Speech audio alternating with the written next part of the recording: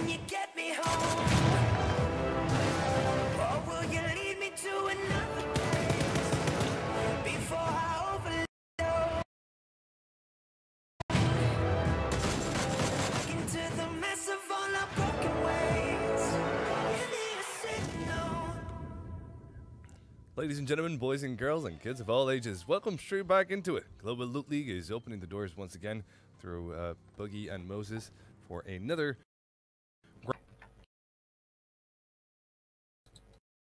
great night of PUBG. Indeed, we're going to have 10 matches, 5 for each series, for each region, of course, and all about the Alpha Division. Moses, are you ready for this? Okay.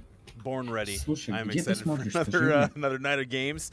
Last night was entertaining at the least, and at best it was А, ты будешь, да, отвечать на еще на мои вопросы? high-flying action. So I think that was At worst, it was high flying. well, I don't know. It was both good. I liked it. I liked it all. I was mostly there for the conscious for the whole thing. Both of us, And, yeah. You and me, buddy. yeah, I mean, we saw all these teams, and now we actually get some new ones as well. So Yes, we do. Let's have a look at the rosters here and have a look at what new teams. Actually, you know what? We're going to be talking about those later on because we're going to be discussing how the system works and whatnot. So until then, yeah, you know what? Let's have a look is what we're being told at the format Зайди ко мне на of the страницу show сейчас. and explain to you how it works from Alpha to Bravo Yeah, divisions. that's So awesome. GLL for the first season here has 2 divisions indeed. As you can see, the bottom and Alpha are going to be climbing. The bottom, and the bottom and Alpha are going to be degrading to Bravo, and the top Bravo will go. We're going to go to Alpha, and these things happen weekly, and it's the top 8 teams in Bravo that go to Alpha, and the the bottom teams in Alpha that go to Bravo each week, and that matters for the point system in every week. That's kind of an important thing, not to get 1, 2, 3, but to kind of remain in the Alpha 1 to 10, or to remain in Bravo 1 to 8, because that's how the swap already works around, right? Last. yeah, Alpha. Фу, блядь, first ну это Bravo. охуенно. yes. There you go. So that's how it pans in, and things have happened since last night. Well, things have happened last night rather, and we've saw some teams go from Alpha to Bravo, the bracket or divisions as you may call them, and here they are. And this is why it's interesting. This is why it's important for all these teams to stay in the Alpha Зайди ко мне, division, посмотри. because they get full points. So chicken dinner is going to be 200 points, Вот second слушай, 160, and so on and so forth. But if you are in the Bravo bracket, you get a bit worse for wear. Yeah, it's more Everything's difficult to climb in the Bravo Ты bracket, but consistency and performance just as important in давай. Bravo as it is Alpha. But if you are in Alpha, you want to try your absolute best Ко to мне stay in позови, there. не забудь. But not everyone can be winners, Boogie. А я не понял, And а last чё, night's в winners from Юпуке Bravo это, actually что ли? had В каком? 510 points, if I'm 200 not рублей mistaken. всего, points. I was being 200 told евро, by ты one чё? of their subs by Mr. actually that was the case. So Первый сезон. 510 points for a very, very good series of matches, which would have бля. saw them gain 1,020 points in Alpha. So there's a bit of a difference to that. That's why teams are really interested in getting in the Alpha bracket. That plus the fact that that Boogie and Moses get to cast them, which is Yeah, always such an honor. I would agree. So, I mean, just thinking of the games I'm last trying to sell it, Yeah, I'm sell it. That's I'm- it. That's all I got. this- It's not a lot. Sold. Watch it, please. I was thinking about the games last night. Unless we have something we want to jump to. Yeah, right away. about the games last night. Yeah, Just the way that we've seen some of these guys perform on a regular basis. There they are, last night. Yeah, absolutely. So we have here, FaZe Clan standing out, having another terrific night. Crimson as well. Groovy No Loot. Everybody really. very We've got close. some. FaZe and Crimson. Yeah, no doubt. So actually, looking at this list, Rogue a bit of a tough night, but they still They managed did to it. they still managed to hang on there. So Banditos, Lumbermill, and Limitless all kind of chilling, but for the most part, I think it was really the FaZe show again last night. Oh my God, knocking that was out so beautiful. knocking out 3 wins. So that's Incredibly beautiful. they said, hey, listen, Liquid. Just because you can do 3 wins on land doesn't mean that we're going to let you show us up. So right after the event, coming to do another 3 in a row themselves. I mean, they tied the record, not broken, but still in a very impressive showing. Indeed, they have. Now, let's have a look and see these teams that have been swapped around. So, for Alpha tonight, we're going to have Alliance Blank, who have... actually, I'm going to be reading just the teams that have come from Bravo. So, it's Alliance, Blank, Cheeky Breaky. We have Genside. We got Team Kingwin. Penta. Yeah, Penta. Wilma, Penta Sports climbing up. Wilma's on Tinder Gold. Tornado Energy Battle from last night in Alpha. Still in. Still in here. Still and in it's it. a brand new team. We have no idea who these players are, but we're liking what we're seeing. Indeed. I mean, they they had a decent night. I don't think they particularly had any standout performances, but for new team to me at least, I've never heard of them before. But at the same time, they're very memorable, at least from a name perspective. Yeah, they are. I think that's the one that really puts them in the spotlight there. Tornado Energy Battle. They weren't necessarily a team that went, from crazy for frags or Really crazy one of in those general. teams that you see, or crazy in general. It's not one of those teams that you see necessarily on the scoreboard. Oh, sorry, on the kill feed too much. But they have indeed that word that I dread to say because people love me when I say that. Panache? Spice. Panache. Yes, There we go. panache. That's I'm actually happy to Can see use that. Alliance back in as well. Alliance, having powerful team. some up and downs as of late, but I mean, Meter now joining the squad, a very intelligent IGL. Very so capable man. absolutely. Very I mean, capable man. formerly of FaZe, he was with them through Until their Oakland. formative stage, right up until their most recent, not most recent, but back in Oakland, Yeah. before the end of the year. So interested to see them. We got VZ, fan favorite VZ on that team as well. Yes, indeed. So we'll see what happens with them tonight. Well, yeah, there you go. Siggy's going to be playing Feverish as well for Alliance. Let's see if we have any other kind of swaps around. Yeah, so Crispy and Mista are playing for Team Blank as substitutes. What else do we have? There's a lot of swaps and switches. Simon actually tweeted this one yesterday. Yep. It wasn't necessarily the happiest, because that gives the admin a heck of a ton of work. A lot of teams swapped around just right now after Star Ladder. It just seems to It happens be after a good tournament. moment. Yeah, it You know, happens after a tournament. we said it last night. Like it's a phase world. We're all kind of living in it, right? So Yeah, they're royalty in that world. yeah, it's not. Let's not go down that road again. But as far as already all these there. roster swaps go, people are trying to put the best potentially forward, and it happened with NA as well. I mean, to the point where there's subs and tryouts happening, and really everyone's shuffling around right now because with PUBG esports growing the way it is, the competition is heating up, and really now it's starting to be less about friendship and more about competitiveness, which is a good thing. Yes, but there's also a point to be made in that scenario in that regard, because we were talking to Staff last night, and he was saying how important it is for these teams to actually get along together. Well, So yeah, you have to have even a out- team even cohesion as outside, well. even outside the competition, you need cohesion. That is the word, indeed. You need to see things around the same value. It's otherwise going to be hard. It's going to Well, be very difficult. Teamwork makes the dream work. Boogie. Teamwork, dream work maketh.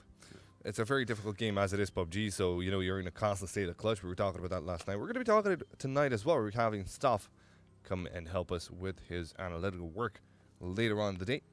But until we get to that point there, you got two mere casters. Two mirror casters. Who don't necessarily know too much of the game, but they're very happy to have you in here, and they're very happy to present you tonight's matches. So, what else do we have to say about anything? We don't have to say anything about anything, actually. Well, you know what? I'm Back to the actually break. No, I'm just I'm more interested to see how Penta now returning to the Yeah. to the Alpha division, the Alpha lobby. Penta are veering. Sorry to interrupt you there. They're veering towards a more localized approach. They want all teams from the same. All players. From the Oh same yeah, country. all the same region. Yeah, and exactly, we've seen Norway. that happen with a couple of different teams actually. So, Yep. Lux and Tamil. I know Lux was playing with another team recently. I can't recall who, but regardless, they all Nordic, I believe, is what they wanted.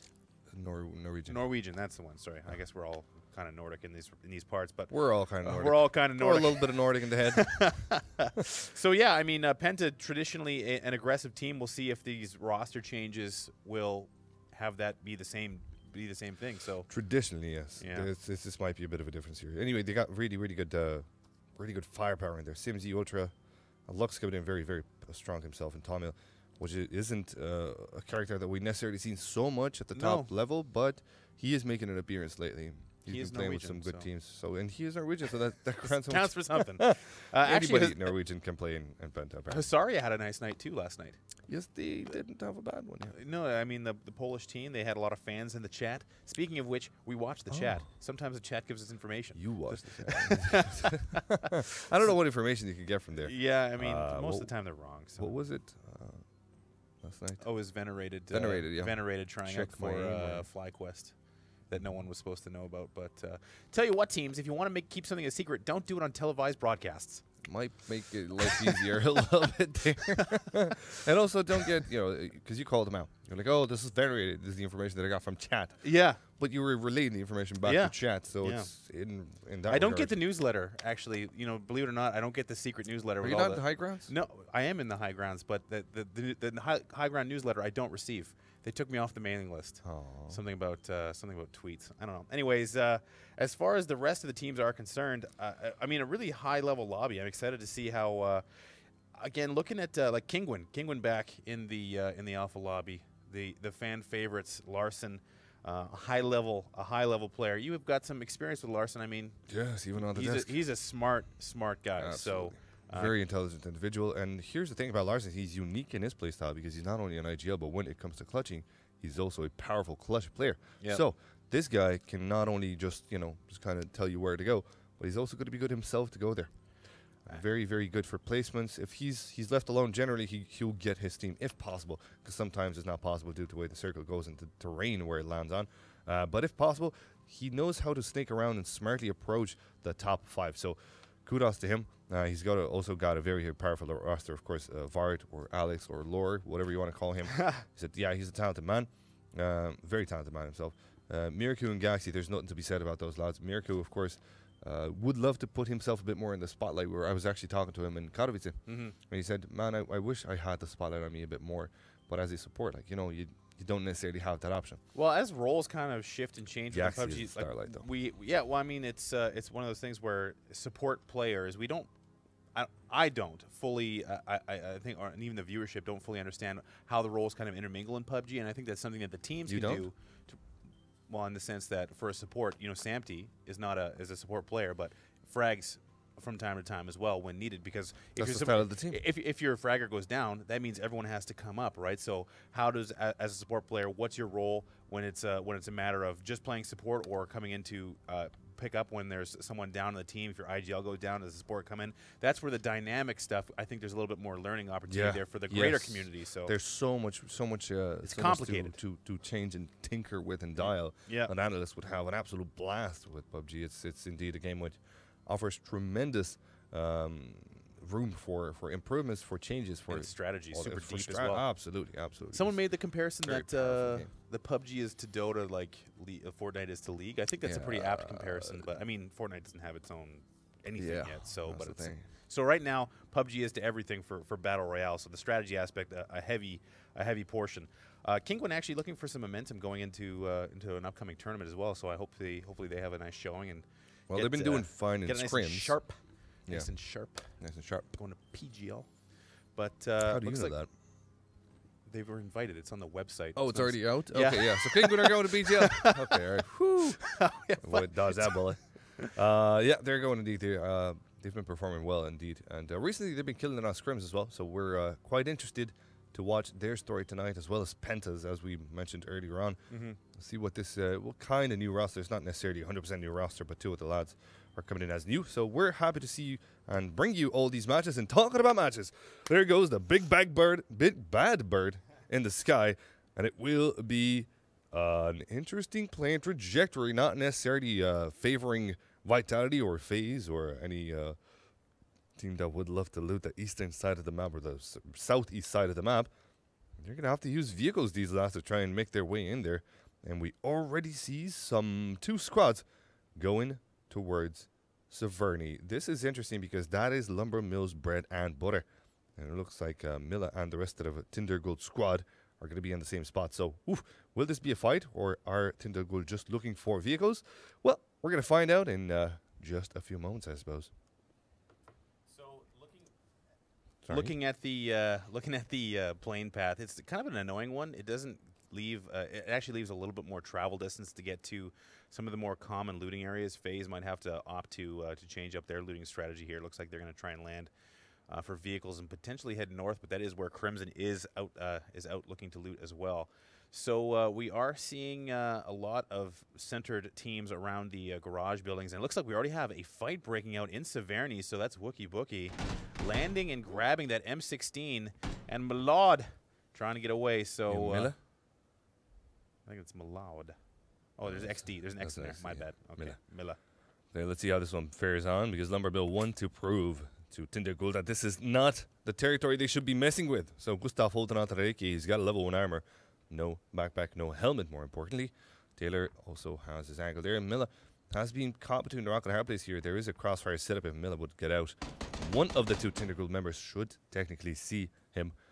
But as Wookie Bookie decides to rotate slightly to the right, he might be coming up close to the enemy to his northwest. Now, you can see there's a fair spread so far. There might be some action later on further down south. But for this moment, let's see if these 2 teams can avoid each other at all, if any. There's still one last guy of Lumber Mill that is quite far away. Shot, yeah, Wookie Bookie's got a iron sights to that M16, but still, does he have more than 10 bullets? No, I don't think so. I mean, he grabbed that M16 first, and you know what? When we see this, when these teams get tangled up in these towns, it just ruin the loot phase for both of these guys, because really you get stuck looking at each other, you're trading shots, you're running around trying not to get killed, and you're not spending time looting whatsoever. So the mid game becomes a little bit harder. So for Severity in these 2 teams, it's a matter of deciding when it's time to disengage and try and get your loot going.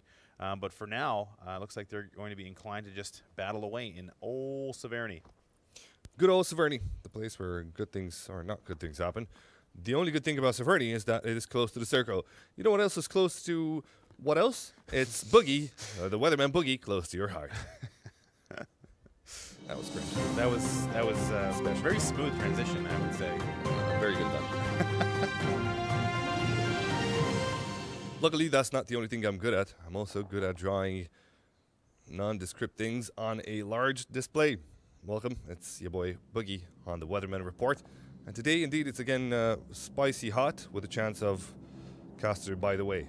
Let's see how it pans out for these 2 teams in particular. If we're going to zoom in here, Ansvar, please. If we zoom in a little bit, have a look and see how they could potentially avoid each other. So there we go, zoom in.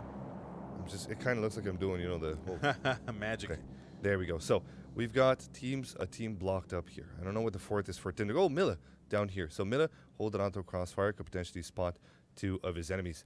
In the meantime, Kane spotted here, and Trifoli with Wookie Bookie on the other side will hold on to their spot against that angle here. Wookie Bookie seems to know that Milla has come onto this angle. So Milla is kind of effectively caught between a rock and a hard place.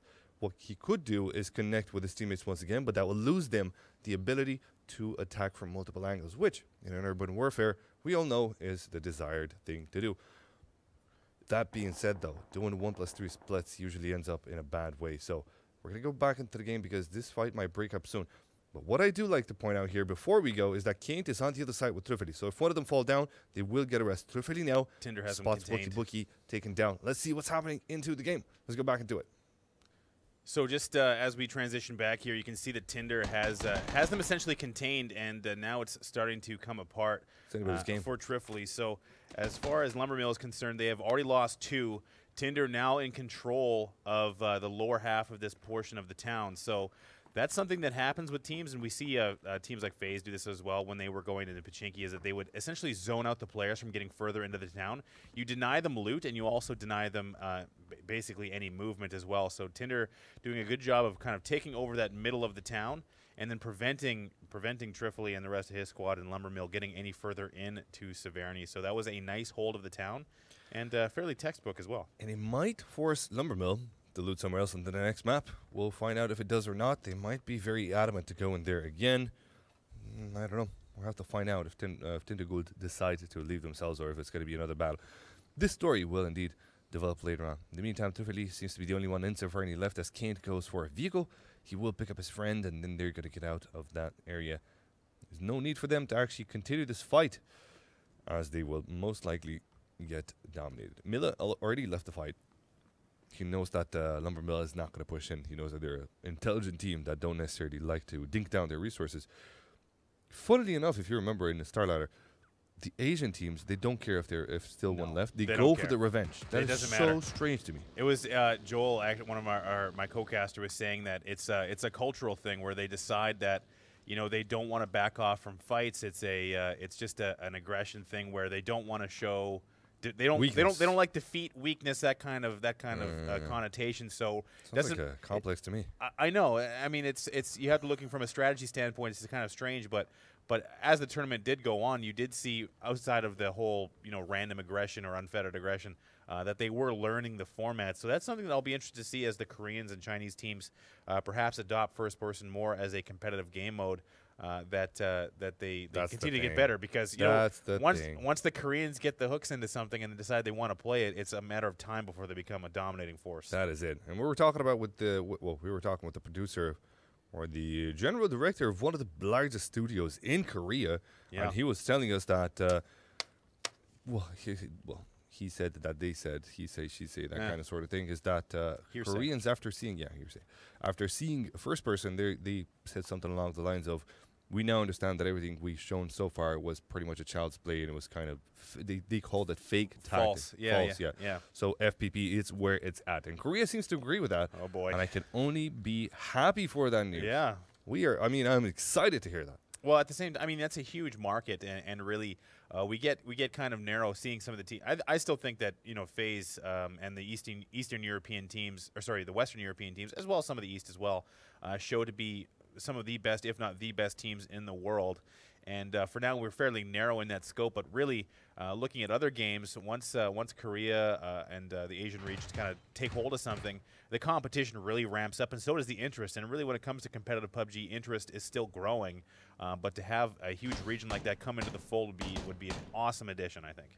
It will be indeed. Now, Alliance will be spotting their enemies to the south. There's Zulul from Finstack, and Zeke will take some shots. Long distance, though, Fever is not going to be bothered.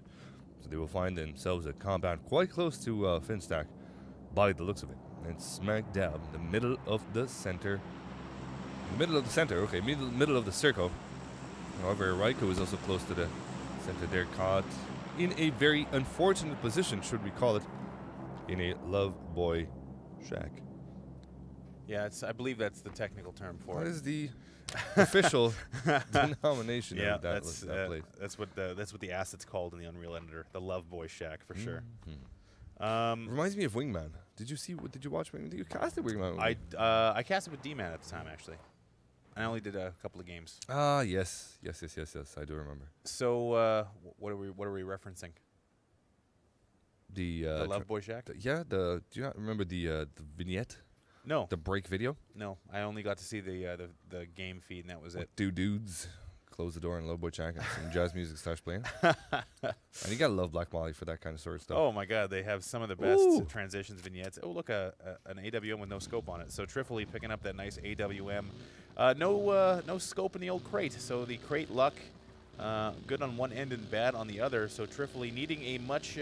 This is what I would call a back crate. 20 bullets. Yeah. Without a scope, without a helmet, without a vest. Highly useful. Exiting narrator. Exiting narrator. That's always a good thing. Does that mean we should leave? Yeah, is that our cue, dude? Bastards, get that crap out. So needing a scope is Trifoli, but they're going 2 down this early in the game. They're gonna need all the help they can get, and with that AWM, that will be a boon for the loot aspect. So the center of the map starting to fill up as most teams are beginning their transition, but it's kind of a messy transition. A lot of crossed wires and paths here happening, and we'll see now. Looking down at the map, Kingwin getting fairly close to their neighbors in Finstack, and looks like the trades are going to happen. Genside are here as well. So, taking a lot of damage, and Rhea. Whoa, he's in trouble. That is a sliver of life. Somehow he will stay alive for a bit longer there, but I don't think it's going to be too long there. Penta Sports has got their name on. Ultra Star will finish him off. And that's the end of Andrea. Gentleman of the side. And gets run over as well by Sibsy. That is some bad matter right there. Beep. So the little victory beep, and picking up some loot in the open field there. So yeah, this is a little bit of a messy transition, not in the sense that there's anything necessarily going wrong, but typically we'll see that teams will center and get compounds a lot faster. But I believe we are still mid-transition. Another crate getting picked up here. That is going to be the Mark 14, and this one does have a scope. So that's going to be a nice pickup there for Raf, and or Rafi, I should say. Rafi picking himself up a Mark 14 with a nice scope. One of the best squad weapons available, especially in this game mode. So that's 7.62. That Mark 14 will be doing lots of damage. And Vitality starting to engage here. Yes, indeed they are. Shadow up the hill. His teammate close to them as well. A transitionary place. But considering the circle is a place that they could stick around for a bit longer. They don't decide to do that though. Shadow is going to be the first one to leave. And on that bike, he should be finding a compound for his teammates. Steph back in today. They finished looting and melted quite fast because if you remember, the plane wasn't necessarily there. Oh, there she blows. Rogue. There she blows. Picking it up. She's still blowing. Lux going She's down still going. in the vehicle explosion. That moment when you That explode. thing is just. But she's still blowing. The UAS does not want anything to do with this. Yeah, it's, Off it goes. there you go. No, thank you, sir. I've had enough. Okay. So Rogue picking up, potentially more as Tamil and the rest of Penta. Looks like they're trying to. Well, just older star, it seems like. Yeah, well, Simsy- Sims is back by himself there. No Yeah. vehicle for him potentially, Yeah. or We'll he's see. a little bit late still looting. But they're going to pick up a compound in the lower left portion of the map, and now Rafi, having picked up that M4 or that Mark 14, is also picking up some attention here. Zulu taking some shots at him, and holding on to a nice hold here. I like this compound. It's one of the best in this region. Siek. How do you say this guy's name? Seek holding on to the other adjacent house. If you want to say it with like Finnish accent, it's sick. Very good. I'm not going to, but I appreciate the. Oh no, Rafi's going to lose that Mark 14. That's a pickup for Veglure. No, Veglure. You're getting into dangerous waters here, my friend. I don't know what. Get American names, damn it! I don't want to say this crap. Veglure. It's going to be the way you should probably read that one, but it matters not. He will indeed pick up that fortunate weapon, but an unfortunate place for him, as his teammates are pretty far away. Taylor, we can barely see him at the far north end of the white. Now, have a look at Gent side. They're coming into the center. Sorry, coming into the circle here as well. Vic's still outside. Most of the teams here seem to have quieted down, and well, just a few have died. Not a lot of teams. Actually, there's no team just yet that is on a one-player clutch. Yeah, so there's no. Or is there? No, not just yet. Alliance getting into it, shooting away. There's Meter. We were talking about him. Got that micro Uzi. No. Okay. Interesting choice to poke at vehicles at long distance, but at this point, with level 1 gear, likely a little bit starved. Sounds like a M19 song. Example taking some shots here. Oh, Gaxi Example might finish very him off. low. Gaxi might finish him off. He does indeed with the AK. And that's a quick closer from Vard. The man, the Vard legend. Miracles gets was a bit careful there not to get run over by a boogie. Gaxi will smoke off the area so they can loot their fallen enemy quite close to them.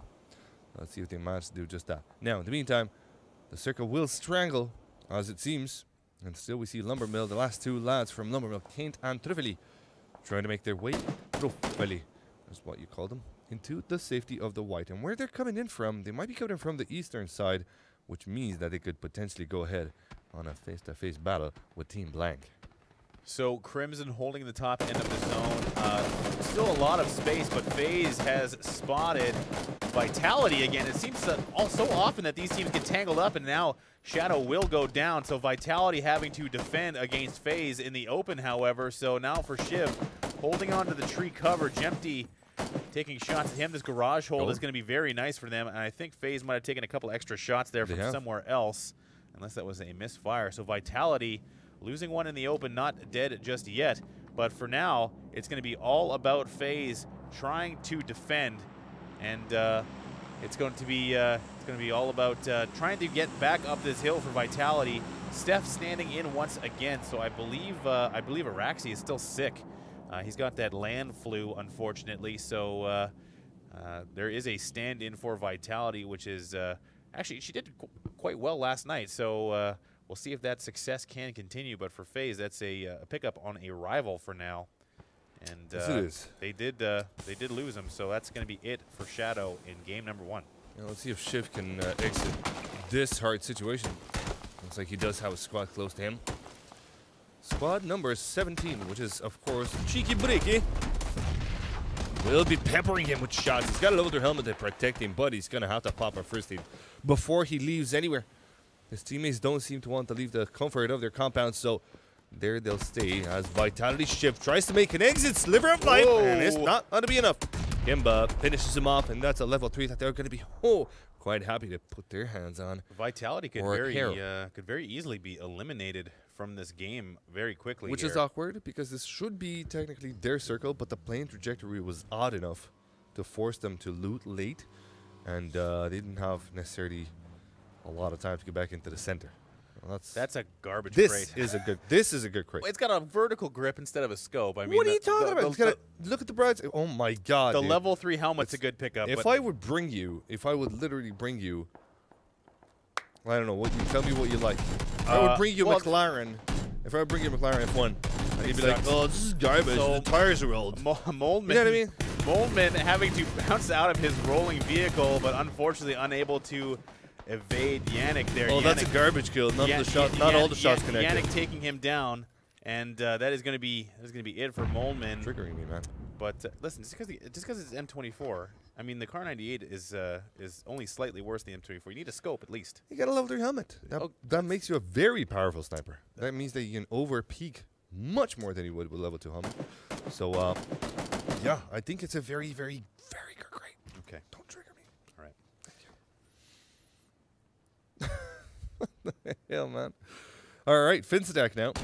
We'll have to leave their compound as well. They're not currently in the white. So as they try to make their way into it, they will clean their sides. And as they attempt some shots in Tindaguld, they'll soon find out that Tindaguld will give up on that battle. All the while, FaZe have rotated from the south of the circle. And they will stop south of Farm, it seems. Oh, are they going? Are they going still? No, they're grouping up in a very good place to be right now. Whilst Monkey and his teammate from Vitality have an open area. I don't like the place they're in. That is a very widely open Harry Potter tower. Well, very dangerous one.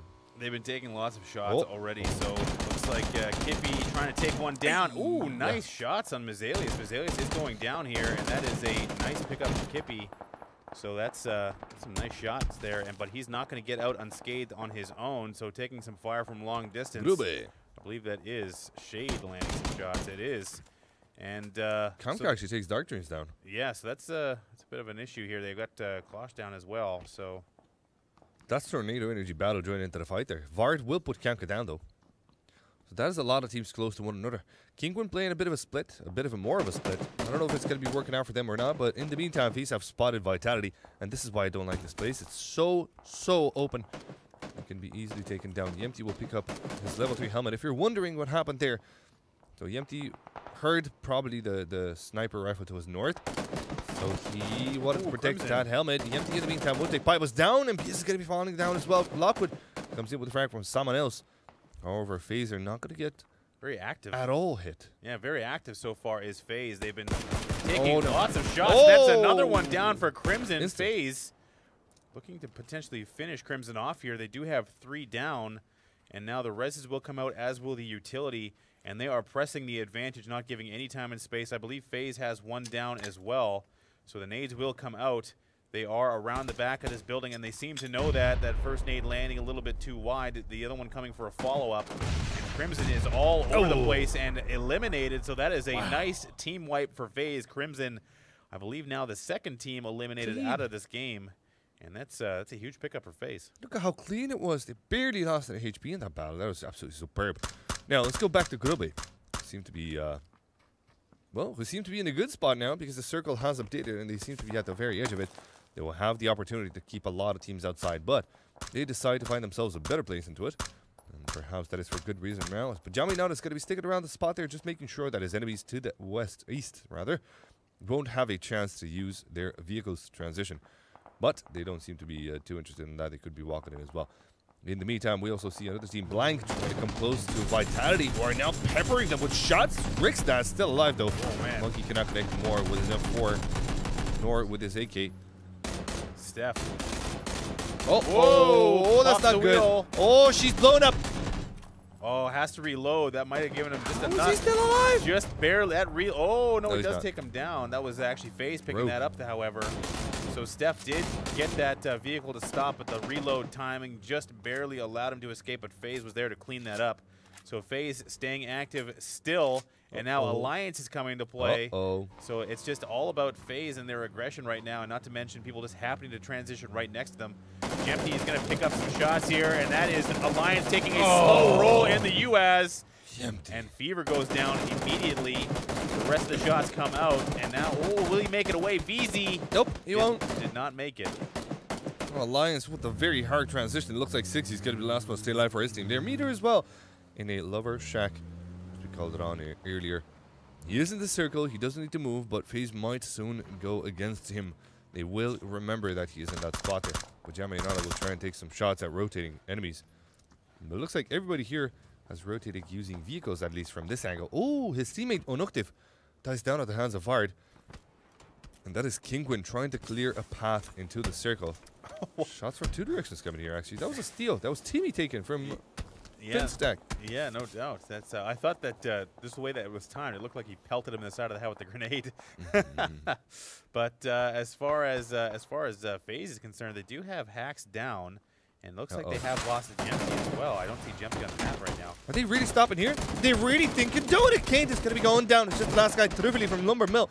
Trying to stay alive here. Kemba's going to be peeking at him. There comes the first one down. He's going to be trying to finish him off as well, but it's not going to be enough. Tunnel vision works out for a fracture. It does, but Dustish will recover and connect.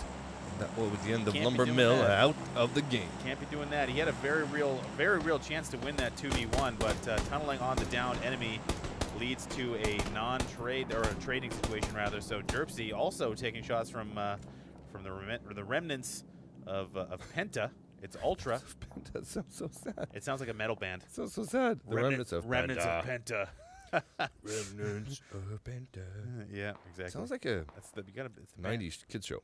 Remnants of Penta, or like a anime, maybe. I don't watch that. You don't watch anime? No. I don't know. Me neither. It just sounds like an anime. It sounds like something that you would be like, I don't know what that means, but it's got like good. it's got like an angel with a sword on the cover or something like that. You know what I mean? Yeah. Naked. For sure. That's how it goes, right? So it looks like that's manga boogie.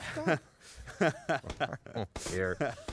So FaZe actually did stay 4 up strong. So Jempty still alive, staying strong, doing his best, as is Shade and Pokemalati. Is that Pokemalati? Pokemaladi. Okay. Pokemaladi. There we go. I like it. See, this is what I have you here for. It's you're my. Is that my role here? Yeah, exactly. Okay, thank you very much. Centralized circle to the previous one. We'll see some teams inside. Of course, Penta are doing pretty good. And just a lonely Lonesome Asver is going to be holding on to his center place there. Throning in, but Kinguin are going to be at it. Where's his Grubby? Not for long. Wow. Fart has already been eliminated. That was the last guy staying alive for Kinguin. And there's M19 close to Grubby. This might be another fight that will connect soon enough. But Penta in the meantime takes Yepsy down from Finstack. So as they lose one member, they're going to have to rethink their way of pushing forward. Yes, there he goes. Pokemon versus Battalion. And now Constantin Vique is the last one staying alive. Zulu as well, being peppered in with shots. And a push comes in as well by Tinda Gould. Yep. Let's see if they can take him down. This should be easy. So for now, it's all about rotations, and most of which are going to be happening on foot. And for now, I'm interested to know how many kills FaZe has, because they've been engaged in basically every team fight. So let's take a quick peek and see what they've got so far. They've already picked up 8 kills, mostly which are on Jempty.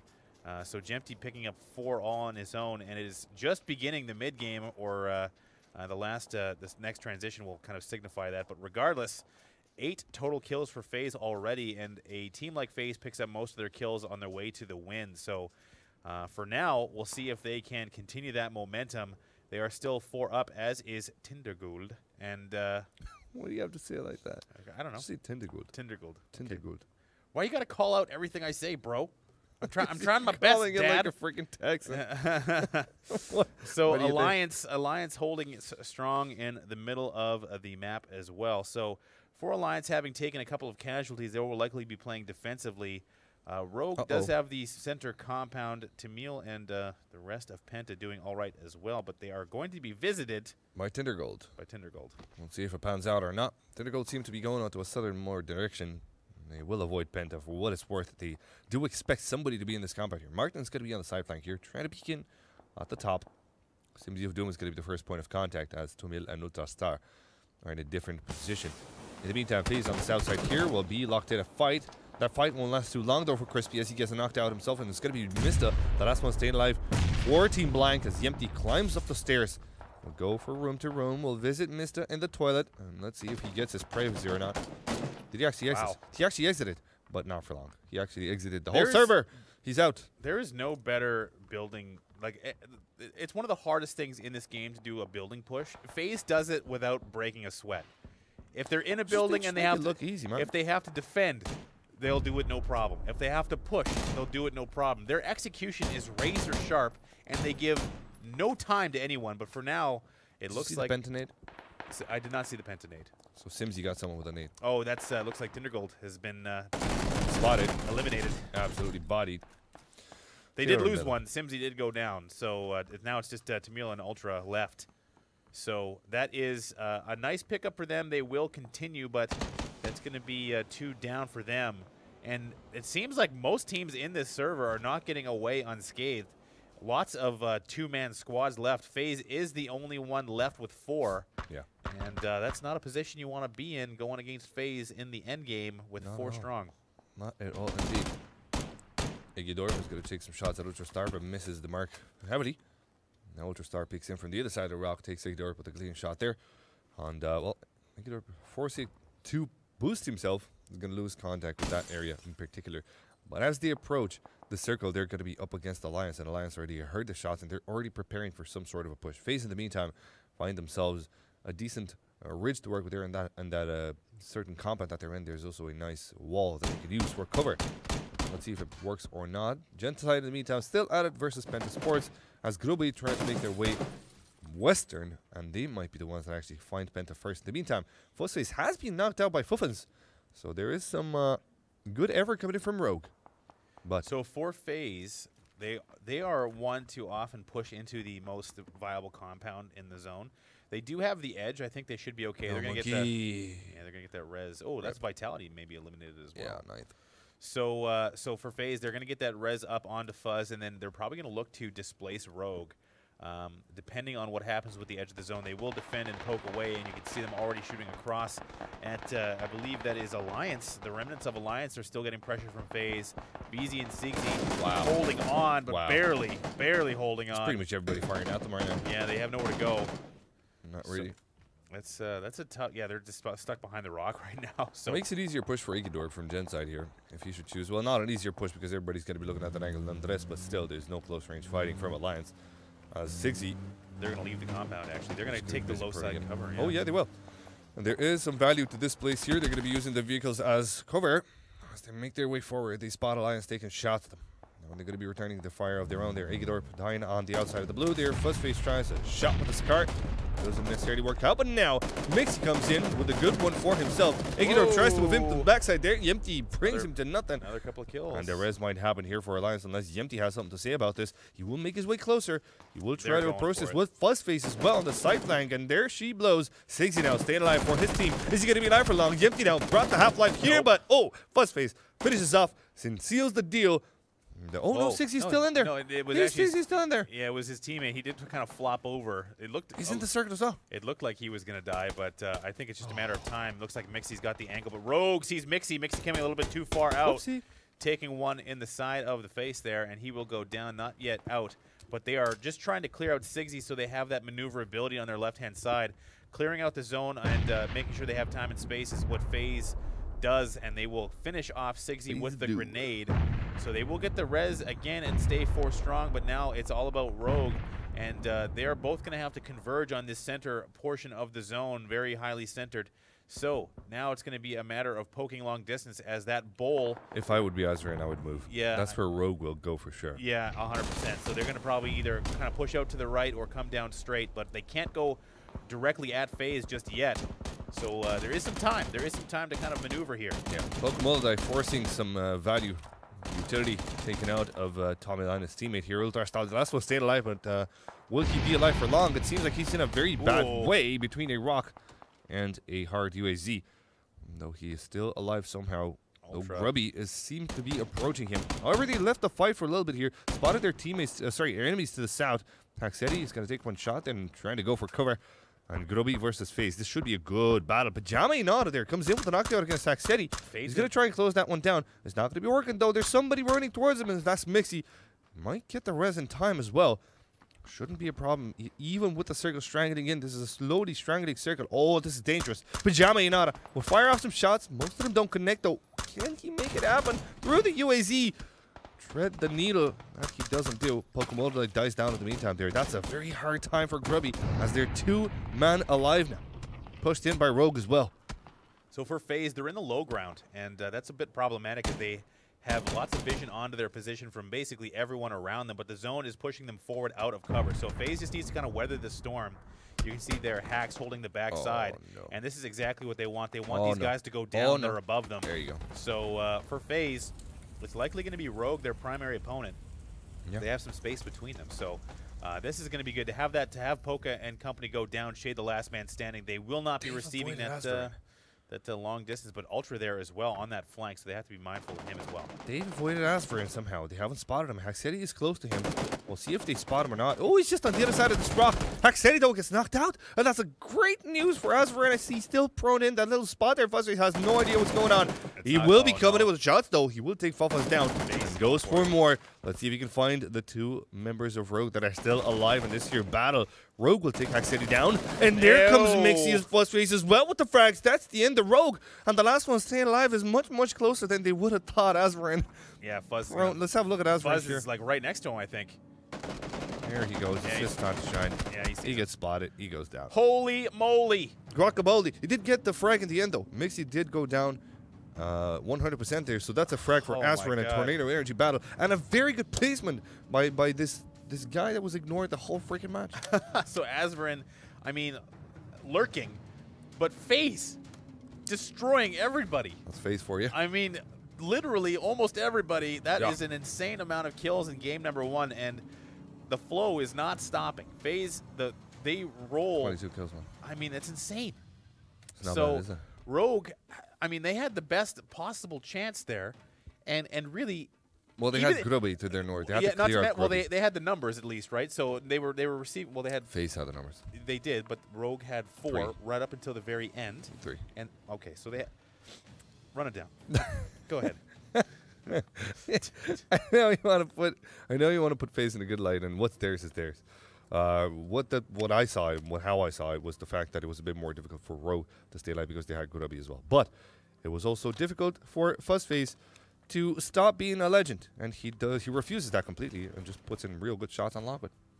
Yeah, I mean, FaZe really managing all their engagements very well throughout the entire the entirety of this game. I mean, the knock on or the wipe on Crimson, they had the shots on Alliance as well. Here comes Meter, and I can't see who's in there with him, but regardless, that little buck in the UAZ completely cost them, and that's Feverish going down as well, or Fever rather, and Feverish, yeah, Fever going down. So.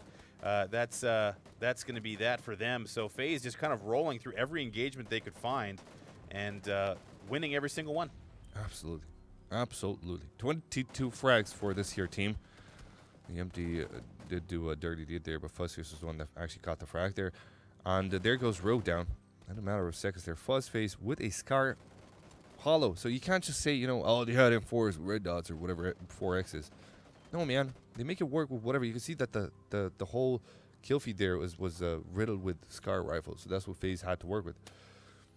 They make it work with anything. They make it look good. They make it look easy. That's what they do. Yeah, I mean, it reminds me of the Jack Nicholson quote from, I think, Departed. Give them a tuba and they could get something out of it. I think that if you give FaZe like a Bowie knife and butt knife and a smoke grenade, they could probably win around with that too. MacGruber's. MacGruber's, exactly. MacGruber's indeed. We're going to go to a quick break and we're going to come back with you. Match number 2. Question there is FaZe going to win? See you guys in a few.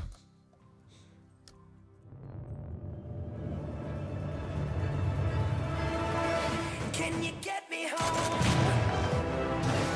Or will you lead me to another place before I overload? Back into the mess of all our broken ways. Give me a signal.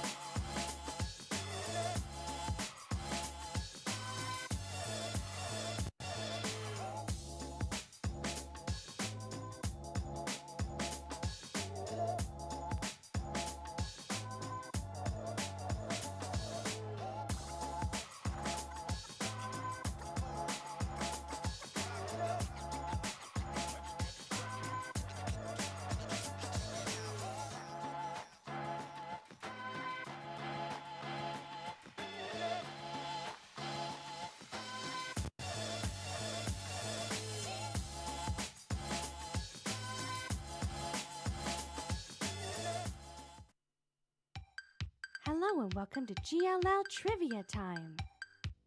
Use the chat to tell us which answer you believe is the correct one. Now let's get started.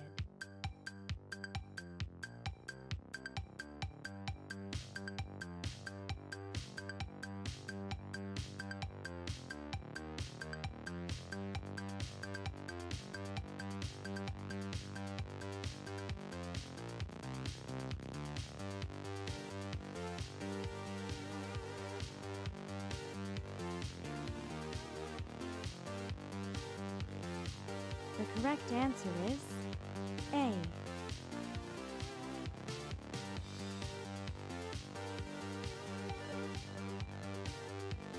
So chat, is the answer A, B, or C?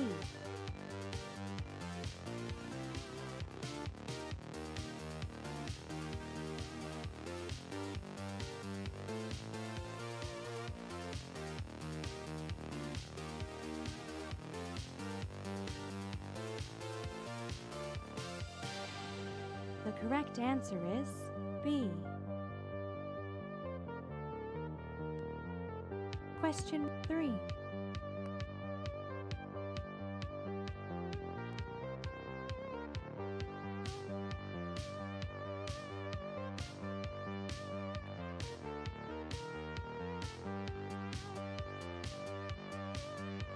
What do you mean you don't know?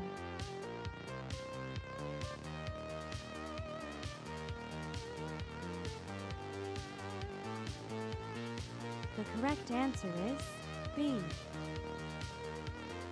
Ready for the next question?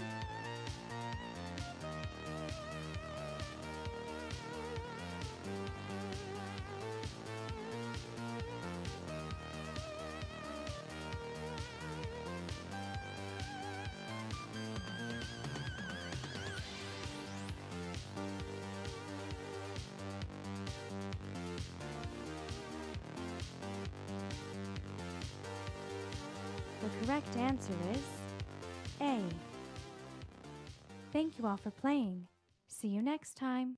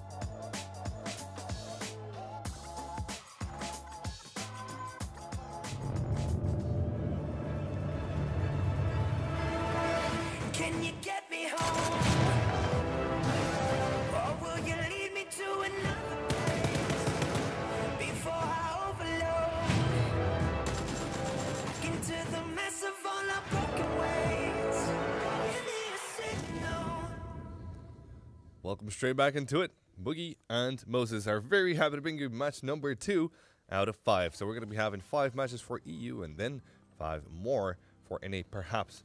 Why we say perhaps? Well, you're going to find out later on. Good old NA downtime. Yeah. Right in the peak There time. you go. So That's why.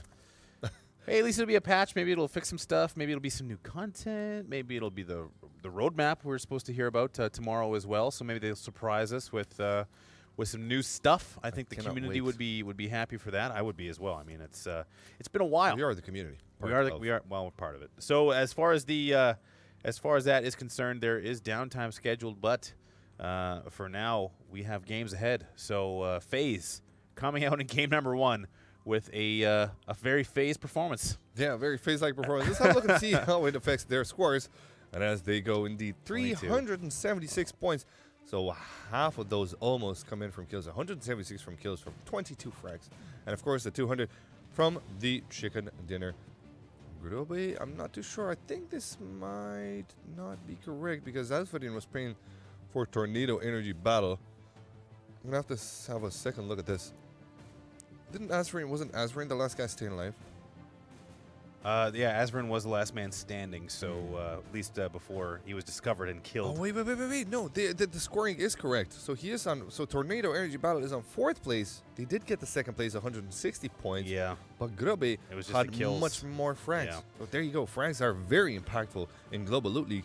And you know what? For you at home, this is actually good news because it makes for a much more entertaining type of watch. Well, it incentivizes that aggressive play style as well. Asbrin did secure that 2nd place finish, but with only 2 kills, they are leapfrogged by 2 teams. So Rogue was in 3rd place, but having a marginal difference in kills does put them into 2nd overall so far in the night. But I mean, Asbrin did his best. He had no real option. You can't like pop up and like, hey, FaZe, I'm gonna try and nothing you can really do. Please? Yeah, exactly. So it's not necessarily the easiest thing to do.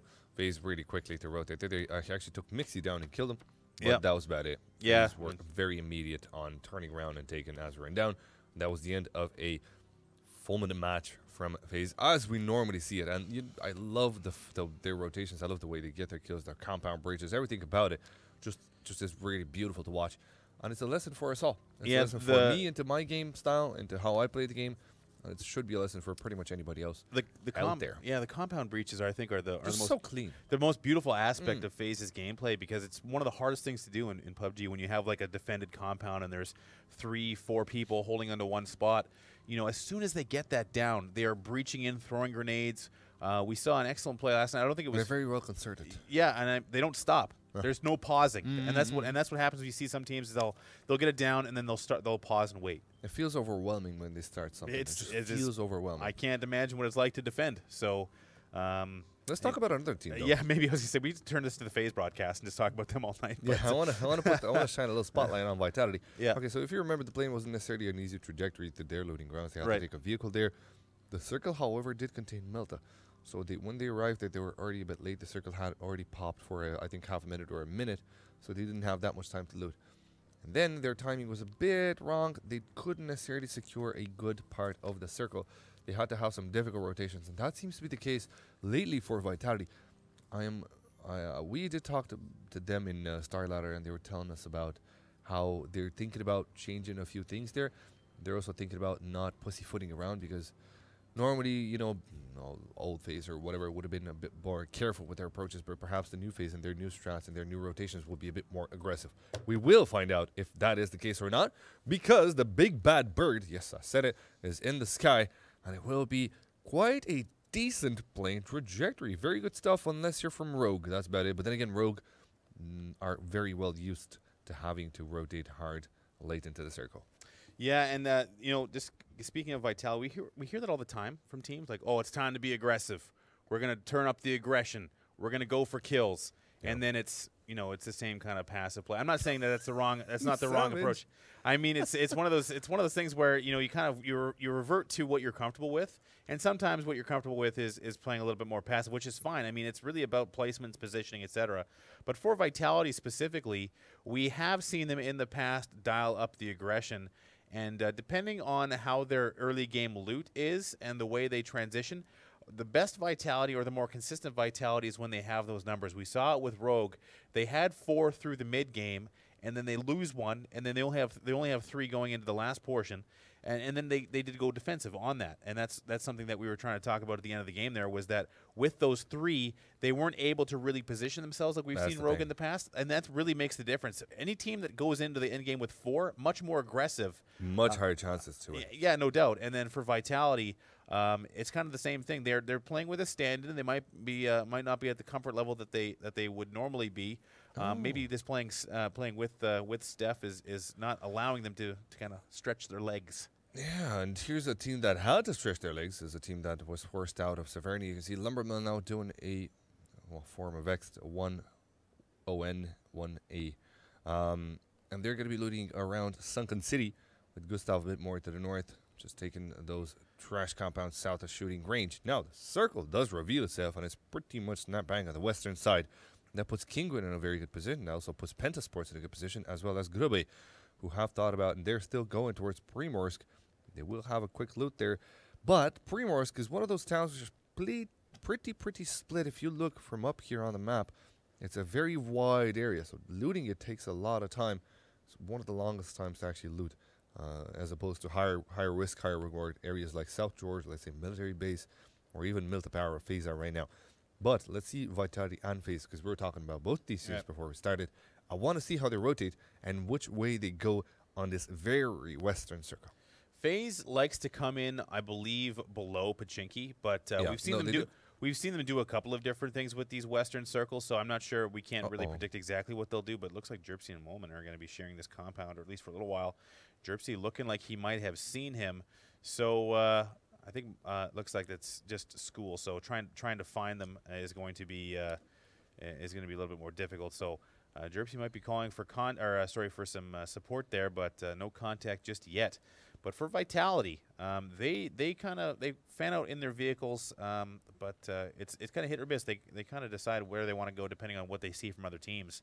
So at least as far as FaZe is concerned, they'll likely come in on the edge in the first circle, considering how much is in the water. So there's not going to be a ton of compounds available.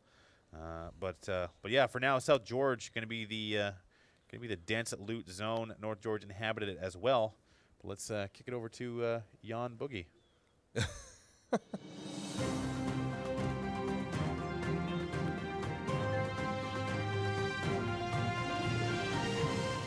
Ladies and gentlemen, welcome straight back into the weather report. The day is pretty sunny with a chance of hard rotations.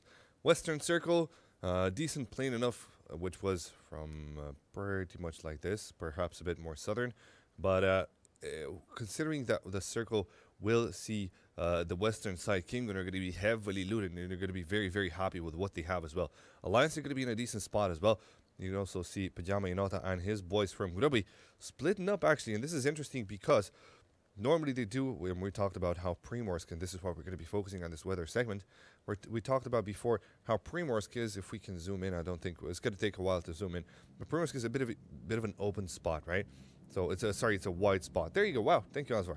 So you can see that it has a decent number of compounds. However, with this decent number of compounds, there also comes a longer distance between them. So to actually finish looting Primorsk and be happy with your loot, because it's not necessarily the best of compounds. Some of those, crappy little houses that take a lot of time to loot, and it will take a longer time. So with Pajama not actually being, I hope we hit play. Yes, we did indeed. If we zoom out again and have a look at where Pokemolodai and Pajama Nota are, they might be actually finding Alliance. But what they're doing is they're effectively, whilst looting, securing a spot for their own team. So that's a very important strategy. They're really fulfilling two roles at once.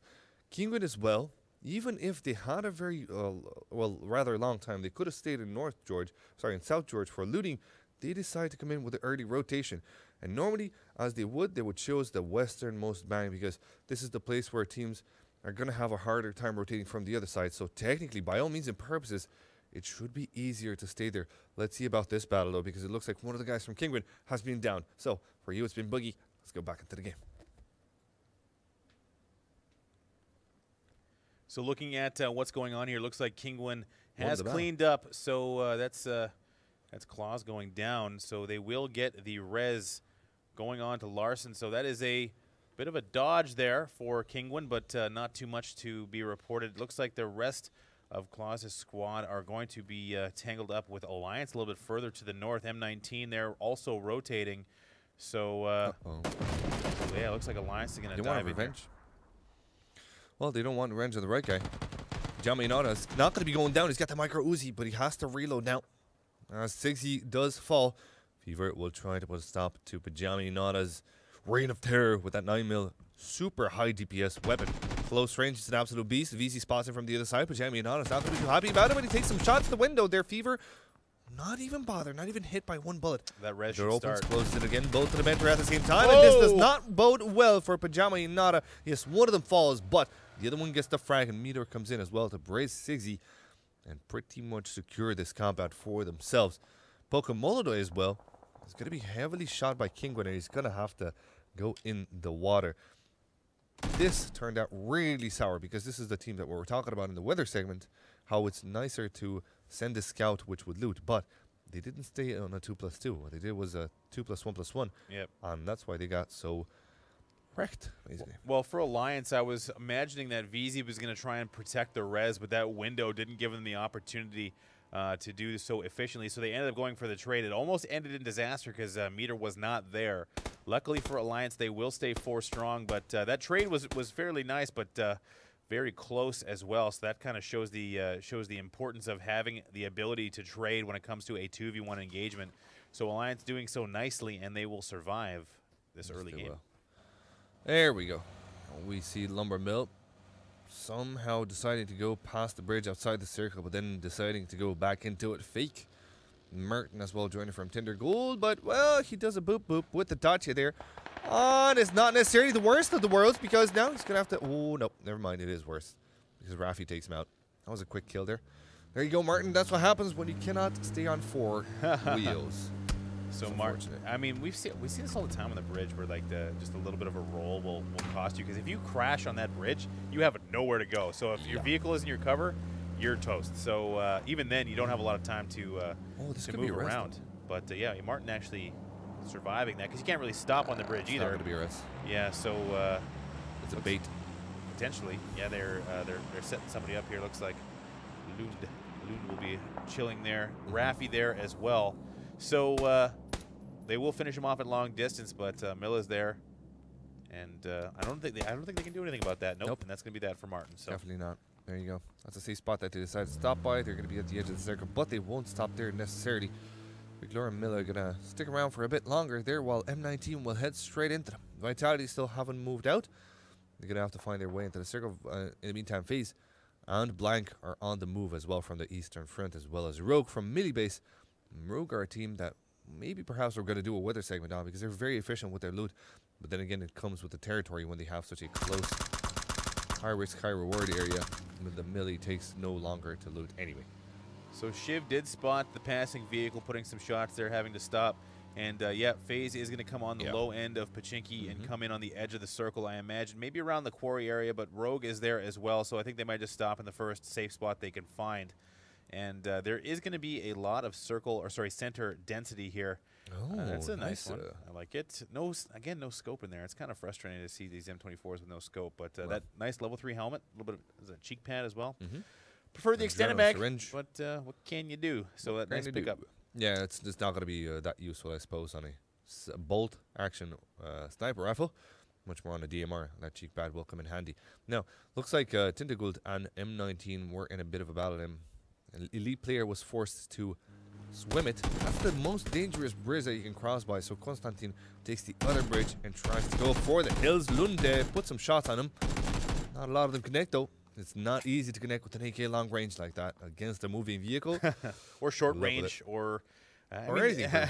Well, these are pros, right? They can handle it. I just hate the AK personally. It's not the best. So it looks like FaZe is going to go a little bit deeper into the zone than I personally expected. Hacks scouting a little bit ahead of his team, looking for an open compound, and they might center around, I believe, a wizard tower near the observatory. Ooh, Vitality taking one. Mizalius, I believe, that was taking one off, and that is Shiv going down in the lead vehicle. So Shiv down already, and the rest of Vitality having to move away from that withering fire. But for Goodbye. a moment Goodbye, because Shiv. Vitality kind of rotate where FaZe rotate as well, but Yeah. FaZe rotate where Crispier and Mista are. Yeah. So that's their normal rotation towards the western circle. They usually take a more southern approach, a very wide peak, and then they go before Quarry. They try to go inside the circle. Right. And see how they found a very safe area. Vitality usually take those open, very open spots because they're thinking, okay, we're so fast. It's such a smooth terrain that at the speed that we're on is probably going to be blocking people from shooting us or connecting with us. Not necessarily the case. Indeed. So that's one of the things what Vitality could improve. Yeah, it's just yeah. I mean, rotations things are, like that. they're so hard to nail as well, and I mean it's Vitality is normally pretty good at staying up, but they do have their lead vehicle and scouts taken out a lot. We see that with Vitality. Yeah, that's true. A lot of the time. FaZe landing around the Wizard Tower is going to have a nice little setup there. They did spot that out. They're between Simsy and the rest of Penta, and I believe that's Tornado Energy Battle. Oh, my. This isn't such a mouthful. Sounds Teb, good, doesn't it? can we find a different way to say this? Teb. Teb, Tornado, Teb. maybe just Tornado. Who knows? But Maybe regardless, Tornado. FaZe on the move again, moving away from the Wizard Tower, getting patched up, and they're going to move into the fields here. Looks like they're going to try and cross right there, and Rogue getting. This is a tough place to drive through, so they got to be careful. Mm-hmm. No, GG's not going to be shot on by Genside. It looks like they just want to creep behind them. You're not sure where Rogue are going to be stopping, so perhaps they want to have a closer range engagement. Victor, in the meantime, sent as a scout. Doesn't work out for him. Tornado will take him down. The Tornado has struck hard. FaZe as well, finding a good compound to work here for the next one. And now Genside are taking shots finally at Yannick. Will go down at the hands of Anuk. They've actually stolen frag. That's what happens. They're- Kill stealing is the bane of like all pro players. You see that. I think that's one of the primary complaints. They can be hard to keep up with, but in that case, it is a complaint of the players where kill stealing. There needs to be points for knocks or something like that. Maybe in future iterations of the game that they might decide to have something like that in there. But FaZe taking a compound That's you would a expect bold to play. be occupied here. I'm surprised that there was nobody there already. It's a bold play, this compound. It's not necessarily the safest to defend. You can get surprised from many angles. Yeah. And that shows you how bold FaZe are They need to actually take that one and not the two houses to the southeast. They perhaps thought indeed that someone might be there on that point now. But where FaZe are right now is indeed good for the circle. But in terms of defending that compound, you really need a top tier team, and that's what they are. Now, Genside will take shots at Vitality, who don't seem to have a moment's breath. No. Shadow goes down at the hands of Kailang, and that's a close kill as well.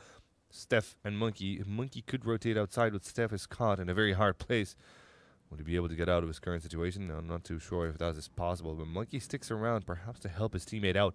However, Genside are on the move, and they're coming closer to the two remaining members of Vitality. So the one thing that I notice, and this is something that that happens from time to time, is that little landing animation can be an absolute destroyer for you. If you can't get out of that, there's nothing you can do when you hit the ground and you crouch like that. I mean, there's nothing to be done. Vitality getting split out and killed one at a time here. So Vitality having a rough evening so far. But yeah, Shadow got stuck in that landing animation, was immediately killed. So. Tough break for them, so Vitality now down to one player very early in this game. They could potentially be the first ones eliminated if they're not careful. So rough round for Vitality. Absolutely. And it's all about the way, and this is, here's the thing. When they have the circle and when they have a good chunk and when they do have their timing correct, then they have insane quality of their play. They know how to keep their land. They know how to pretty much keep everybody out to where they want to go and where they currently are. They're very, very good. But their rotations, man, in the last few months, just keep on looking. I'm thinking, isn't there a safer path? They lose their scout. Isn't there a better timing? They always lose. Yeah, not only their scout, they usually use two guys at least in their rotations. That's just hard, man. They like their vehicle movements are tight, like they're too close together. So if one vehicle goes down, the second one as well. So that's kind of where they come into trouble. And the really pathing as well. The very open areas they go through. Nice. It's the old grows a compensator combo, the best. So, I mean, as there ever was. Well, you got the helmet and the med kit there as well, so I mean that's There a you go. boon. So Kingwin may be seeing that, but it's in a relatively safe spot to loot, but it'll be a bit of a trek there. So we'll see if they decide to try and pick that up. But you know, I've said this a couple of times on Twitter as well as in conversation with the players that those who choose to send scouts, if they're not like the longer they scout, the longer the scouting route is, the more frequently they lose that scout. So it's FaZe does it where centralized they come in, check, and if it's the first place they find is good, they'll stop. they won't like, okay, well, let's check one more and see if there's a better spot. This is the first thing they find is generally good for them. They move on from there. So, yeah, losing your scout can be very stressful for your team later on. Yeah, that's it. And that's why some teams actually have given up on the scout system altogether, because there's also updated circles that allow you to run the blue, or outrun the blue, rather, as it were. Yep. Now, the new circle appears, and it will contain some teams in there. Already teams are on the road. You can see Lumbermill coming in from the north side. In the meantime, Fuffins has an open door. If you're wondering, there it is. Poof. Just like that. Okay, there you go. So he was taking some long-range shots. It seemed like Penta Sports were at the receiving end, but not a lot will connect. However, where Rogue are right now is actually not a bad place. In the meantime, looked like, indeed, was it Kingwin that actually took the crate? It might have been indeed. We'll have a look at that later on. Looks like Finstack will take some shots by Tornado, but Tornado have to move in. So the reason why Tornado are taking shots directly right now at Finstack is because they might be one of the teams that will block them effectively from coming into the circle. That's why they're trying to clear out the area before they move in. That's why Finstack aren't responding, because they're just waiting for him, or they just want to go with Timmy right now. So looking at the map, How is Pybus there? he's kind of rotating around by his own. Looks like, I'm not sure. It's pretty good that he made that far. Yeah, no doubt. So the center of the zone, fairly dense. Phase holding on to that compound still. Looks like they're kind of pressing out, looking to see if they can get any more vision. As you said, it's hard to maintain a line of sight there, so they're just kind of running around. But now it's Penta running around in my banana shoes. Yeah. So Taylor actually dodging that there. He was another nade coming back. Yeah. But Penta opting to not get too far onto the top of that hill, because there's lots of line of sight there. But Simsy spotting the vehicle moving past them. That is the rotating Tornado Energy battle once again. So M19, oh man, also in their vehicles. Rotating past compounds in a very late stage. This is very dangerous This from is where you get M19. into trouble, This for sure. decision might indeed cost them their life. Let's see if it's a questionable one of that. Bottleton still seems to be good. Pybus has died in the meantime there, but still, M19 are doing okay-ish Yeah, they made for it what it's so worth. far. For how many people are spraying them down. Oh, didn't make But that one. Jazza closes the frag with the car explosion. That was a lot of UAZs, and one of them is not like the others. Yeah, poor guy did not make it past. That was a lot of rotating vehicles. M19 did make it so far, but he did not. So that was one vehicle getting destroyed. And that is, like you mentioned, this late stage in the game, rotating through the center of the map on a vehicle between compounds is just a recipe for disaster. That's why you see teams like Southside, Genside, you can see Northside, Lumber Mill, Crimson as well on the northwest. That's why you see these teams kind of hovering around the edge of the map. They know that right now to take center with 18 teams alive would be pure madness.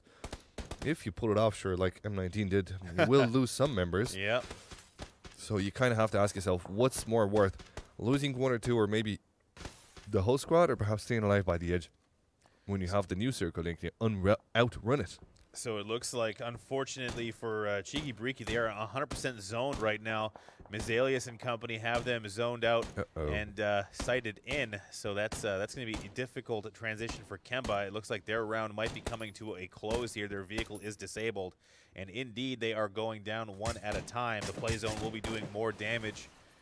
Dash just trying to get around him, but he's not. Well, he's in the zone, okay. but the rest of his squad is in trouble. Yeah, rest of his squad is wiped. He's going to be going through the crossfire of two teams. He's actually taking fire at one, and then the other one responds on him. Interestingly enough, Tox has been knocked out by Milla. Somewhere else on the map, though, it looks like Rixnas won't be able to spot that one player from Cheeky Breaky. But it's not late just yet. What was it, Cheeky Breaky Vdamke from that game? Stalker. That's where the name comes from. Yeah, I didn't play a lot of Stalker. The little position here that we're looking at, that's actually Finstack getting a little closer to the bend where FaZe is. That's and there he is, now having to snake it. Dastish. All by himself. Is it Dastlish? Potentially. I have uppercase L. I have no idea, or lowercase L, potentially an I. Who knows? Who knows? But Kippy's still stuck outside the zone, and now it's now again another vehicle rotation coming out here. Kingwin, however, Miracu says, "Hey, how are you?" I'm not sure who he's shooting at way out there, but he's very far away, and he might be able to make it. That's actually Crimson. He's the last one. No, he's got a teammate in the water. Yeah, I think that's the only option for them. I don't think they can get anywhere else. Oh, are you kidding me? This right is on it. top. Oh, my God. One at a time. Oh, one at a time. They die indeed. And there you go. The last one staying alive there. Miracle swaps for the UMP to try and close the deal. But soon will find himself in the position of a very strong AK. Oh, sorry, Nate. Doesn't really matter. Gaxy's got the closer. Gaxy finishes things off. Gaxy is a simple man. He sees enemy. He thinks, no. Kingwin just destroyed them. Absolutely. That is not how you breach compound. Well, they had the spirit. They had the motivation. They did their best. Talking about breaching the compound, here comes Lumber Mill as well, close to Alliance, and Alliance are peppering them with shots. Trippity staying alive, but not for long. And there's one more guy left, I think. Oh, VZ does go down, so that's 2 for 1 so far. Yeah, that's top side there. There's just one guy left from Lumber Mill, I think. I'm pretty sure right now. Is he close by though? I don't think so. It looks like Kane and Trifley are by themselves. We've seen this a few times. Gustav is close by. Oh, VZ actually going down. They weren't able to get the res. Rip. So unfortunately, they do lose one. Still, those guys are crawling around in front of Alliance. That's the last guy from Feverish is a little too far away. He can't. They're now split between these two compounds. They're holding their own. But if someone decides to crash, they will be going one versus however many. Wookie might be coming for the res late by, and this might be the death of him. No, he's stopping by the edge of the compound. There you go. So Gustav will go down. They can't. I don't think they can do anything about that. Nope. I'd like to see Alliance kind of get back together here and just choose which compound they'd like to hold. But now it's Penta engaging in the middle of the zone, poking out around them. But Mizalia staying active here. He's got a kill so far. Yeah. He sees lots of enemies in the sights, and he's just running through an open field to see if he can find anybody. There you go. Penta almost getting breached as well by Wilma. Actually, they do come very, very close, but they don't access the compound that they're in. Penta have lost some members as well from the earlier engagements. I think that might have been with Vinstack. We'll see if they still stay alive in this 2+2 push towards their compound. Two-man push towards their compound. In the meantime, Ricksnas not going to be too happy to get dinked down hard, but Mista is going to be putting in the shots on his enemies. There, Raikou, can you connect? Yes, you can. Ricksnas seals the deal, and Raikou goes down, but there might be a res happening. Oh, actually, I don't know, because they're taking shots from another direction as well. That's Tindagul that might be coming close to them. No, a res should happen at this point. So for Hasaria, they've been having an okay night so far. Staying 4 strong right now. They will have to go for a res. However, looking at Milla, he's right below them. He's got the ridge. This is a nice little position. You can use this for mobility, kind of get around, not expose yourself too often. But for now, it is Hasaria moving as 4, trying to get into the, well, they are in the current play zone, but it's about to shift, and they will get the favor of the zone. FaZe will come out as well as everybody else along the north end. Kingwin will have an easier transition if they decide to move early. But for now, it's all Hasaria trying to clear out the area in front of them. There they go. Mazali's going to do the first one in. Spots Mila, takes the shots. No, it's actually Taylor that's been spotted instead. Mila's going to have to go back and cover. No chance for the res, but an 8 comes in. And that's a good one indeed, but it doesn't close things on Mazalius. He will push further down, and Mila has been actually finished by Kavorka. So that will be an easy task for Hasaria to find themselves a little piece of the puzzle here, but there's a lot of teams quite close to them, it seems. Taking some shots across the way from the, I believe, was that, that's Tornado Energy Battle shooting at them from across the swamp. Teb shooting at them from across the swamp. And for Rogue, they do have a decent spot here, so it's about defense now for Rogue and Penta. They're having some nice cover, but it's all about defense. But Alliance is still split, so Sigsy might be in trouble, and he will go down. So Sigsy is likely going to be eliminated here. Wookie Bookie coming for revenge for his downed comrades, and Sigsy will be going out here. So now that is 1 left for Alliance. They stayed split, and it cost them. Yeah, well, that's squad 15. That's Fever that has to come into the zone as well. Here comes FaZe, though. With the frags, though, they're going to be eliminated. Will they? No. No, Haxeti does go down. Rafi dies in the next second by Ultrastar, but Haxeti did die, so that's going to be the end of FaZe eliminated early on, 13th place. That, I think, is the hottest news of the night. That compound, man, I tell you, that compound, maybe it wasn't a caster curse or not, but it's very hard to defend. No, it is hard, and I mean, it's really about line of sight there, so they held it as long as they can, but you can get right up on top of it in cover, so I mean, that's a difficult hold for FaZe, and really, I think the entire lobby is now breathing a sigh of relief seeing FaZe being eliminated, so that's we will have a new victor in this particular round, and Rogue looks like they are in good position right now. They have that north end cover. They have good sight lines. Penta's in good shape as well, but they are engaged directly with Finstack. And that engagement might come to a closer. The circle might sway towards that way, but still, Finstack need to make their way just slightly down. Elite player in the meantime taking shots at Wookie, but Elite player doesn't have the HP to really challenge Wookie now. Wookie's going to have to move in fast, though. He's going to use the UAZ because the circle chunks really hard. And as he comes close, he might come into squads. He won't go too far to the right. Yeah, as he knows there's going to be teams quite close to him, but Wookie, with a sliver of life, will he make it past alive? There's Fever just south of him. And that's him waiting to take Wookie down because Wookie took his teammate. Fever's teammate, to be more correct. Yeah, the trades will continue, but the circle is still closing and relatively quickly as well. So he's maxing his health, and he's going to have to just put the weapon away and sprint. And that is Fever, the last man standing from Alliance, just a little bit ahead of him, and he's prone in the grass. He did spot him. Oh! Wookie didn't know. He doesn't know exactly where he is. He knows the general direction, but now pressing out of the zone. But Alliance, that's Fever's getting shot from. Yeah, that's Larson finishing him off. So that's not out of the woods just yet for Wookie. Wookie, they know there's someone else there, but they are distracted. Rogue, the joke.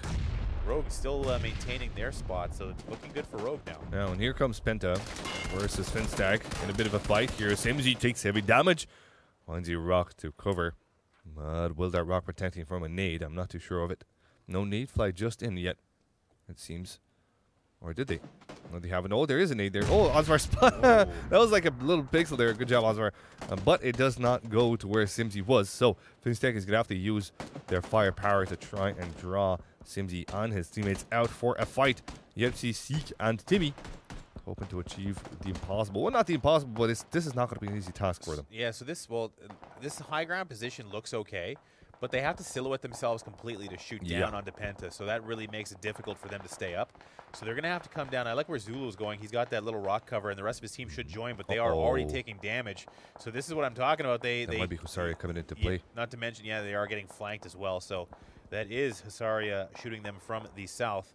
And now, for Finstack, they're in a bit of trouble here.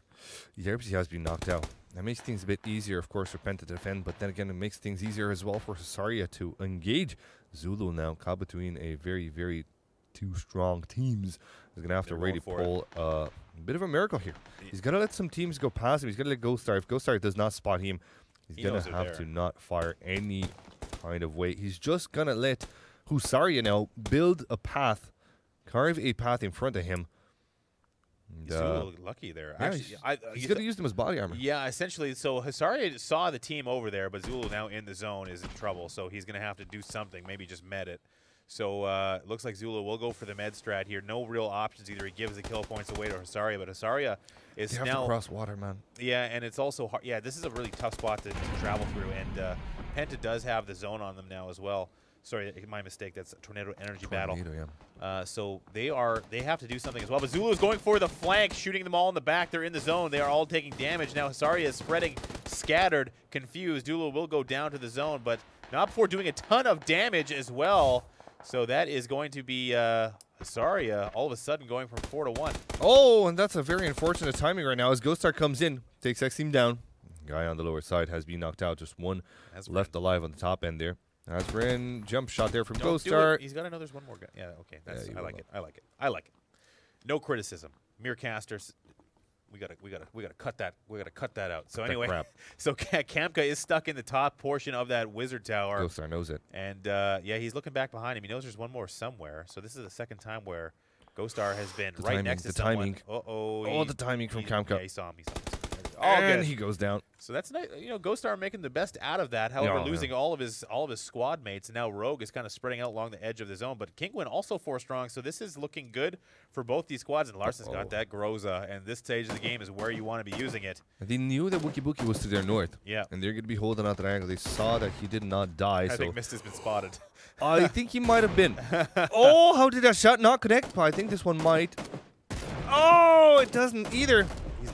He's still alive somehow in that open area, but Gaxie's not going to be too bothered to take him out of the game. And there goes Gaxie closing it out as well, whilst his teammate Larson will reload the M24 and hold on to the same spot. They know that it's not the only team that was in there.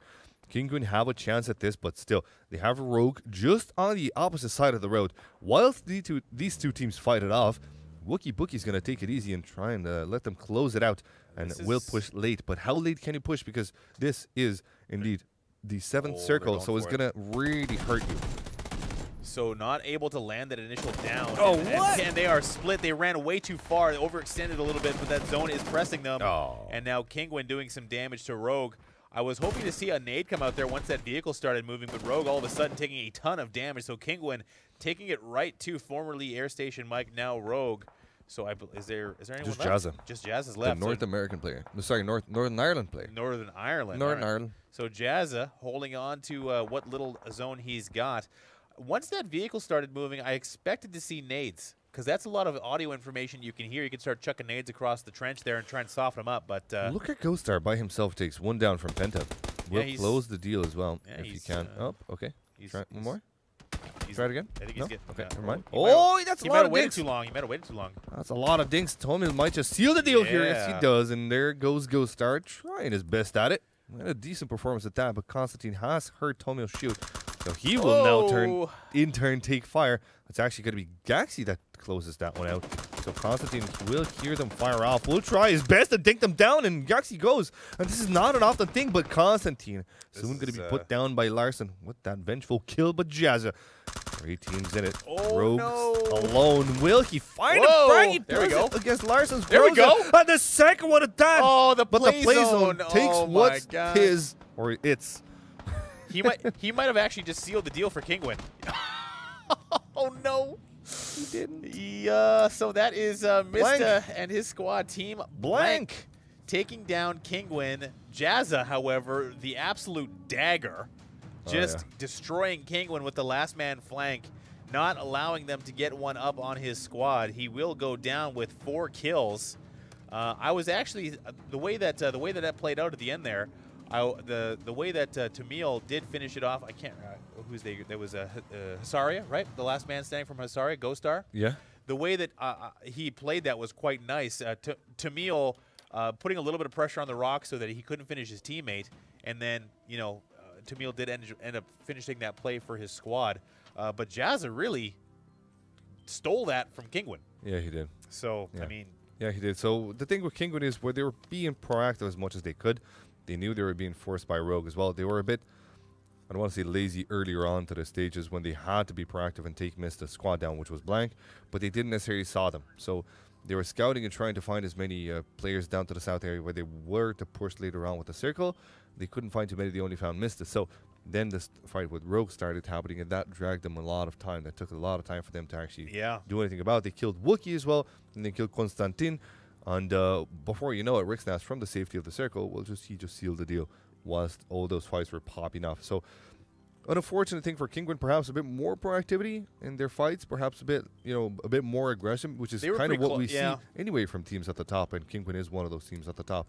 But I would love to see a bit more aggression from them. I think but what do I know? I'm a mere cast. No, I mean, and we're going to take a look at one of these highlights really quick here. Yes. I think that, and this is the squad wipe as the Crimson just dives on their compound. So Crimson getting destroyed here by Kingwin. They did take what was given to them, did Kingwin, but as far as that last engagement was concerned, I think if they peak as 2 there, if one goes down and the last 2 peak, they were kind of just giving them the head, right? So that was, just peaking only with only the head coming across that ridge, and that gives Jazza lots of a very juicy target to shoot at. So those 2 headshots taking them down very quickly. Kingwin just cannot deal with that, and then ultimately it was just the field babies out there shooting back at them. So let's have a look at the winning moment as well. Yeah, let's do it. This is the one we're talking about with Jazza there into that fight as well. Yeah, see, just peeking over. So actually, they did dual peek it, but he was good at this one. Yeah, he nails the first M4 one versus there. Groza there. And then another groundhog pops up, plop right in the head, and just giving them totally the upper body. A little bit more time, and potentially Rogue takes that. Well, maybe actually not, probably not. They would have to come across the ridge, and then there was Rixnas. a squad out there. Rixnas and Crispy were alive. Yeah, so that would have been hard for Rogue to win regardless, but that was a dagger, really, right in the side of Kingwin, and yeah, unfortunately, that's a second place, looking like it would have been very good for them to win that, but Jazza stealing one for him. So nice play by Jazza. Funnily enough, the guy that was alive on the other side of the ridge, Miracu, Northern Ireland as well as Jazza. There you go, good lads. Nice.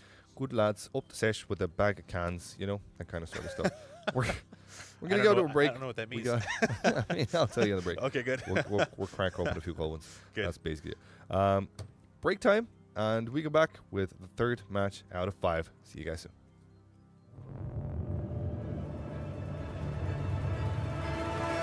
Can you get me home? Or will you lead me to another place before I overload into the mess of all our broken ways? Give me a signal.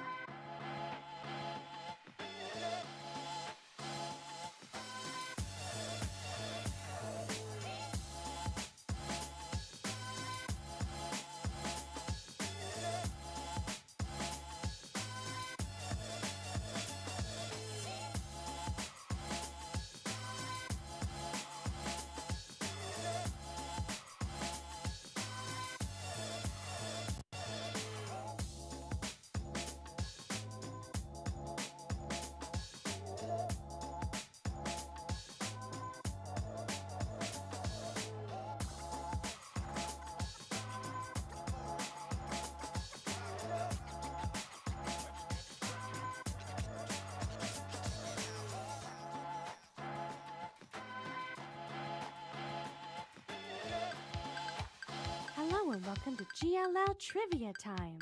Use the chat to tell us which answer you believe is the correct one. Are you ready?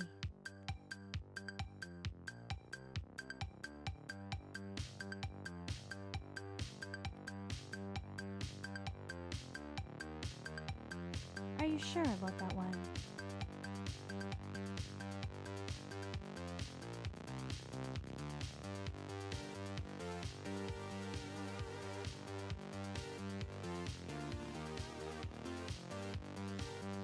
The correct answer is C. Question 2.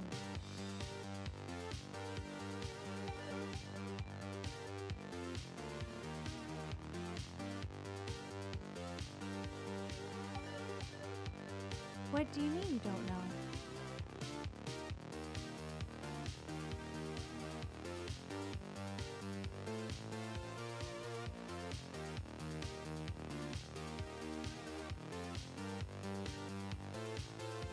The correct answer is B.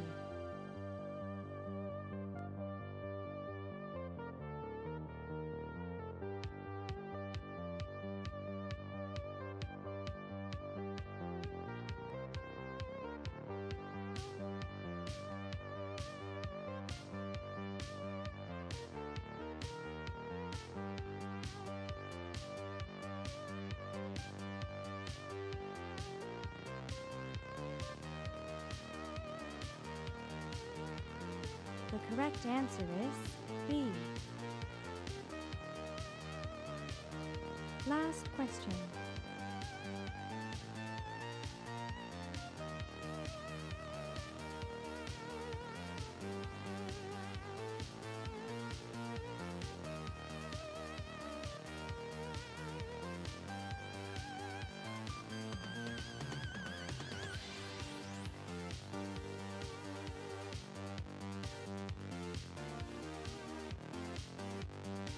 The correct answer is C. Thank you all for playing. See you next time.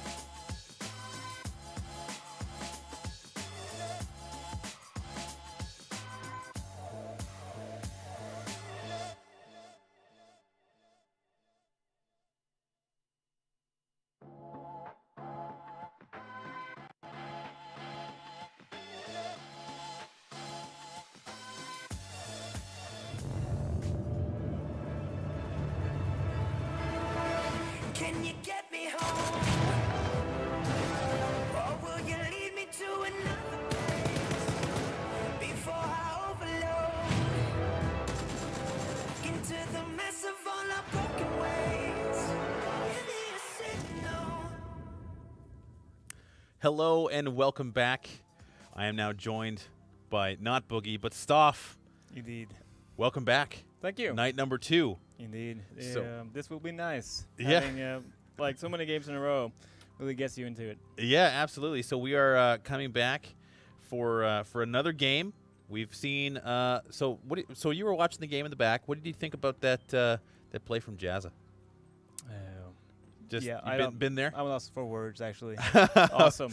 Yeah, I mean the dagger play, putting himself in position to essentially eliminate Kingwin, and Kingwin in a good spot to win that game, but ultimately it was Mista and his squad. Had a chance to meet Mista actually at Star Ladder. Another blonde-haired, blue-eyed European man that's really into PUBG. I don't know, it's very common, I think. Yeah, well, I like those people. I can They're good imagine. So taking a look at the leaderboard, we'll see how the teams have shaken out so far. So for now, it is still FaZe Clan holding on to the #1 spot. Having gained a lot of ground is Rogue, only 30 points behind them. So on the back of that round there, Jazza picking up some kills there for his squad and propelling them into second place. Kingwin also having a decent round. Actually pretty close there at the top of the leaderboard. So between 1 and 3, there's only a few points separating everybody. So Kingwin number 3, Penta there number 4, having a couple of decent games. So their roster changes not really hindering their performance so far, and then the rest kind of off from there. There is a fairly tight grouping even between Blank and Groovy, only 6 points separating them. So very close to the game so far. Yeah, and I'm very interested to see what's happening now in the future games in between FaZe and Crimson, fighting for that 1 spot. Yeah, I mean that like Boogie had mentioned, it was a tough compound to hold. They had a lot of space to come over through. I think there's like a little hill kind of separating them as well. So the way that defense goes or went specifically for FaZe was not as to plan, but they did well so far to manage that. But sometimes even the best can get wiped by a team with better positioning or when they get surprised. So for FaZe. They had a great first game, not a great second game. Bouncing back, coming into game number 3, we'll see what happens with them. So as far as the teams to watch, since yesterday, now that you've kind of seen everybody interacting with each other, who are your teams to watch going into game number 3? Well, as I mentioned previously, I'm really interested in the internal fight here between Crimson and FaZe. Right. I'm just really into it, seeing what they're gonna do. If Crimson gonna go for the safe kind of play, just to get the points and be sure to get the points, or if they're going for, the victory. Right. Yeah. So as far as FaZe is concerned, and actually, let's talk a little bit more about Crimson. Crimson had a vehicle push against Kingwin last game. Yep. When you're going for a vehicle crash like that, and we've seen this happen time and time again, where that lead vehicle gets taken out, that second guy in. Are you just expecting to die as the lead vehicle in a vehicle push or into a complex push? I don't expect to die. I expect to take fire, and this is where you need to kind of decide if you want to have a scout vehicle coming in first, and then you could die. Right. Or if you go with every vehicle, it's going to be hard to focus fire the one vehicle. Right. So I don't expect to die, but it could happen. No doubt. You really got to plan how you park the vehicles coming in, making Right. sure you're clear from the sides and whatnot. Well, those yellow cabins, especially in that area, allows for a lot of maneuverability outside. Like you can jump out, come around the back. You can actually jump out to some of the windows as well. So, judging where there are going to be players when you come into that area is going to be very difficult. So, Exactly. And that was clearly the case for Crimson, who did not survive that push. So, for now, we are on a different map. We are on Miramar, and it is time to see the first plane come out. So, we will see a decent plane path coming around the center of the map. I think it'll cut it nearly 50% down the middle. So we will see FaZe coming south, and the rest of these squads jumping around the more dense areas. Interesting here at El Pozo. There was no one there yesterday. Yeah, now there's at least 3 teams. It looks like that's going to be Crimson. I see Kemba there, and Genside as well. So that is going to be a busy little area. Pozo, one of the most efficient looting zones in the map of Miramar. A lot of good buildings there, and clearly that is been taken note by some of these guys. Crimson might be looking more for vehicles than to actually loot in Pozo. The south end of the map will be a little bit more accessible than usual. Leonis will see M19 and Vitality headed that way. Alliance taking over That is I can't remember that town's name. I can't see it just yet either. I think that's Impala. So Impala will be taken over by Alliance, and Rogue actually headed south down to Puerto Pariso. Yeah, and not Genside, but Crimson, they're going down to their little prison island as usual, probably. Yeah, Kingwin headed to El Azahar. So for these European teams, still, I think, sorting out their preferred spots in Miramar. Looks like FaZe is going to get Monte Nuevo all by themselves. So that is a fairly wide berth the teams are giving them there. So that'll be interesting to see. Now, the way these teams are split up is interesting. We haven't seen the there is our first zone, so it'll be a northern-centered circle. And when it comes to Miramar, in your experience, how do you play it compared to Erangel personally? I like to have a sort of quick rotation if I can, if I'm close enough to it, and get into a solid sort of hillside in order to get some information towards the next rotation. Rarely I crash compounds this early. I just kind of wait for it and then go for the second or third circle, something like that. Try to be central. So looking at the map and the way it's kind of set up so far, we are going to come over to the Weatherman panel, and this time around it's going to be Weatherman Moses. So hello again. So the way that this is kind of set up, and actually a lot of these teams have already set themselves up in the center of the zone just by the way they've chosen their path. So Vitality, down in Leonis, they're in the nice spot. If we could get a little bit of a zoom on to where Vitality is, we will see that they are around the construction buildings, but they're sharing it. So the powerful buildings in this area are the constructions. So they're the little concrete buildings with 2 levels. And the way that it's zoned, and we see this a lot of the time with Leonis, is that there's this kind of unwritten border between the left side and the right side of Leonis, kind of decided by that ridge that you can see right down here. So there is a ridge there, and that's kind of the difference maker between who's on the low side and who's on the high side. M19 sharing them there, so we can pull that back a little bit. We'll see that when Vitality is done looting here, they're going to look for vehicles around this area as well, grab that vehicle, and then head north to their initial zone. So again, pulling this back away from Leonis, Crimson, all the way down on the prison island. This is an area that is way outside the play zone, but provides decent loot as well. So Crimson is going to be using vehicles to loot the prison area, and then again come north. But FaZe in a decent position right now, not too far from the play zone, but they have a very clear path. So they've been given a very wide berth. There's no one anywhere near them for at least a couple of 100 meters. And that's going to be great for them. So they're going to pick up all their loot in Monte Nuevo, and they'll likely come into the zone just around here. So right around there. And so that's a nice dispersion of teams so far. And for now, I think we'll kick it back into the game and take a look at what's going on. Yeah, and looking at Crimson right here in the down left corner at prison, that's where they usually go, and it's the same on Erangel. They use the corner spots, just sitting outside blue and looting, making sure they got everything, and then moving in. And they're pretty good actually. They did the same thing yesterday and just plowed in. No worries. So, looks like Jazza already taking a shot there, and the unlikely hero from last game is all of a sudden all by himself and down. He has no immediate support. So where is the rest of Rogue? We haven't seen them anywhere nearby. They are in Pariso. I thought that's where they were. They're actually out of town, so it looks like Ewan, Fuffins, and Yannick are going to be leaving their comrade behind. So Jazza, all that work last game going for naught, and he will be left behind. So Jazza will be the first man eliminated so far.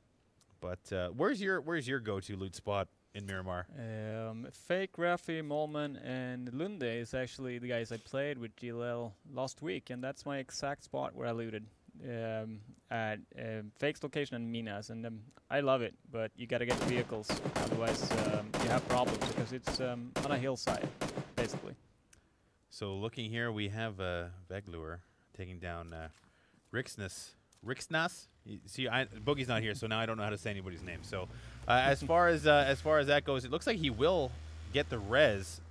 So he will escape, and this young gentleman, Veglur, will get away on the old buggy there. Sorry, the bus there, and So for now, it's just kind of poking, traveling around, looking for ways into the zone. And we do have Finstack and Rogue losing 1 each so far. So for now, Miramar especially has a lot more space, less water involved on Miramar. There's some on the bottom right, but often not involved in the initial zones.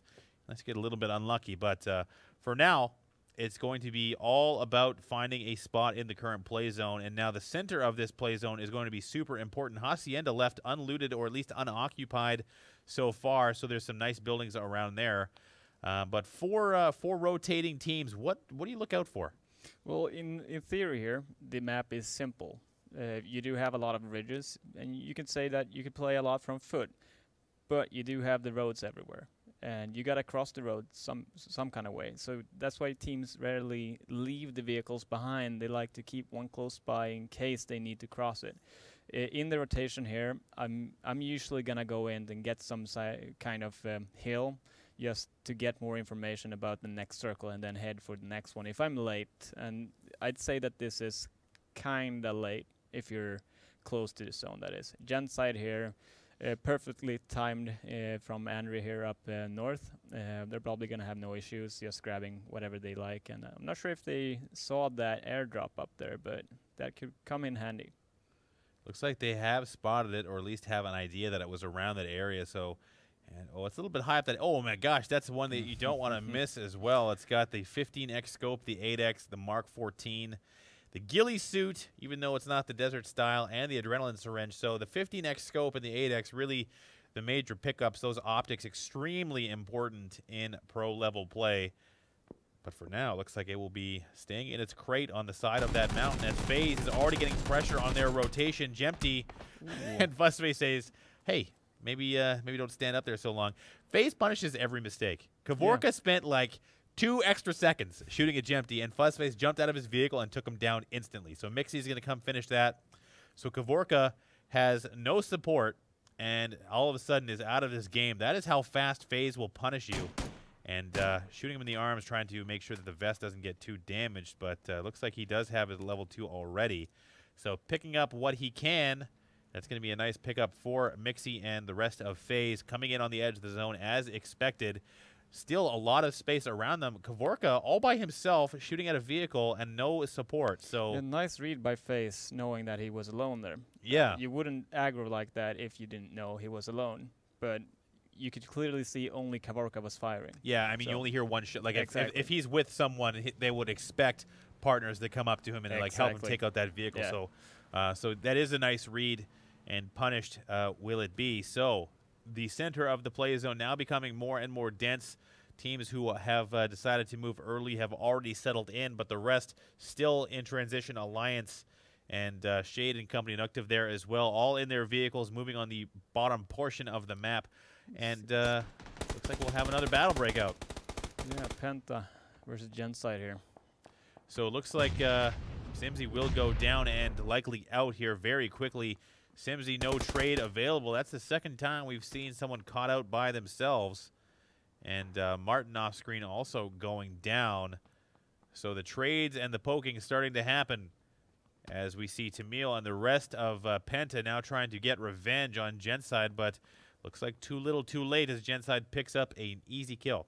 Yeah, and the meta is always changing. If you don't adapt to it, you're going to have issues. And sometimes you see solo rotations like scouting going on, and then a month later, you don't see any of that because people adapted to solo players. Right.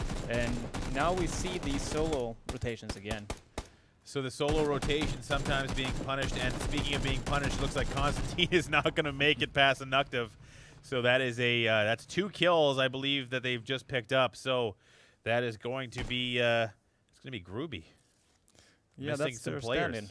stand-in. So yeah, Inuctive, a player for Avangar, however, playing this evening for Groovy, and that is going to be 2 down for them early in the game. FaZe also engaging as well, a little bit further away, poking long distance. Hacks taking a look down into the town as Zulu is taking pressure.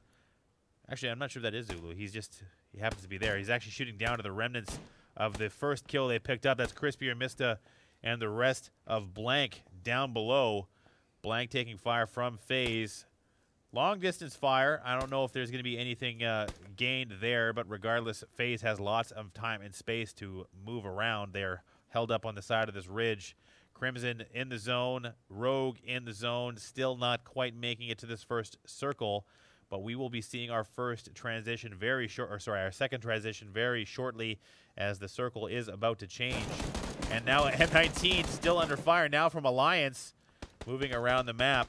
That's going to be Batulin trying to get away. I met him actually at Star Ladder. A nice young man.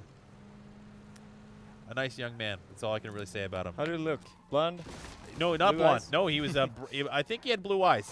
I didn't keep notes on who had what eye color, but I believe he was a brown-haired boy, but a nice man, a nice young man.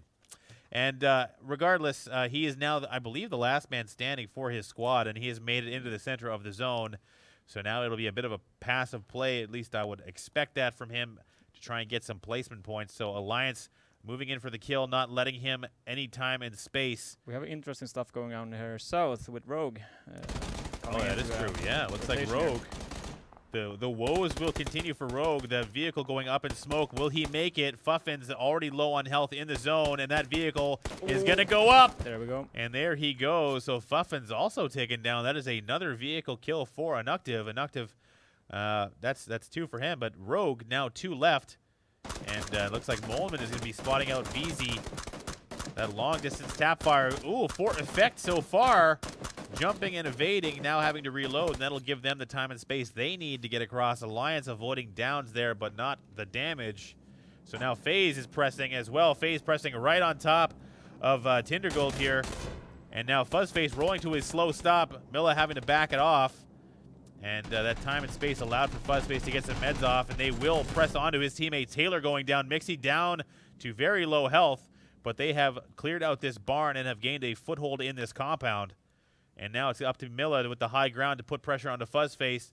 Now, he split out from his team, so now Taylor having gone down, they're going to need to try and reform, or at least, oh no, Martin's way too far away. So now it's all Milla all by himself. FaZe also know that he's there.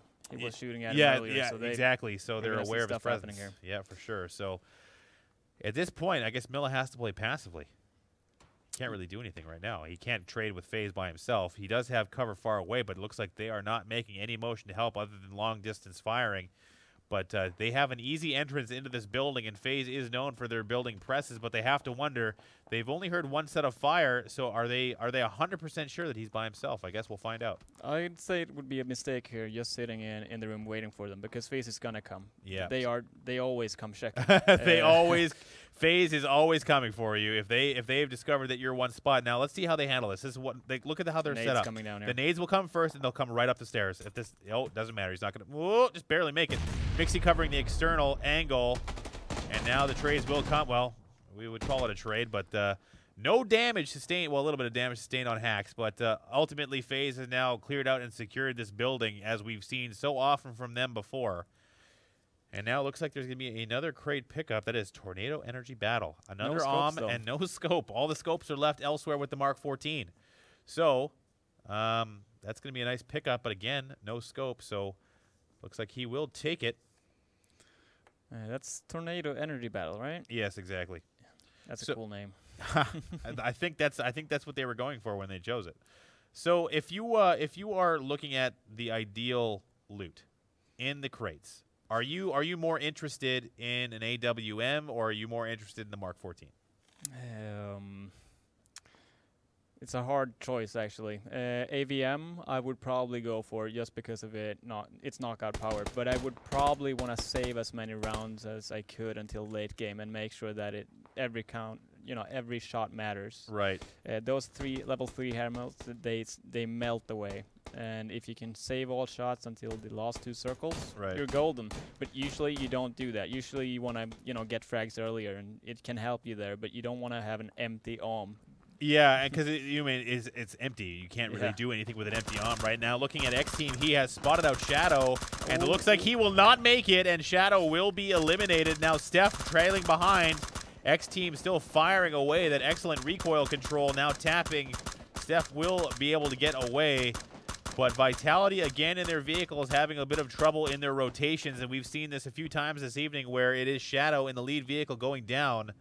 So, again, Vitality playing with a stand-in. So that's not something that we can hold against them. They are not playing at full strength. Steph, while capable, not used to the ins and outs of the teamwork that Vitality is so known for. And Shadow goes down. Yeah, and this rotation they did, it was to get into the blue one. Right. Now they need to get into the white circle. yeah, so they need to keep rotating, basically. Yeah, they essentially that their work is still left undone. Yes. And for now, the center of the zone starting to fill up. The rotations beginning to complete, I should say. But there are a few teams kind of held outside. Tornado Energy Battle being one of them. Vitality also there. And now it's going to be Mista. They've already picked up one. Crispier finishing off Seek. And Zulul, the last man's... Timmy's there as well, but they are spread out. So he's got the high ground, but he is leaving the head exposed. We'll see if that is going to get punished. The Crispier with that 8X Car 98 looking to head hunt. He's already picked up one kill, and now he's looking for more. The problem is that you got so many ridges here. Yep. Another team could just pop out any second, so you got to be aware at all times what's going on around you. Kingwin being active here as well. Asverin having snuck his way into a top 2 finish. Not sneaking his way out of, or now sneaking his way out of the sights of Kingwin, but here's another crate pickup. So crates aplenty. The M24 and the 8X being picked up by Tomil. He's got the extended quick draw and the adrenaline syringe as well, so a nice mid-game pickup for him. But for now, it's all long-distance battles, and Zulu has gone down. So now Timmy, the last man standing for his squad. So he's going to try and evade here, I imagine. Finstack taking a lot of damage. Yes, and he's still outside the white circle. So it's going to be interesting to see how he approached this. If he's going to just rotate all the way around and get in, or what he's going to do here. He did have a vehicle before, but he ditched that. Yeah. Would you take the vehicle in that case?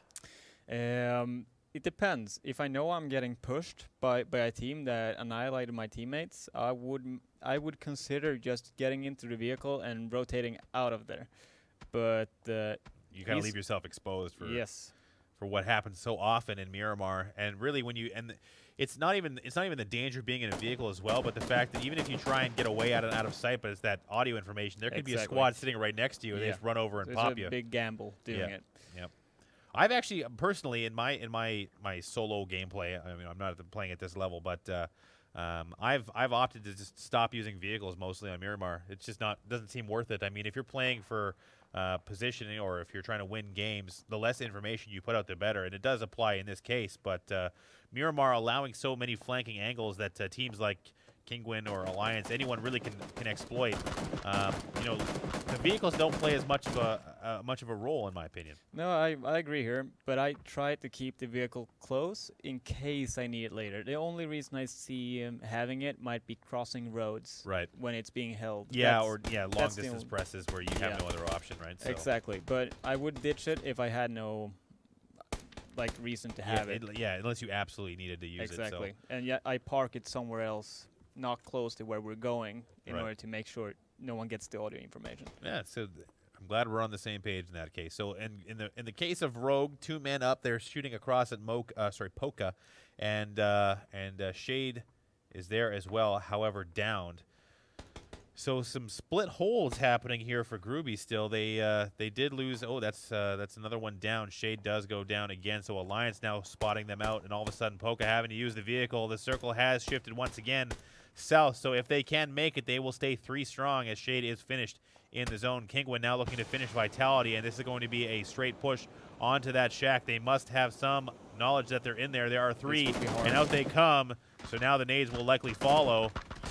They'll hold pressure on the door, and they know that Vitality has to get out to avoid being naded. The trade does come, but they are now 2 down, and it's only Steph remaining. And now it's all up to Kingwin to finish this up. Oh, however, it does not happen. Bard goes down and finished. And now it's up to Miracu, and he will finish it. But Steph doing some damage. Kingwin will lose 2 in that fight, I believe. I gotta say this, but that was kind of sloppy moving that close. Yeah. The way they held the angle, right? Like the way they came wide on the door and didn't give them anything other to shoot at. So Yeah, the single file in front of the door there is what costs you. Now, Hack's actually taking damage. It looks like Fuzzface has gone down as well, so Hax has to take the building. It's the rest of Tinder Golden here.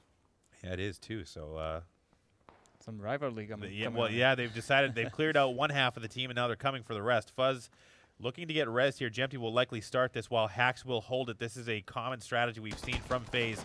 Hax protecting the res while Jempty goes for it on Fuzz. And now Mixie holding the exterior to make sure that no one pushes out from the side. But the nades will come in trade. The flashbang's there. Oh, is Hax blind? Maybe. I don't know. But regardless, I think Mixie's holding the exterior angle. Have we seen Mixie? I don't see. There he is. He is holding outside. the exterior angle. So I gotta mention that, you know, FaZe, they know that there's only 2 people left here. They know who's playing on that team. Yeah. We play every week with the same teams. There's no way they don't know it's only 2 in there. So they have time. They know it. So that's knowledge, very powerful for FaZe.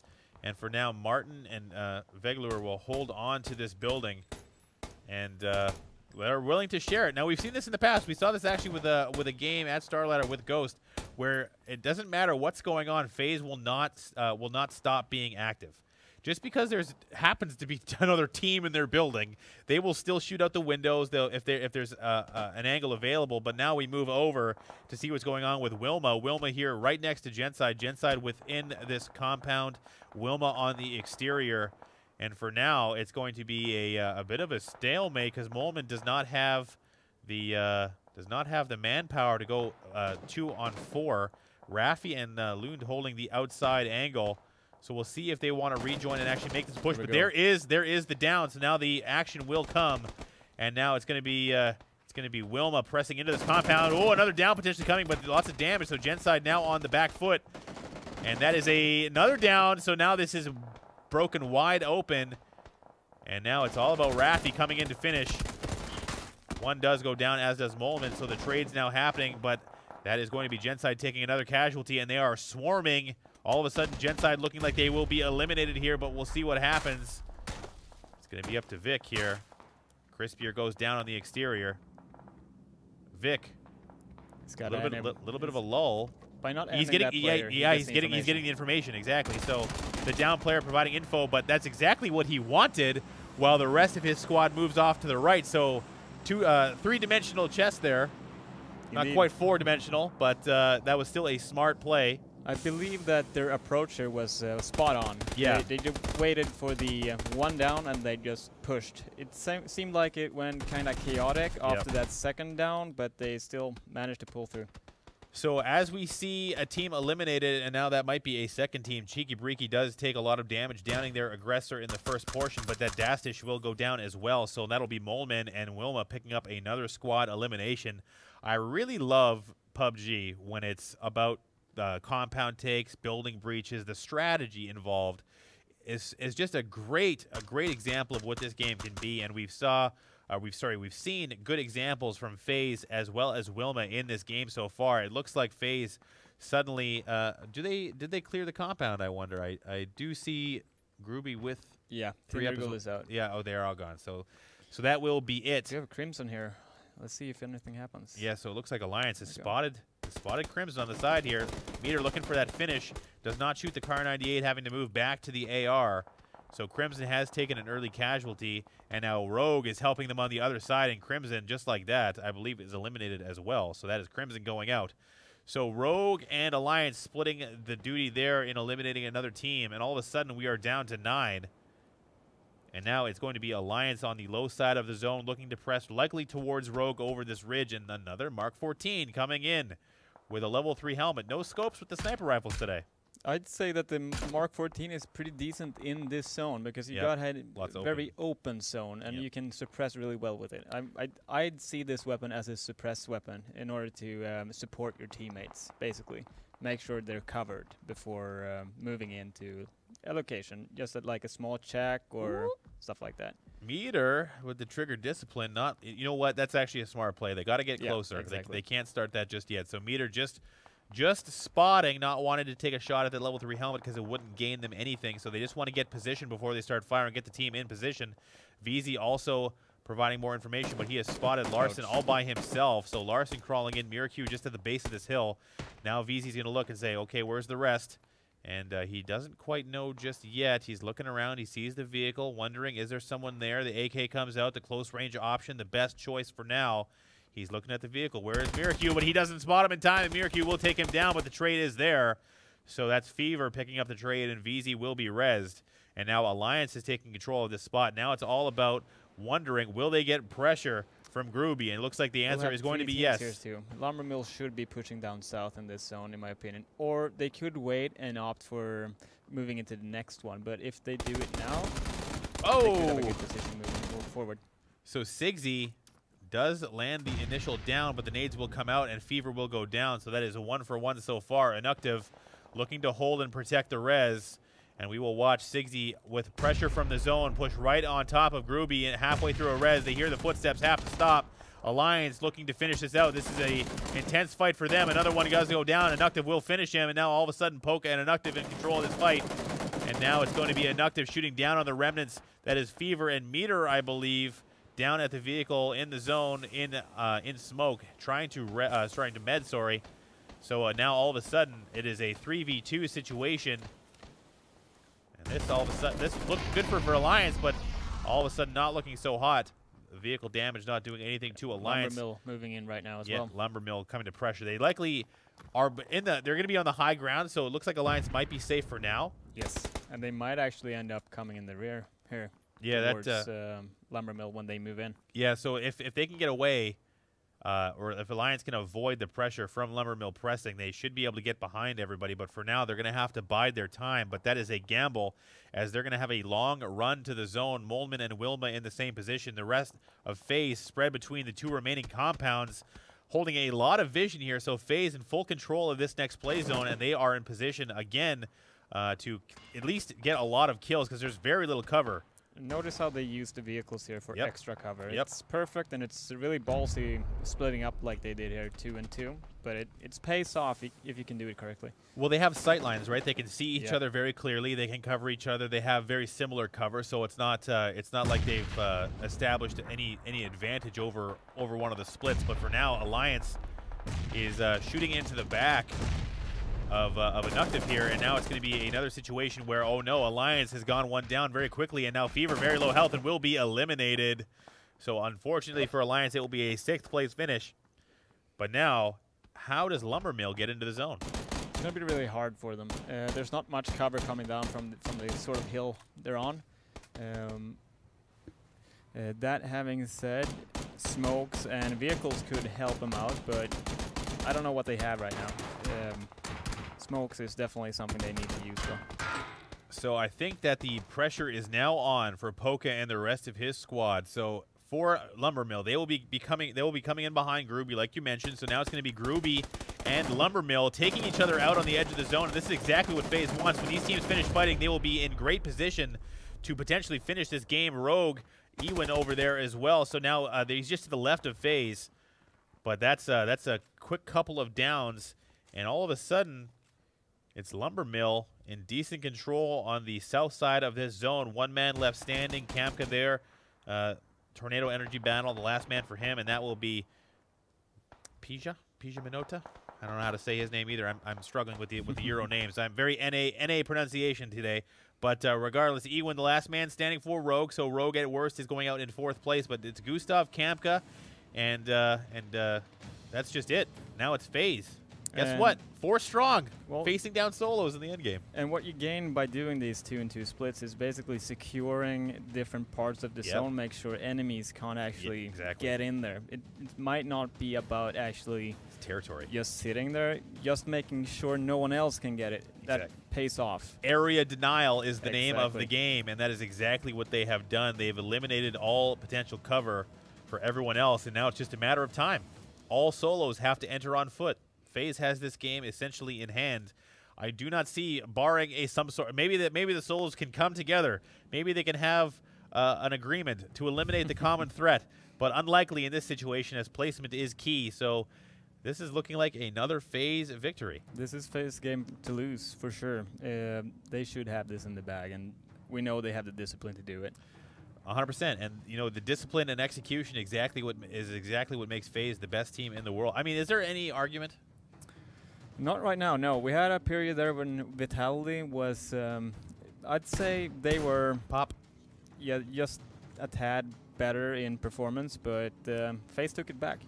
I mean, without question and with domination, FaZe has undoubtedly arrived, and Ewan stuck out in the zone will be meting, and he's got to know. Jempty's got to have a pretty good idea. There's a guy there. He might have spotted his head, and he did. And oh, no, Jempty! Too bad, but Kamka will be finished off, and now it's all up to Rogue again, meting in the blue, but he has got essentially zero chance of winning this game, and he will go out. I don't know why he just doesn't let himself die. It's either he's going to give FaZe kill points here. Exactly, and what FaZe is actually doing here at the end, they're going out looking for the kills, for the extra points. They don't care. I mean, they do have some info about the number of teams existing. They have the kill feed. Right. So, yeah, good play. So, Rogue, instead of denying it kill points, gives FaZe yet another kill, and with that, they pick up another 13 in that game and another first-place finish. So, with both the kills and the placement, FaZe now in a dominant position atop the leaderboard, and that's another classic FaZe game where they get area denial, they have compound takes, they push into houses, they do it all so well, and another FaZe victory. Rogue picking up the second place, and a few of the solos doing their best to fill out the top 5. But really, Alliance had a good game, Lumbermill had a good game, but they did too much damage to each other, and yeah, and this is what happens. FaZe, they moved in and they took control. Might sound like we're, favorite FaZe, but it's hard not to talk about it because they're winning. They're in every game. Yeah. It's never like, what's going on with FaZe? We haven't seen anything from them. No, they're taking a compound, they're blowing up a vehicle, they're winning games, and they're doing it in a style that just begs attention. But speaking of what happened last game, let's take a look. I believe this is a Kingwin highlight. So, yeah, this is the press onto Vitality. Now, you said this was sloppy. Explain why. Well, I dislike these houses because it's a narrow entry point, right? Right. If you got 2 players just holding the entry doorway here, you can nade in. Right. And just wait it out. In this instance, we have Ward pushing forward, just getting a bit sloppy and getting ended. Right. Instead of playing it safe.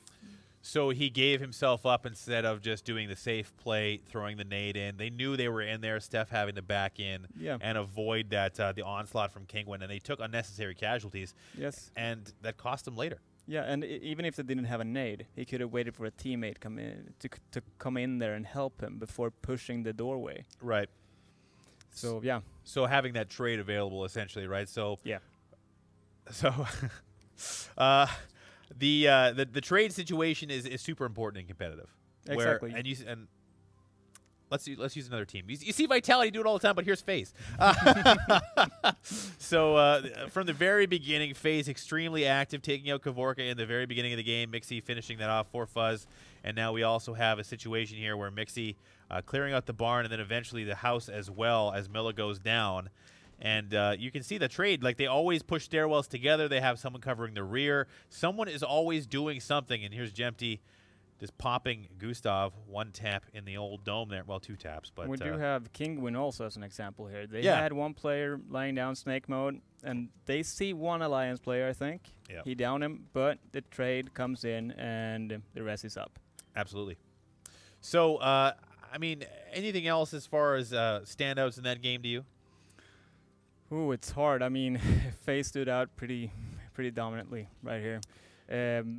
But I'd say I missed Crimson in this game. I was actively looking for them in the end there, and I just saw that they were down. I didn't see where they went down, but I would like to see them getting a bit deeper here. Yeah, Crimson is like up. It's very similar to Avangar, where it's either they're dominating on the way to a victory or getting team wiped on a. Actually, they have a couple of similar behaviors as well. We've seen Avangar do vehicle pushes onto compounds and get destroyed, and then we've also seen Avangar use a compound to high effect and then picking up a bunch of kills on the way to a victory. Yeah, and I'd say FaZe was like this a couple of months ago. Right. Either they won or they got low score, and now they're just super consistent. Well, and you can see it in their play where if handed a situation where they're at a disadvantage, they immediately change from offensive mode to defensive mode. Yes. Where they'll say, okay, Fuzz and Mixie, you got to go lay in a field for the next 15 minutes while the game plays out, and then they'll go for that placement. Even though they might not pick up a ton of kills on the way there, they might just be able to at least get their way into the top 5, and that's something that FaZe is so good at, is just getting into the top 5. But for now, we are going to go to a break. We will be back very soon for game number 4 of 5. So from myself and Stoff, we will see you in game number 4.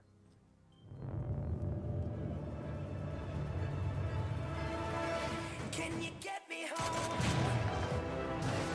Or will you lead me to another place before I overload?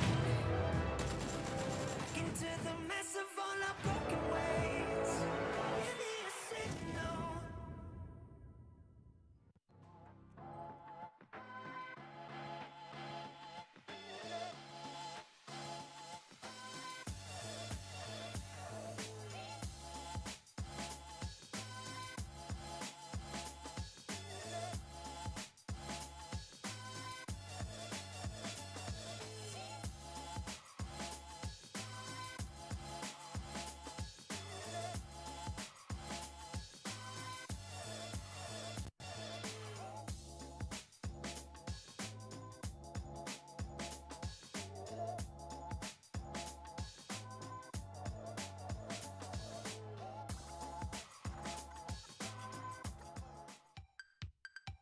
Hello and welcome to GLL Trivia Time.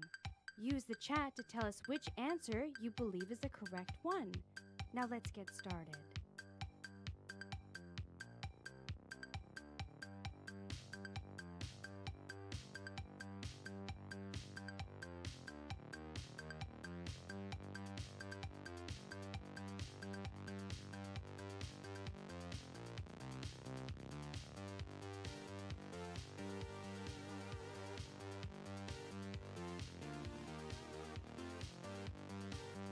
The correct answer is A. You got this.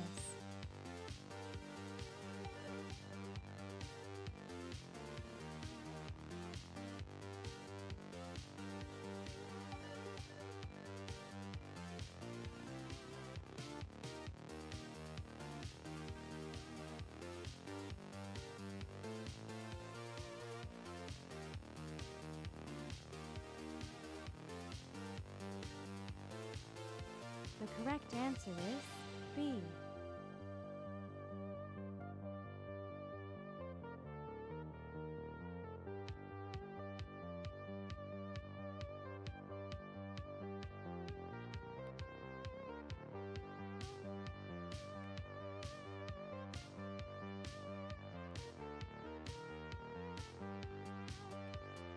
What do you mean you don't know?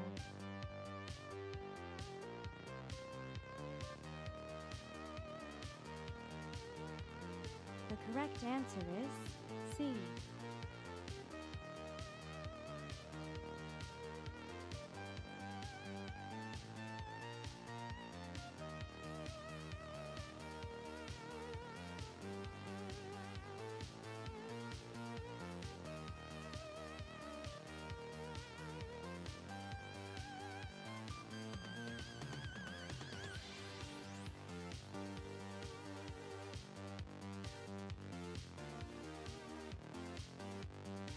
The correct answer is B.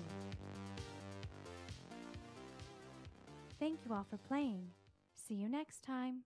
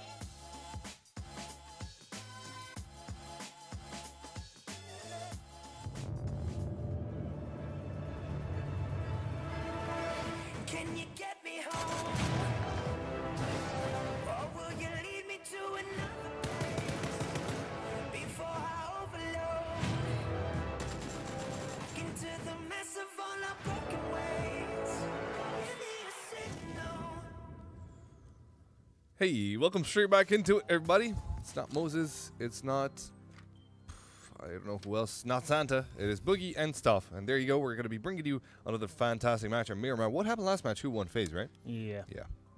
Moving on to other news.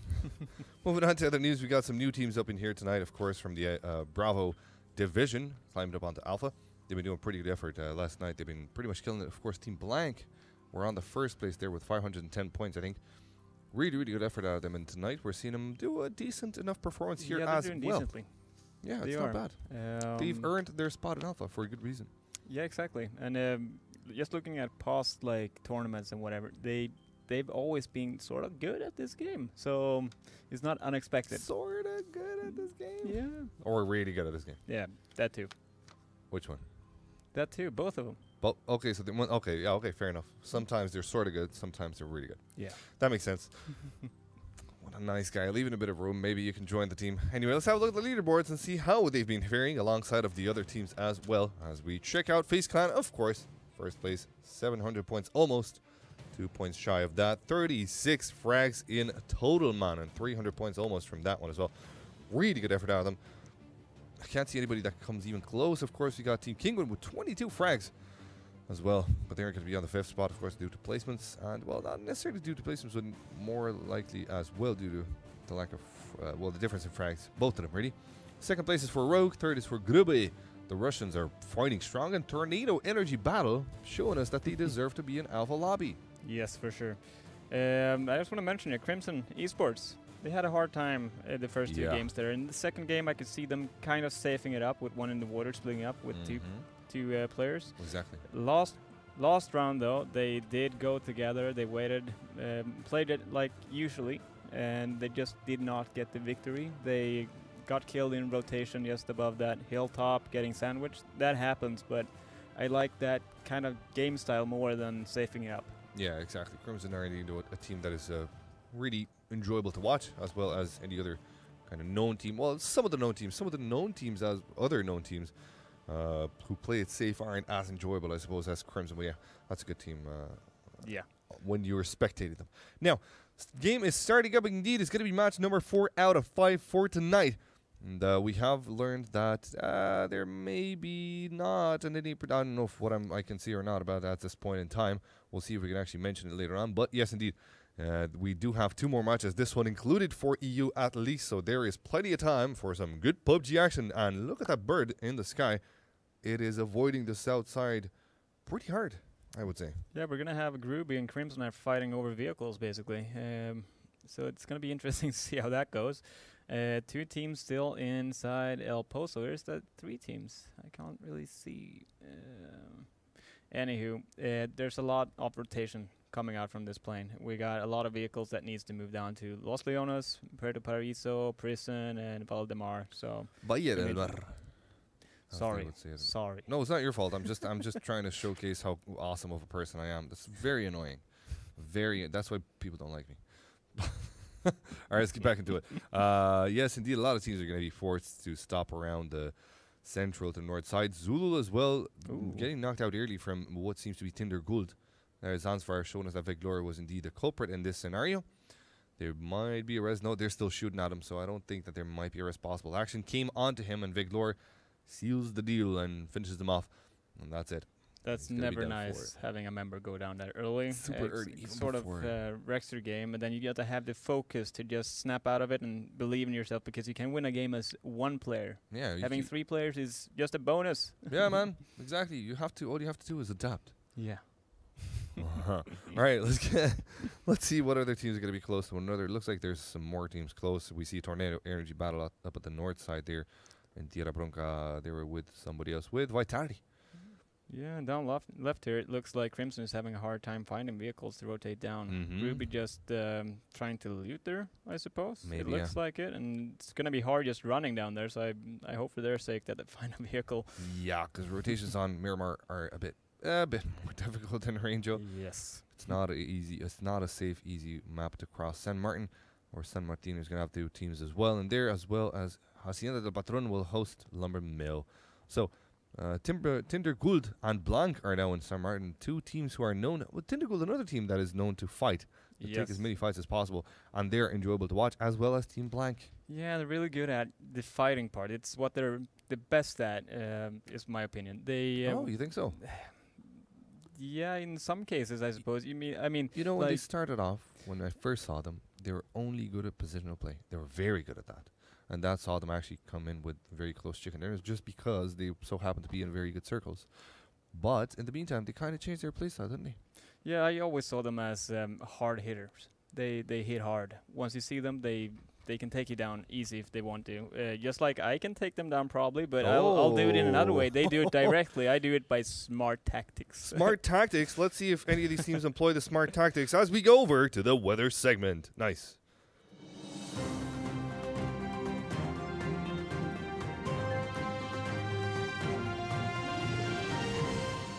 Welcome straight back into it. I'm Boogie. I'm very happy to open up a brand new world and also the brains of Stuff, because we're gonna be having a conversation here, Stuff.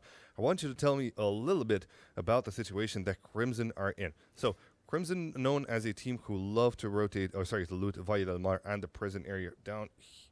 Oh, there we go. There it is under the screen. What will they do now? So Jambawe and NVS got there with the buggy or a double bike, because there was only 2 people on that vehicle, and they avoided taking Lockwood and Pybus from up here. So what's the possibility for them to loot these kind of hard areas? Will Pybus and Lockwood go to do you think it would be viable for them to go to Chumatera? Or would you, not knowing 100% where the other teams dropped, kind of avoid that scenario altogether? Well, you already know that there were no shoots going that direction, so I would probably beforehand have aborted the rotation down towards prison, and I would go Chumatera. Yeah, exactly. I would go there directly with my 2 players on the bike there. But they decided not to do that, and from here, I can just assume that they're going to link up around that area and then move in together, because they don't have time stopping there and doing the looting phase again. Yeah, true. And here's another thing about Crimson. We've already seen them tank the blue when they have to do it. They're not a team that normally tank the blue, but when they kind of have to do it on Miramar in particular, they're known to do that. So I remember, if we zoom out of the map, let me just do this. There we go. I remember the circle was somewhere around this area in a match that we were doing in GLL, and they were all the way in Campo Militar just looting as much as they could for heals. So it is a safe way. When you know you're going to be late to the party, it's even safer to actually try and be as late as possible, because the timing's on to that. When we were talking about this yesterday, the timing is on that, on where the players are going to be located. They're going to be huddled up around the center, so that leaves you with a possibility of rotating towards the edge, and then from there now probably play the edge strat more than you would love to get inside the center of a compound, unless you can scout one and traverse it safely. But in Miramar, traversing safely and Miramar aren't necessarily synonyms, because you get surprised. There's a lot of ridges. You don't know where a team can pop up from.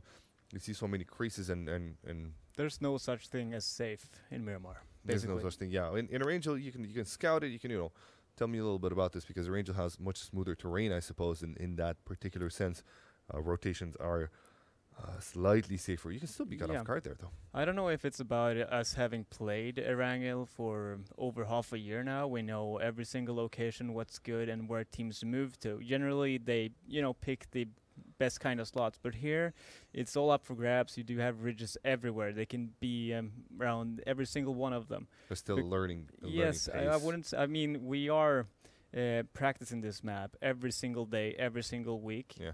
But it's still kind of young. It is indeed. It is Yeah. indeed. I would agree with that. And as the night is as well very young, we're happy to have you in here, and we're happy to keep on showing you the matches. So thank you very much for sticking around. Let's go back into the action. All right. What are we looking at here, Stuff? What do your elvish eyes see? Early rotations, a lot of teams going in the center, but actually it's not a lot of teams. Is this because of the plane path and how it kind of weirded out a lot of players from their current looting grounds? I would say that if you're close to the white or Might the as well. zone, you might want to rotate quickly. But if you're so far off, you might go for the late rotation Yeah, to right. make sure that you're not getting shot at moving in. Mm-hmm. So it's probably teams thinking that we're gonna be late anyways. Let's do it late for reals. Yeah. There's no point to try and hit the center when you're coming in as the last few teams. So Kinguin are good to demonstrate to us as well how it is to defend an urban area. They're going to be playing on the outside of the urban area, with Fever taking shots at them. Larson and Gaxi are going to join efforts with Mirko and Vard. But in this particular situation, they could actually try and pincher their enemy Yeah. and pinch him from 2 different perspectives. Yeah, and about whether or not- rotations, I do want to mention that 5 seconds can do so much difference here. I've been in so many games here. where just 5 seconds has done Like everything. Like here, like Exactly. that exact case when VZ was able to go Yeah. safely on the mic. Yeah, exactly. If Owen was 5 seconds earlier to that, that would have been a knockout, right? Yeah, and if Alliance here would have been 5 seconds slower, same thing. Same thing, right? There you go. Here comes Larson. Indeed, trying to get that pincher, but it's not necessarily a pincher. They're kind of beaking in from the same perspective. However, his teammates will have the support on him from long range. Fever caught between a difficult spot. He could choose to go back. Doesn't necessarily know. Well, now he does know that Larson's pretty close to him. But here comes VZ to help him out as well. Larson has a very bold push here. This is something that Kingwin don't necessarily do all the time. But this time around, they go for a very, very bold approach. Looks like VZ will be making his way out of there, but that's a bit of a bait because Fever hasn't yet climbed into a vehicle. Here goes VZ, popping up. Larson taking the first shot there. It's going to be Gaxi on the top side there. Gaxi finds the first knockout, but he's low on HP. Will he find the second one? Yes, he will. As Fever tries to make a run for it. Sorry, VZ tries to make a run for it. I'm sorry, bud. It's not going to be happening, says Gaxi with a level 1 utility on him. He will bring his enemies down. In this case, we always, as I mentioned last game, we always see the meta changing. And right now we're at the meta where some teams do rotate with just 1 or 2 players. In this case, 1 player in 1 vehicle, being solo. Alliance kind of read that and just pushed for him because he showed himself as 1 player. They pushed him, they saw or heard a vehicle move in. They know there's at least 2 now. But after they get those 2 knocks, they still looked around for a 3rd player. So situational awareness is really important, and they pulled it off nicely. I don't see Kingwin do these kind of pushes that oftenly, but well executed. That is true. No, let's have a look-see and see where the rest of Alliance are. They're pretty far away, so they're not going to... I got actually scolded for using the term look-see. Let's have a look and see. In the meantime, Ultrastar will try to rotate in a very difficult position. Raikou is going to be the one that takes him down. Let's see what he had to drive. Oh, a bus around these parts, buddy. Yeah. Not your friend. Not your best vehicle. And it's sort of fun to see Penta here with their always adjusting playstyle. I remember like way months back, they were experts at coming in really, really late. Yeah, true. They always outside change their playstyle. That's because they always change their roster. Might be because of that, yeah. Yeah. They always seem to have new players and then they try new ones after that. I wish for a bit of stability from them, I think, because they always seem to have good players whenever they hit the roster, you know? Yeah. I guess the... Uh-oh. Sorry to cut you off short there, as Rafi cuts off short Miraku and Vard. Kingwin, all of a sudden, with their 2+2 split, not working as effective as it does on our Angel, man. No, definitely not. And it's, as you can see, ridges everywhere. It's hard to know what's beyond the next ridge here. So it's not safe to do it like this, but if you pull it off, you end up on the winning side. If you don't pull it off, you end up, dead. Yeah, pretty much. It's what occurs. A lot of teams, a lot of concentration of players stranded to the middle there on the outside of ass and hair. El Azahar, as you would say in Spanish. Wookie Boogie as well from Lumber Mill with the 4X Carne Yeet now taking shots afar as well as a 4X M4. That tells us that they have pretty good stuff coming out of Hacienda del Patron. Yeah, just look at Crimson here though. Down left, they're way outside. Way outside. So I guess they zoom out a little bit. End up just getting the gear before moving in for the last 2 players. Let's have a look on Zver if we can find out Crimson at the bottom left-hand corner of them. There they go. And this is really late. But they are used to doing it late, so... And it makes sense. Yeah, just giving 2 more minutes to make sure your other 2 players get enough gear. That is fine. I hope M19 moves, though, because that's probably where Crimson are going to be entering through. Now, going back to the battle there where Kingwin lost 2 members, you can also see that Rios and Rafi are looted up to bits. They even leave some first aid kits behind. Yeah, I mean, we talked about this, my favorite zone or spot to loot at yesterday at Minas and Graveyard, and that 1.5 and 2x, you know, that's where they loot. That's their main spot. Rafi, Team Wilma. Yeah, exactly. You would know. I would know. Wink, wink. But yeah. Caught between a very open area and unfortunate spacing. Will be rest perhaps, but it looks Push like Tommy. coming though. Push And coming. yeah, looks like Pentasport want to make a bit of a push. However, rest of FaZe are holding on the top angle there, and they connect their shots beautifully. Tommy now forced to hide behind a rock and heal himself first. As Simsy tries to pop some shots on him. That's a nice little jiggle peek, but it's not going to be seeing the rest of FaZe be any kind of deterioration state. Now FaZe and Yempty already on the side flank. This might be the end of Pentastorm, as the push is about to happen here. FaZe soon connecting with Yempty. Shots are going to be raining in, but their position is also going to be discovered. That smoke will block off their visibility, but how long can he keep these dogs, these hounds at the gates? They're ready to barge in and bust through. Pretty much same as that nade, but that nade is much shorter than expected. And FaZe and Yempty already on the back foot. They're splitting up though. Notice the adaptation from FaZe here. First they go defense mode, make sure they get the player up, and then they go full aggro, like all of them, make sure they can push the team. Then they notice that, oh, we won't be able to do it. They go back a bit.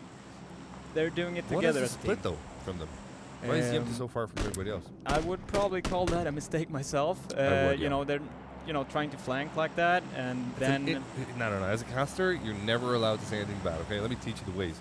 We always get bad feedback from the pros. Like, how dare you call a play bad? So what you say is, it's I'm not saying an it's a bad. I interesting think it's a mistake rot- from them. I don't think it's the intended play. I No, think they were no. trying It's an to interesting do. rotation. It's interesting indeed. Anyways, I think they were trying to do the flank and then decided to abort it. One went for the vehicle, and Jempty ended up being alone, waiting for the next player to come up and picking up there. Yeah. So I don't expect them to be put in that sort of play by by meaning. Fair play. I would say the same thing indeed. No, Rogue and M19 might be added.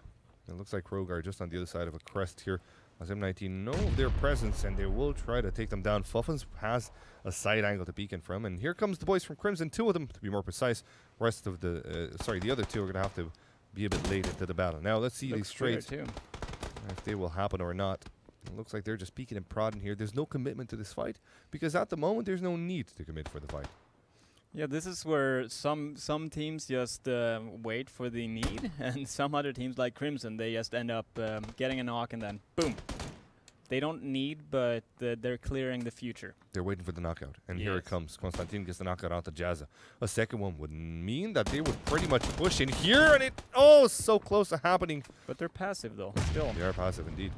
So one knockout doth not spring maketh. Konstantin on Half-Life here will go for a nade. That nade will be far away from any enemies around. Did it bounce? No, it didn't bounce. It bounced on top there.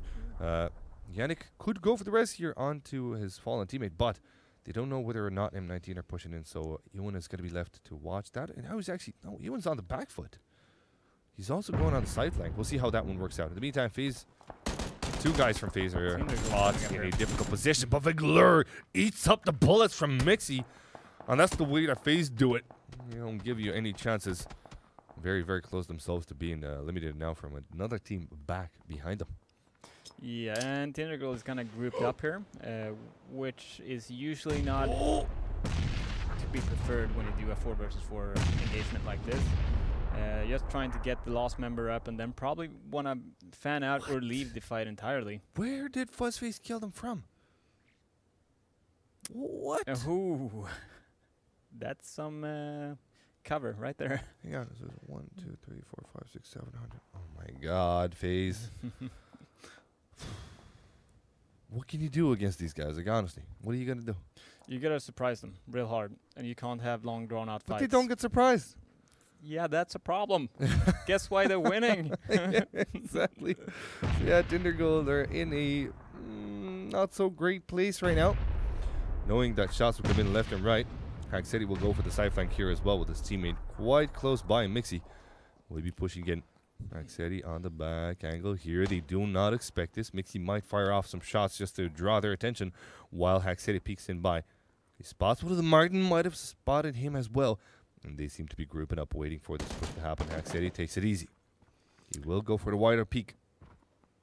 He will attempt the impossible here. 1v3 situation. Is it going to happen? Well, it doesn't necessarily need to, because Mixie's going to be close to him. He spots them now.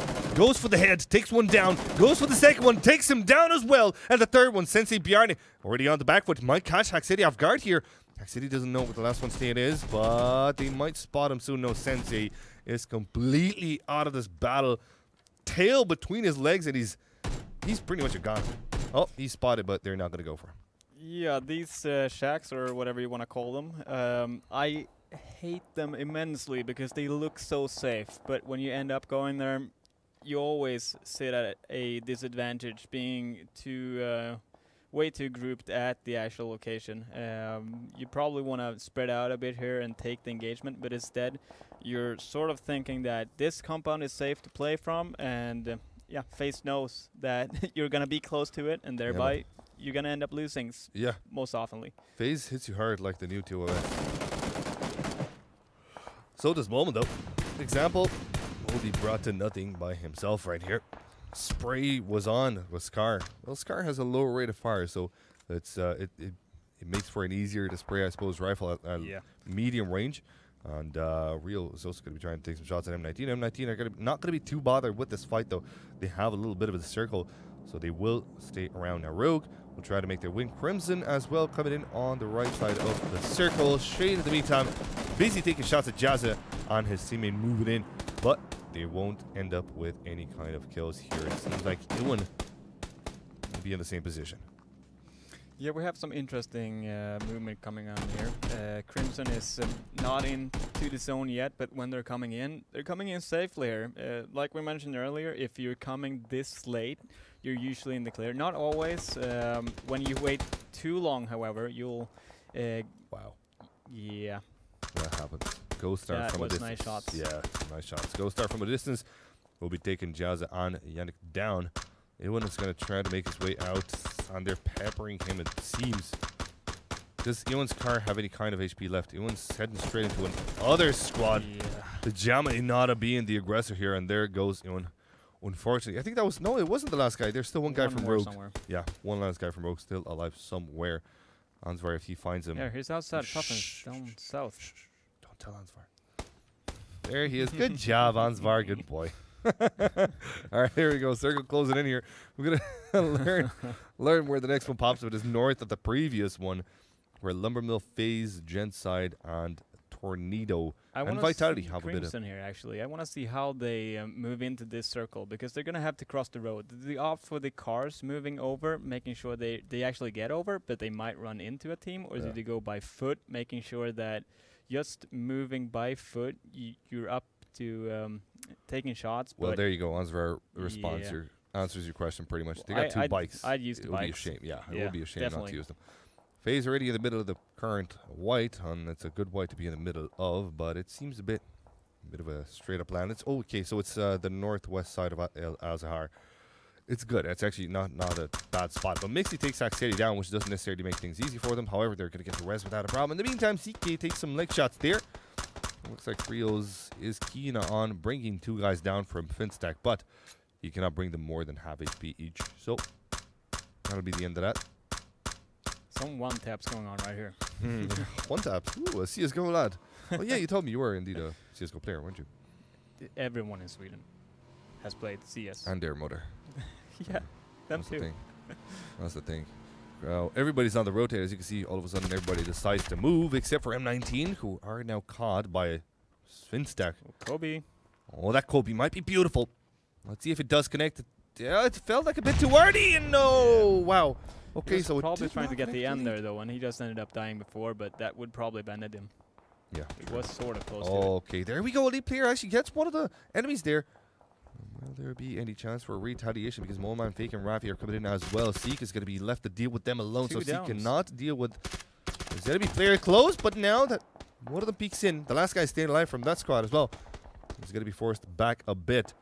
Trifity takes Molman down, so that makes things a bit easier, as Rafi and Reels are going to have to give up on that fight. So Lumbermill helping out Finstack without realizing. Yeah. Third-party firing. We all know that it's gonna happen. So when you do have engagement, you gotta do it safely, which you cannot on this map because nothing is safe. Yeah. Cheeky Break in the meantime found some frags against Crimson. It seems. Ooh. Mazalius as well taking enough down. Pipes as well being eliminated. So that's the end of Crimson. So the rotation wasn't necessarily the easiest. No, it's actually just gonna be MBS here. Yeah, that's him. That is just him. So Cheeky Break with them kid doing pretty good so far, it seems. Another team that looks okay. I'm not sure how they rotated here, how they actually ended up moving on to that team. I see the bikes up there, but There we go. yeah, it's an open range. Yeah, it kind of is. What will Larson do here? What would you do as Larson? Would you rotate heavily and tank the blue? I would probably first panic, then take a look at the map and make look at my options. Yeah. And sometimes you do realize that you don't have an option, and you just have to go in late, tank the blue, and move in. But that is not an option here because this compound is just inside. There's nothing there. He's doing the right thing here, in my opinion, but he's gonna run into another team. Yeah, indeed. There's just a solo player as well. Yeah. That he will run into. Let's see. Actually, Meter has been taken down, so it's just Larson now. So that means FaZe has a clear angle from where Larson would want to enter, and they're looking that way as well. We'll see if it works out or not. In the meantime, though, FaZe in the smack dab center of the Finstack on the south, but Rogue and M19 are in a battle here, it seems, as well. Rogue will be taken out. I think that was Fofans. That was it. Yeah. Yeah, that was the last guy who had to tank. FaZe still looking good. Surprise, surprise. Vitality to their north, and FaZe seem to want to take the battle here. And also the crate. And the chicken dinner and my heart. Yeah, I want to bring up Larson here, actually. If we take a look at him, he's still outside. Now he actually died, but he was outside waiting for the moment to move in. And I think that is the right call. Now we got caught by another team doing the same thing, but he didn't really have any options right Yeah, there. true. Finstack now caught a bit hard by Grube, who will now be pushing in, but ooh, Lumberbell, help out Finstack. It seems here Zeke comes in with the frag, but it's not going to be enough to stand in for Grube. Does the right thing and finishes his enemies off so that he can go for the res. But can he go for the res? I don't even know if that's a safe way to do it, because I think Gustav might have an ankle on him. Ruby, very capable team. And M24, yeah, absolutely. Very capable. Very, very good at frags. Now, let's have a look at Haxeti here and the rest of his team, who are now trying to eliminate anybody that's to their west, east, and north, because that's their main concern right now. Everybody else can focus on the south ridge, but they're trying to close in the guys that come in from the pincher. And that's a smart call here. Exactly. They're basically deterring everyone from coming towards them. They have the compound, and they know how to rotate from there. Just making sure that no one can get close is probably the way to do it here. Just saying, don't come close, we got this. Basically ensures that they will stay alive until the next circle, and then they can rotate as well. And they're pretty centralized here, not 100%, but They're looking good. yeah, it's looking really good for them. As it usually does, Vitality close to them as well. Haven't peeked out as well so far. They're now taking shots, so FaZe will know about their position as well. Vitality FaZe clash coming later. Then. There's another clash happening here. Unactive can't close. Ghostar is going to be taking shots. It looks like the boys... Is that a shot from Azadias that was actually hitting Shade? Well, that car might blow up, but, well, Ghostar doesn't need to be very interested in that, because Lux and Tommy are quite close to him. Will they be able to find the closer? Shots right in. That is indeed a very, very fast shooting submachine gun. Seems like it. Suppressed as well. At this point, I want to see nades. I want to see them. Yeah, this is what when you're in a situation like this, you're thinking, nade what would FaZe do? There's that nade. Well, Tommy doesn't hear it, though, and he gets knocked out himself. That leaves Lux in a very hard spot, because now the blue is coming on against him. They're going to have to go inside real quick, end them real fast, and try to make their way into the circle. But will they do that? Because in the meantime, it looks like Gruby have made their way there. Well, they've lost a member now. But they're still putting in the good shots. FaZe as well, with 2 great kills. Let's see if they can keep it up. Yeah, and I gotta mention, FaZe probably wouldn't be in that position, because the blue was chasing them hard. If they didn't take the engagement right away, they would be outside the blue. And I haven't seen FaZe being caught by blue that many times mid-fight. That's actually very true. You don't see them at all being caught by the blue. No, they think they think like circle placements beforehand. Yeah, like they're 3 steps ahead of you. yeah, they don't want to get caught, so they just don't get caught. Huh? And Well, if it only was that easy, right? Yeah, by being first to compounds like this, they don't have the blue issue. And even if they're not first, we've seen them push in these games, and they've done it well.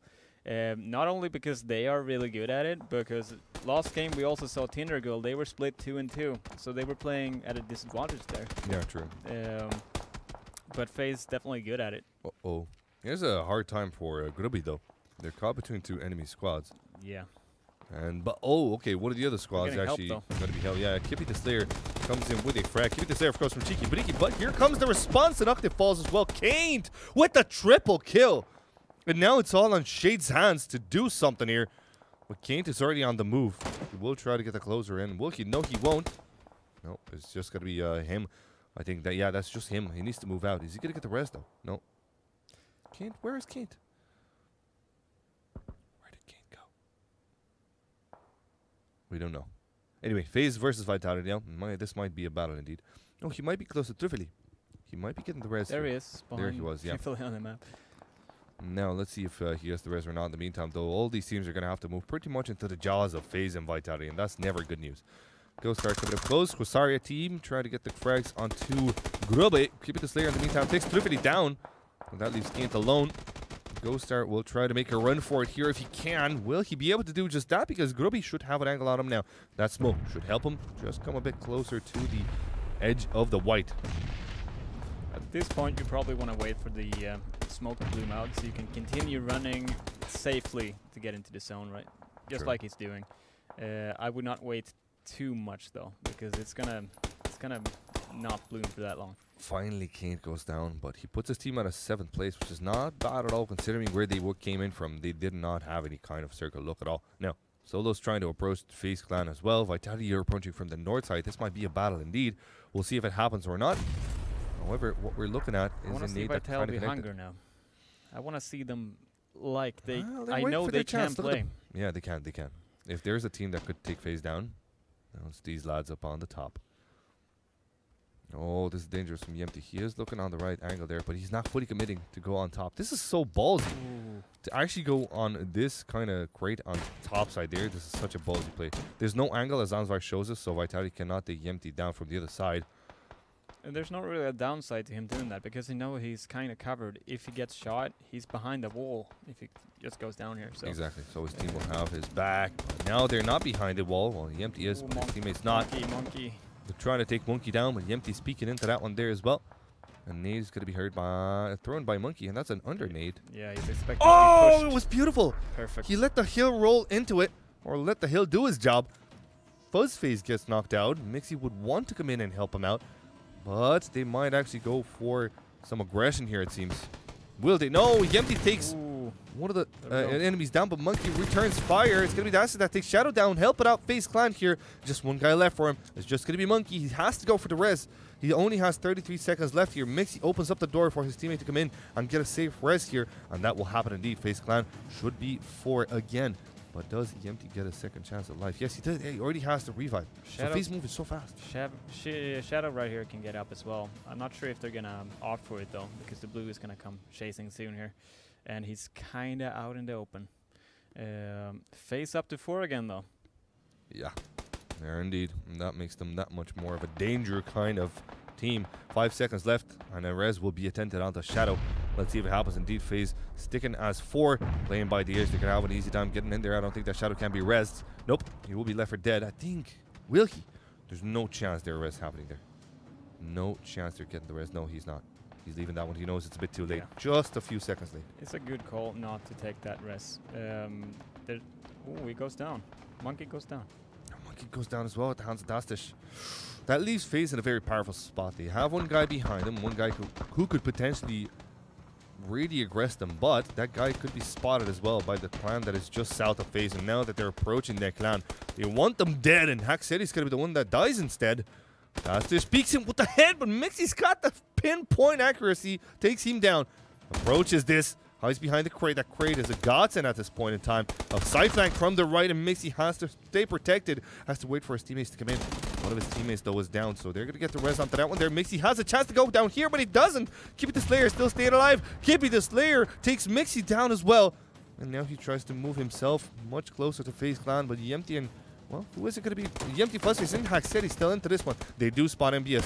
They will try to take him out, and that happens indeed. And now it's just Kippy the Slayer. In a 1v3 situation insane. with FaZe Clan. Let's watch how they push.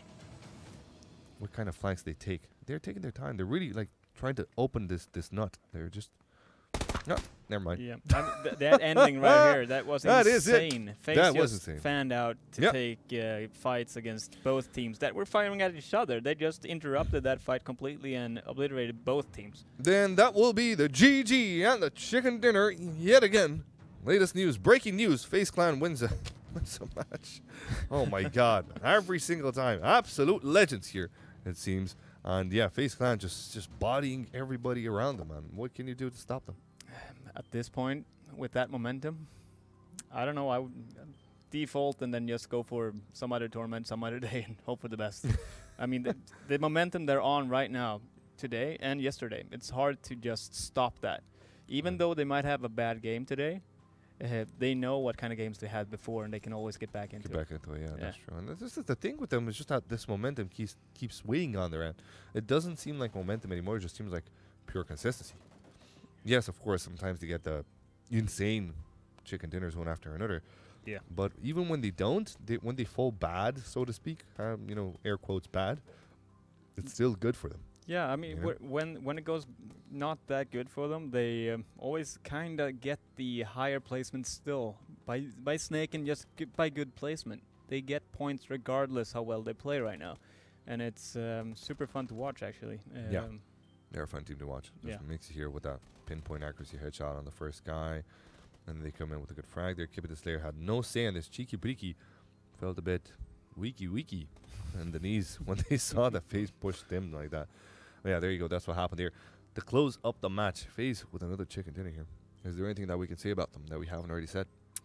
I think not. They did that perfectly. I want to bring up again. They decided at the end there, when there were 4 or 5 teams up, we had Dastish and we had Vitality. They were shooting at each other. FaZe decided to split up and take out both teams at the same time. They didn't not just wait for it. They went and took both of them out. Yeah, true. So that's what FaZe are made of. Pure aggression, what it needs to be aggression, though they're not going to be aggressive all the time. They would much rather be intelligent, and they are indeed both. So that's what makes them a unique team. Let's see if anybody could withstand this insane gameplay out of FaZe. Perhaps they can, you know, take them out early enough. Although to say that is a big achievement in itself. But we will see if it happens or not in the final match, which will happen in a few minutes. So thank you guys for sticking around. We'll see you in just a few.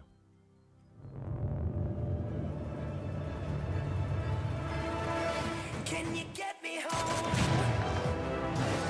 Or will you lead me to another place before I overload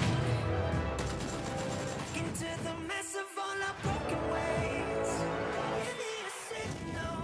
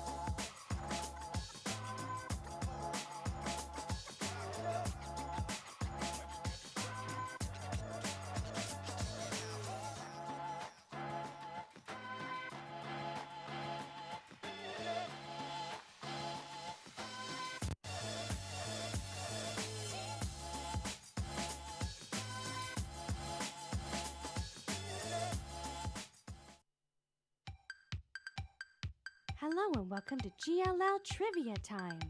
Use the chat to tell us which answer you believe is the correct one. Now let's get started.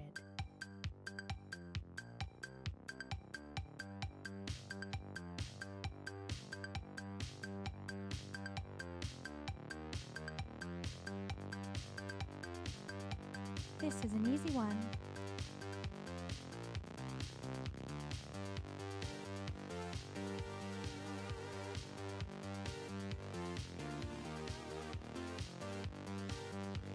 The correct answer is C.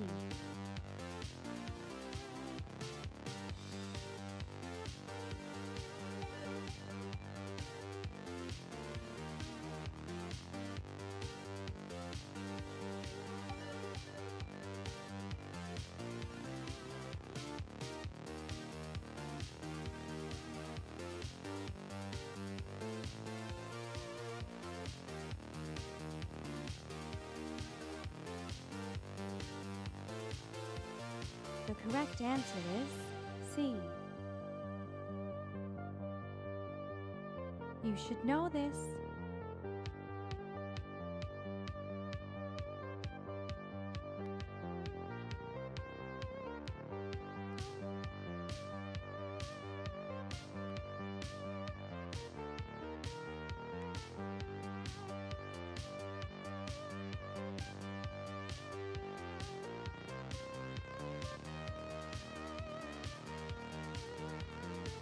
The correct answer is A.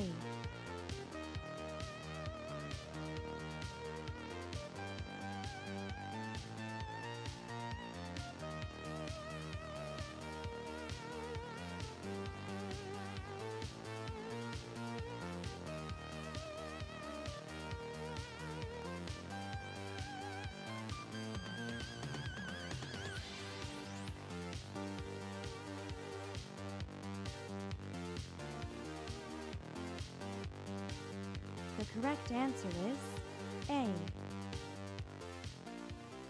Thank you all for playing. See you next time.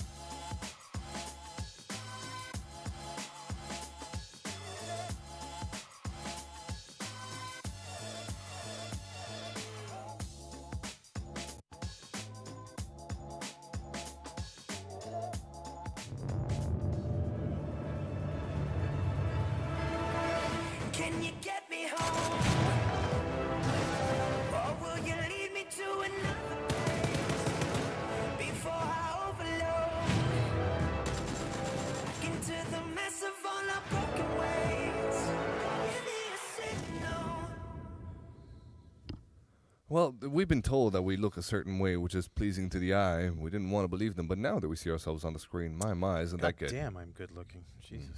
Moses coming back at you for the final match, AEU. Not an A indeed.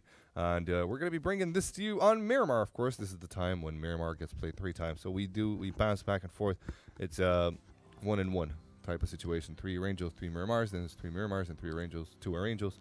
But we always start with Arangel. So there you go. There's that. This time, though, final match, of course, is going to be Miramar as per usual. It doesn't really matter how many matches are played. We are indeed joined by Moses here to brick and bring you down the last match, which we have here. Who's going to win?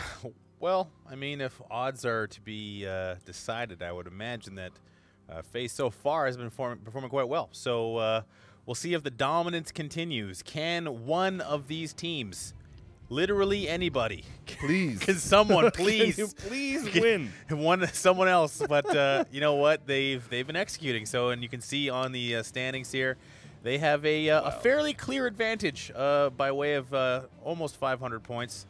Against number 2 Groovy, and then Rogue is in 3rd. Tornado Energy Battle. Not doing bad at all. Not too bad. So actually the middle of the board, Not too bad. significantly different than the top of the board. On actually, the 10th, though, yeah. we see Team Blank just barely going under there. If Alliance have a good game, or if Finstack, or if pretty much everybody that has kind of 200 points there up until Crimson Esports have a good game and then Blank have a bad one, Blank might be into the Bravo, might be relegated to the Bravo division next week. We've seen this in the past where teams that can climb out of Bravo get into Alpha and then get dominated like immediately. So it kind of tells you the disparity in skill in some of these teams. So really looking to see some consistency out of these guys who the Knights come to mind. Like they're destroying in Bravo tonight.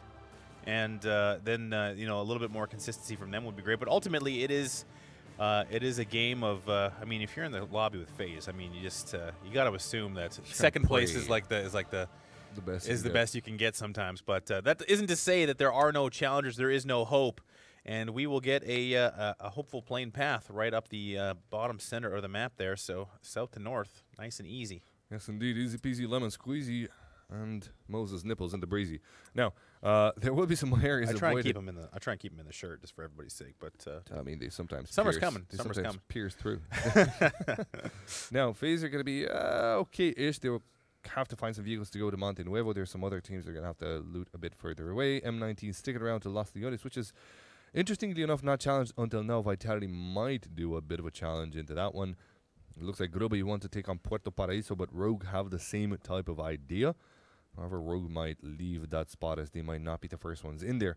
Alliance will continue their efforts towards Impala. Kingwin will try to go to El Azahar, sorry. How dare you? How dare you mispronounce these names? My mistake. And yeah, you can see pretty much teams splitting up decently enough. I want to see where Crimson go, though. Where the... What the... What the H? What the where? Where are they? I can't see them. They're driving around. Oh, there. Oh, wait. Nope, no. nope, Oh, Observer, help us. Where are they? Ansvar. Help. What the... Where are they in the lobby? Please. They're down there. Oh, they are. They're Yeah, down they're way- normal no, looting way grounds. down there. He can't They're even find blended in them. Come on, prideless. Ansvar. There you are. They're at the prison island, you knucklehead. Down. Yeah, we found him. You knucklehead. You nincompoop. Moses coming at you with the 60s bad manner. All right, there you go. They're normal BM. looting grounds. They're blended in with the land as well. Squad 11 has a funky color there. And this time around, they're going to be quite okay with this.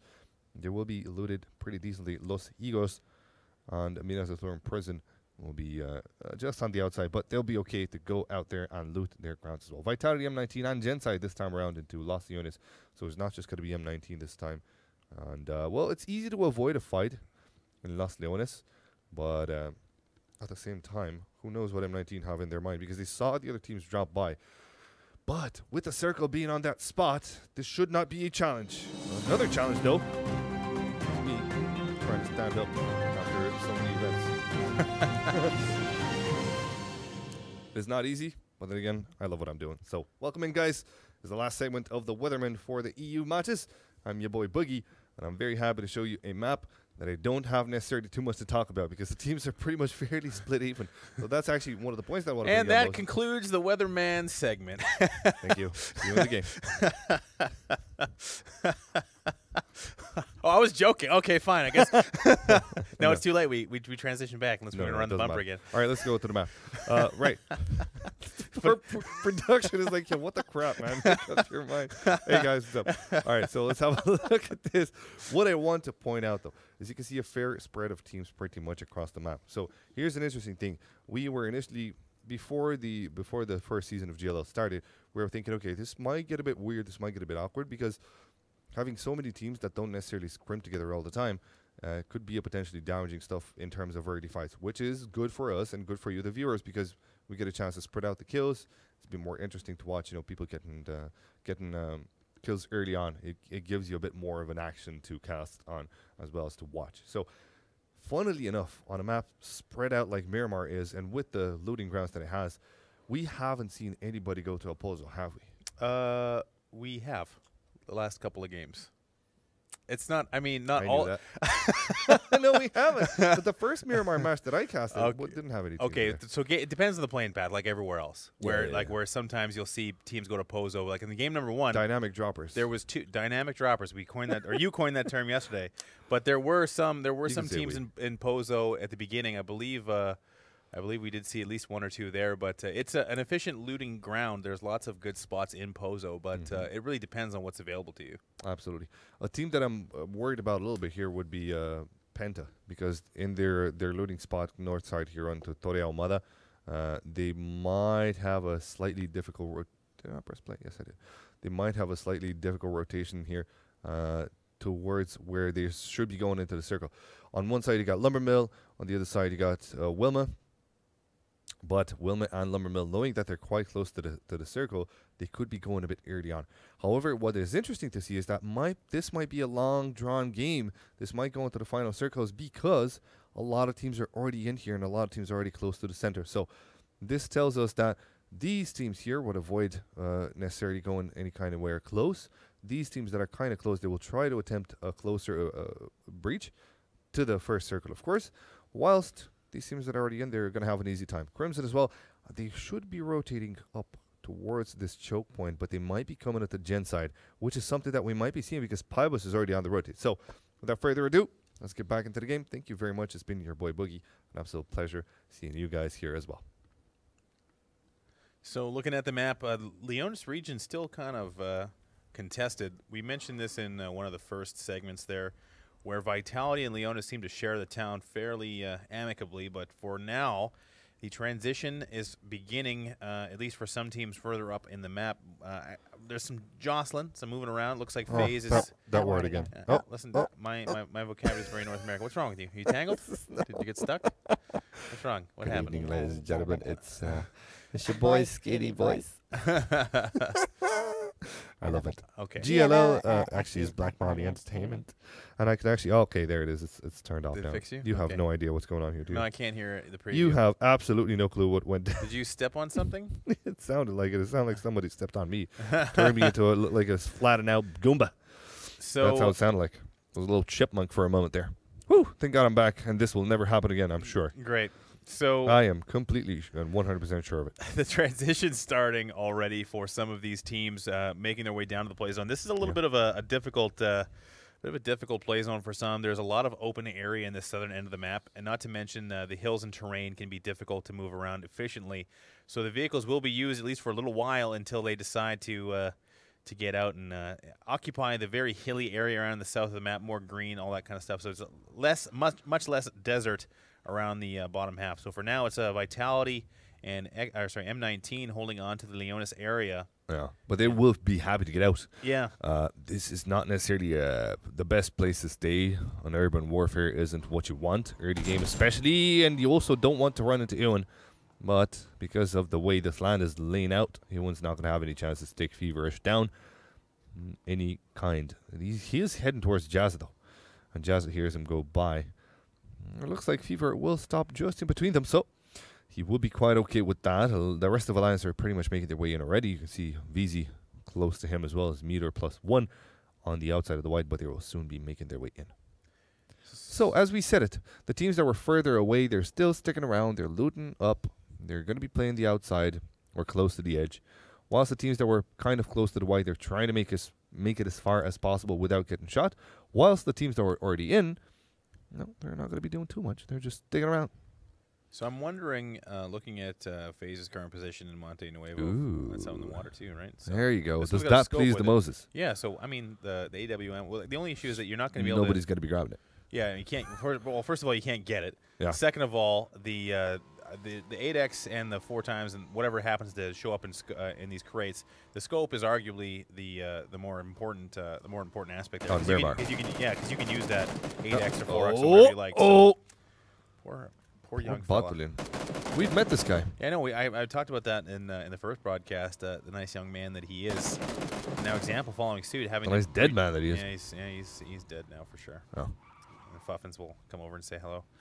Fuffins, what are you doing with that man's loot? It is not yours to get. Jamie Nara and the rest of Grubbe seem to be hopping on to Gustav The old Vector. Trifidi as well, but Lumber Mill is going to try to make their way out, but the car goes boom. Pokemon die. Maladets Sanok, and he will put a stop to that one. So Early on. I was just looking to see. Can we take another quick look at the map? I want to see what phase No. route. Yeah, they're going south. So I bet you. I was going to say beforehand that phase is going to come south and come in on that low end of the circle by the coast.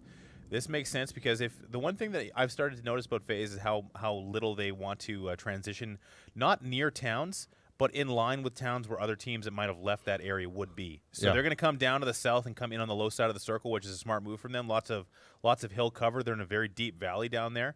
So, not only would they be able to get past unscathed, but even if there's a team up on those ridges, they're not going to be able to get them effectively because they're so far away. So, True. So easy transition for phase in the early portion of this game. Yep. Now, Team Wilma, we can see them spot Finstack here.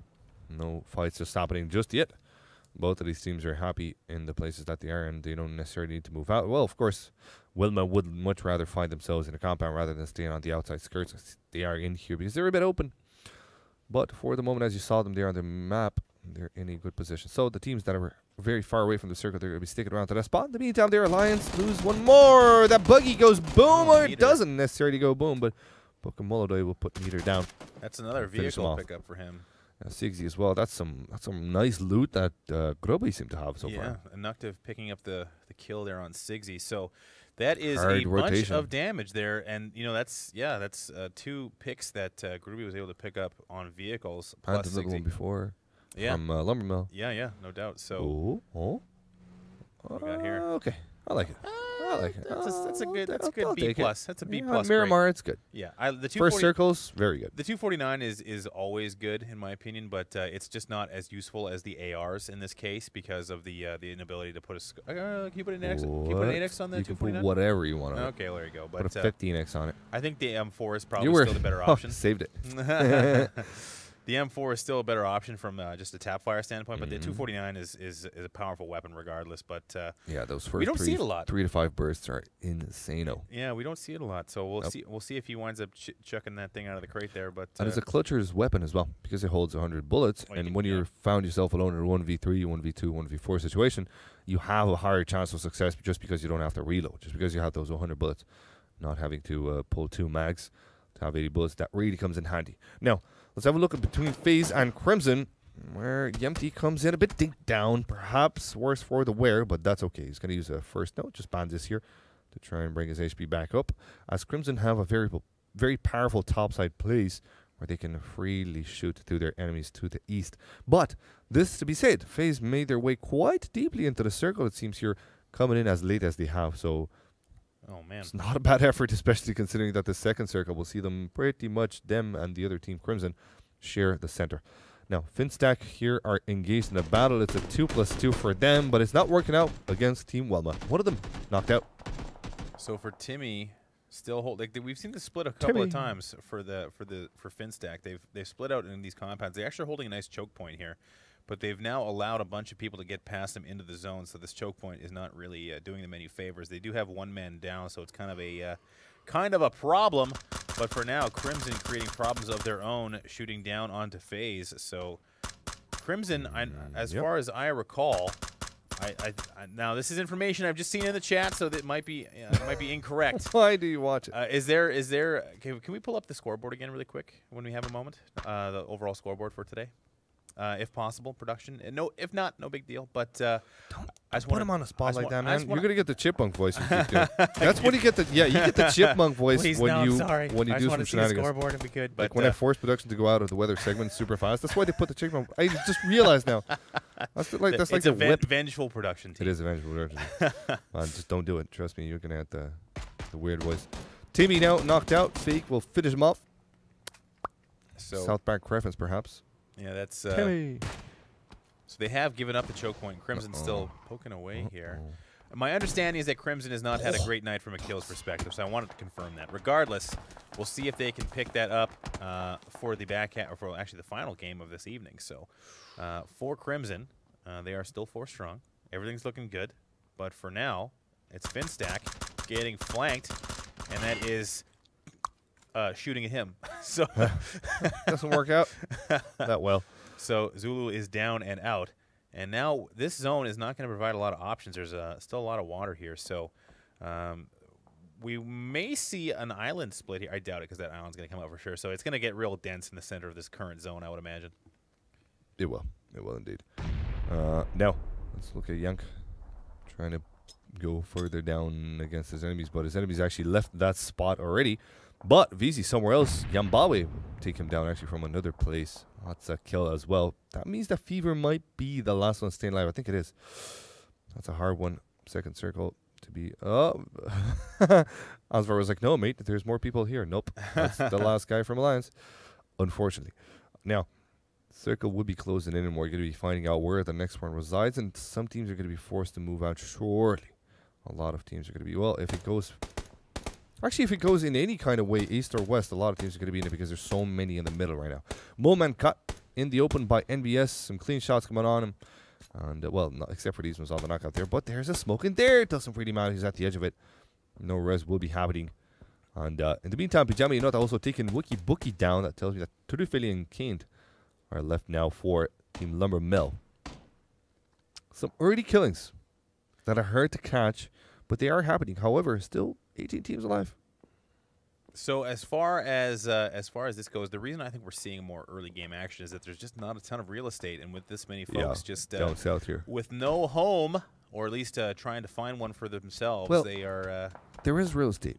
There, yeah, but it's so open when you have to cross that real estate from one to another. Yeah, it's beachside real estate. That's the thing. Yeah, exactly. It's beachside real estate.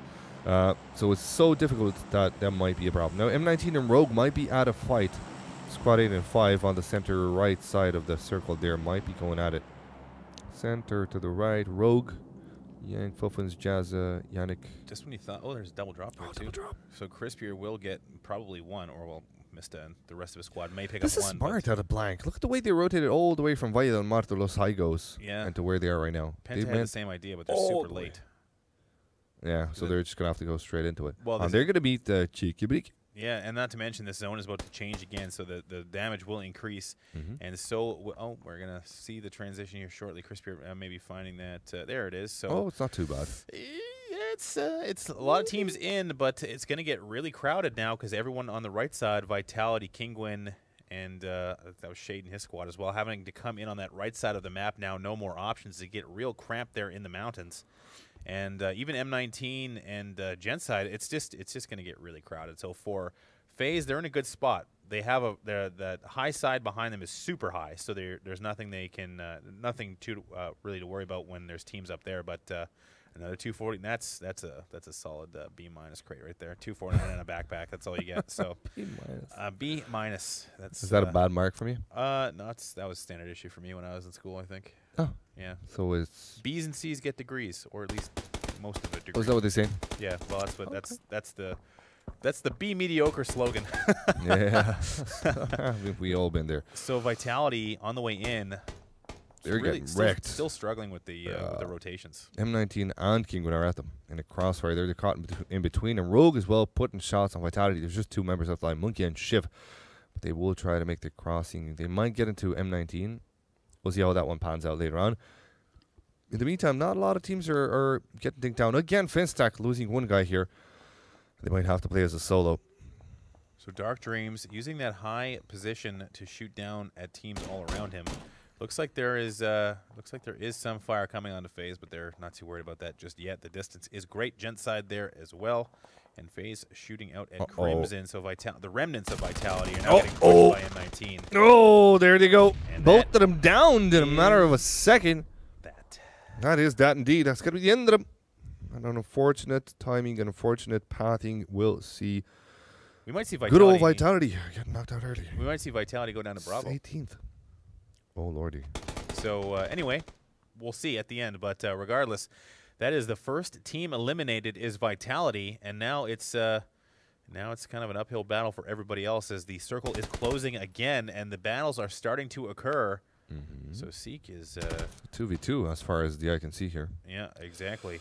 Tinder Gould versus Finn Stack Martin coming in with the side flank here. Seek spots him, but he cannot do too much. At the meantime, FaZe have found themselves pretty much the entirety of Pentastormed. Now let's watch how Yerpsy dies as well at the same hands of the same aggressor. Martin, really good 2 kills for him. And that is Finstack, another team eliminated early on. So Finstack 16th, Pentasport. Oh yeah, Penta pushed right on top of him. I think. So we actually come back in the middle of this thing. Jempty is down. Simsy upstairs. The nades are coming out. The smoke grenades. Tamil is there as well on the outside. And looks like FaZe has an interloper. And for just Simsy. Yeah, it's well, Tamil's down there as well. Oh yeah, Tamil's down. Yeah, you're right. So Tamil is holding on the outside edge, but he has no support for his teammate. However, FaZe right now unable to execute. Jempty essentially trapped. I think it's because they just can't. Oh, he's outside. That's the reason. So now it's going to be Mixie pressing out. Tamil holding that, and he will go down as well. Will we see FaZe get eliminated here? But Fuzzface is there to support. He's very injured. Tamil goes down, and now it's up to Simsy. And now Simsy's going to jump out, it looks like, or at least try and get some vision. But it's harassment from all sides. They're banding together. The server has decided that FaZe cannot win another game. Pretty much. But, it takes 3 teams to shoot at the same time against FaZe to take one of them. Yeah, it's like when you see like an NFL player. They're just it's like a toddler's trying to take down an NFL player. Yeah, it's just like, pretty much. let's all jump on his legs, quick, take him down, trip him up. Well, an army of them would do fine. Yeah, maybe like centralized circuit from the previous one as well, which is not too bad considering that these teams could have, well, the teams that are in are going to have an easy task, but you have a lot of teams that are going to be gate kept. At the north side, you can see Tinder Gould. At the northeast, you can see Kingwin. Oh, Hack City. It's down as well. I mean, there's just 2 guys left alive. Well, no, it's Fuzz is down there. Yeah, as well. just 1 guy left alive from FaZe standing. Fuzz is alive, and so is Mixie, or Hax rather. I can't see. There's one. No, Hax has been knocked now. Okay. Mixie was knocked earlier and taken down. So that's I'm pretty sure there's still 3 FaZe guys in the game. So they no 2. You're right. So what's going on here? I thought I saw. It's just 2. One of them is knocked out. Anyway, Konstantin tries to come close to Yannick, but the only thing he's going to come close to is some 5.56 bullets. Indeed. So M19, the vehicle pressed. And they're getting flanked rogue all of a sudden. That is Grube. Shoot him in the back. Yeah, Grube will be forcing their way through as well. They're pretty much 2 different teams that they're firing at. They don't necessarily care too much about it. They just want to make sure that the other side of the they just want to make sure that the other side of this crest is clean. Yep. M19 are going to be safe inside a compound though, so there's a player close from Rogue trying to play together, trying to bundle up against Grube's forcing efforts, as well as on the north side, teams will try to make their way. I don't know if Tinder Gold or Kingwin actually have any kind of entrance here. So yeah, just Fuzzface survived that press from Penta, but Penta not coming out unscathed. Only Simsy left for him. So all of a sudden, we might have a different top 5 here. So with the rest of these guys still battling, we have Husari battling. Kingwin up as well, but Crimson just harassing everyone around them. I think they've got the high ground position. They're just kind of poking out in every direction. So for Crimson, and to an extent Kingwin as well, this next transition is going to be hot and heavy. So will be indeed. Now Vard is going to be close by inside the circle. There's a teammate of his own. However, yeah, Larson is the one. Miragu is a bit further down. He's going to have to avoid some shots. They're juking left and right. And it looks like Crimson don't necessarily connect on him. Well, have I spoken too early? Nope, he's still fine. Miragu will make his way closer to Kingwin. But now it's going to be Vic that tries to get the shots in as well. However, shots come back from Kingwin. So Gent said they might have to take this one a bit easier, perhaps. Won't peak as much as they did before. Indeed. So now This next transition will dictate essentially the end game, I believe, because Mista and the rest of his squad will have to cross. I believe that they are, I think, above. It looks like there's one on the bridge and one below the bridge, but M19 and Rogue are still right next to each other. At least Jazza. He's been here for a while, man. Jazza has been there for a while, and he can hear M19 moving around in the building, and I think he's just opting to stay still. Yeah, and for good there's reason. nothing he can really do about that because he is the last man standing for his squad. Yep.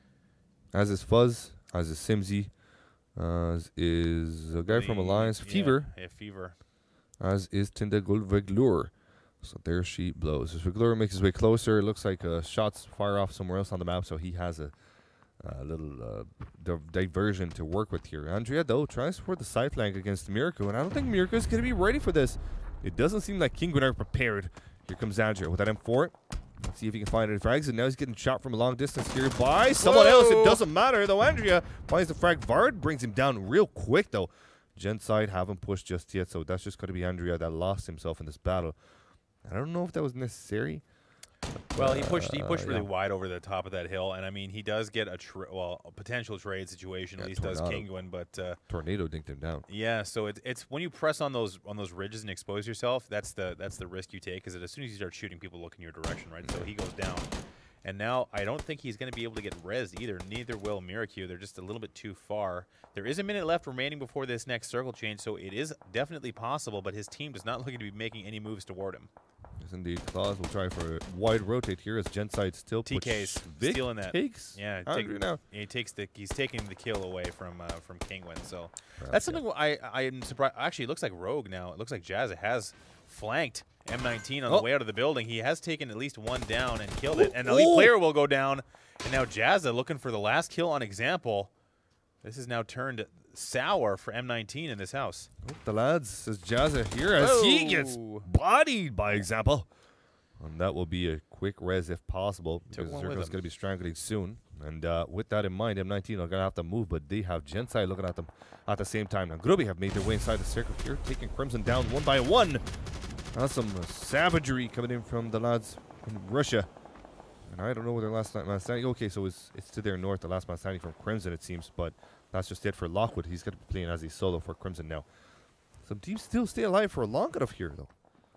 So the one thing I just wanted to mention that I'm surprised we don't see more TKing when it comes to kills, like because the kill stealing function works for your own team, right? So you can deny.